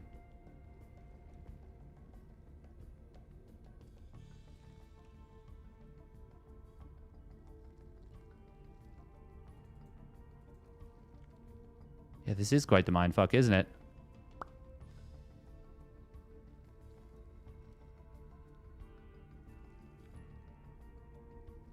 And there's no 6-3 because it's the 6-6.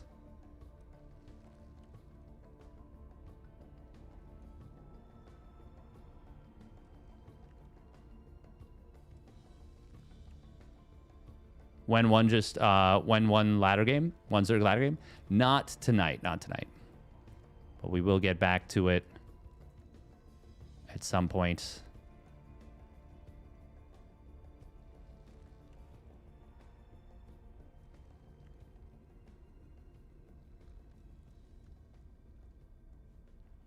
Okay.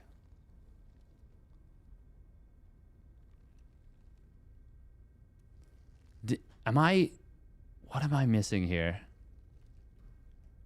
Okay, so anything can actually go in this spot.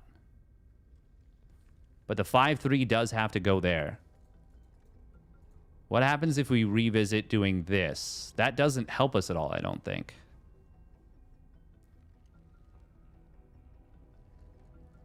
Yeah, there's no 1-0. There is a 1-3. Ah, but this is still 0.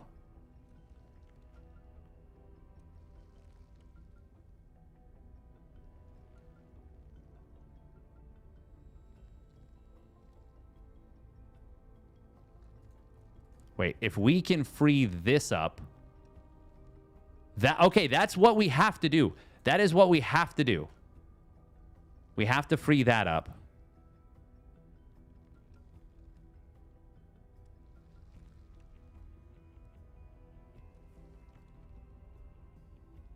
So that means we need to find something else that goes there, but nothing else goes there. Because the 4-1 is the only 4 left over that satisfies this. Which is why it needs to face a different direction. Oh. Okay. Oh, I think I've got it. Maybe. We'll see. Okay.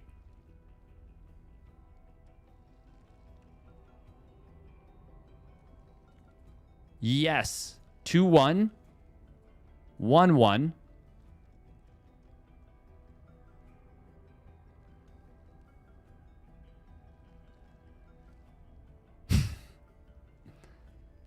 One, 3.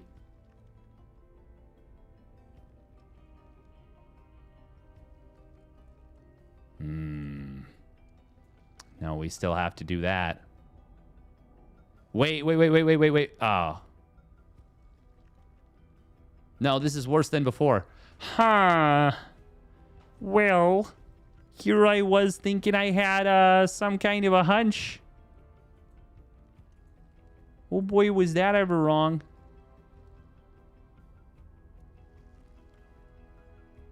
This also isn't equal.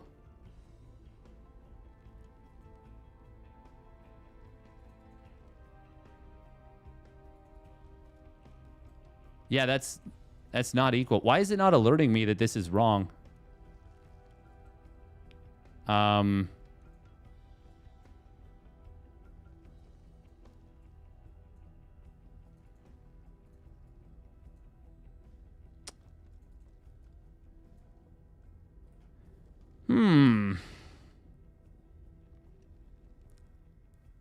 You just was that the impression? Crosses a spot on your 2025 bingo card.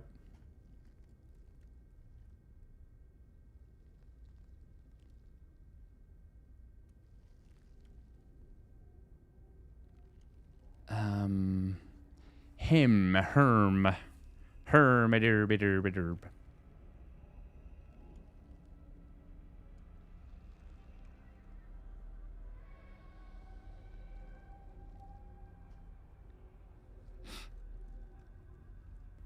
I have to be right about this 5. Because this literally can only be... Yeah, 6s can only go here. It doesn't matter if it's this... Well, actually, no, it does have to be these 6s because you need 6 slots, 6 spare spaces. Oh, that is actually sick, Ragna. 43-second hatch is super, super sick. That is very impressive.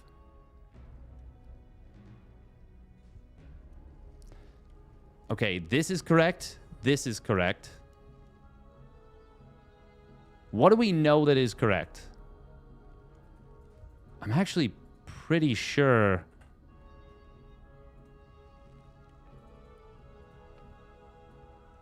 These must all be correct. I think everything except for this is correct. And it has to be. There's no...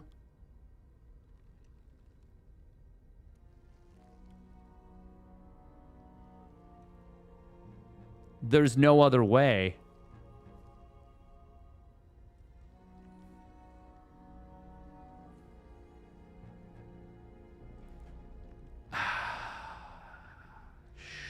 Scheisse.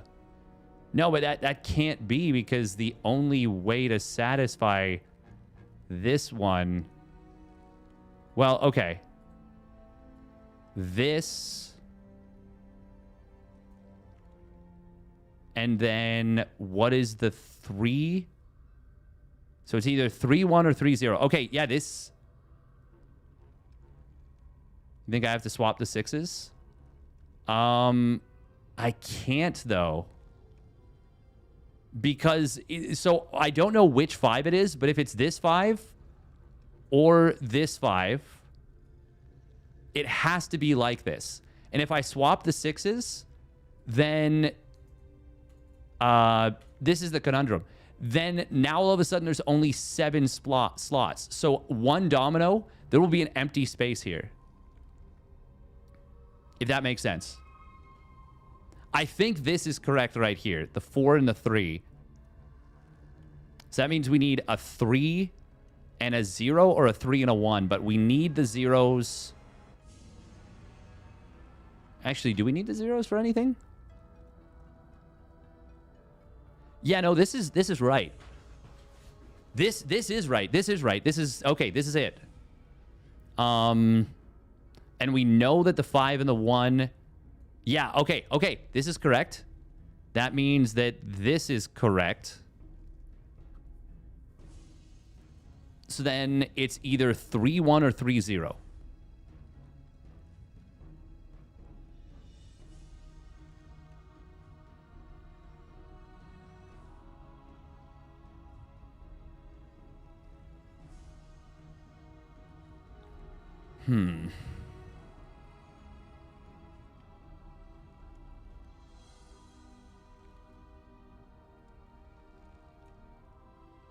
Let's try this.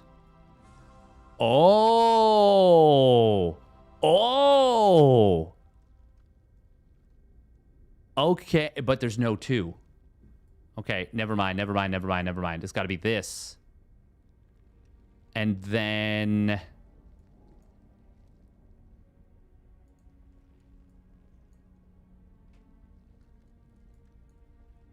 I think this. And then it has to be this.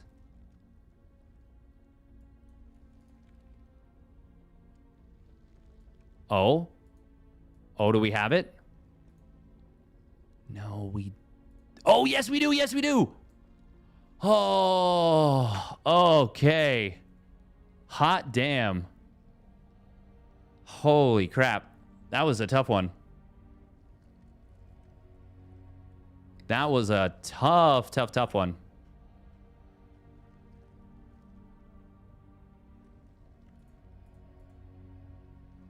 Okay. Well, that's going to do it for me. That's all there is to it.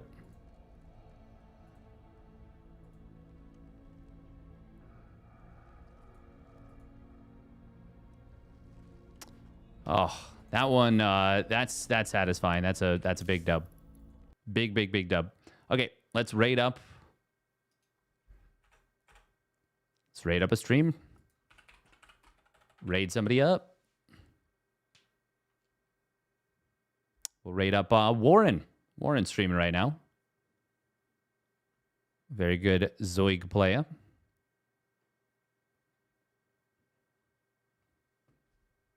All right, enjoy. Thank you very much for tuning in. Hope you guys had a good time. We'll be back. We'll be back in the near future.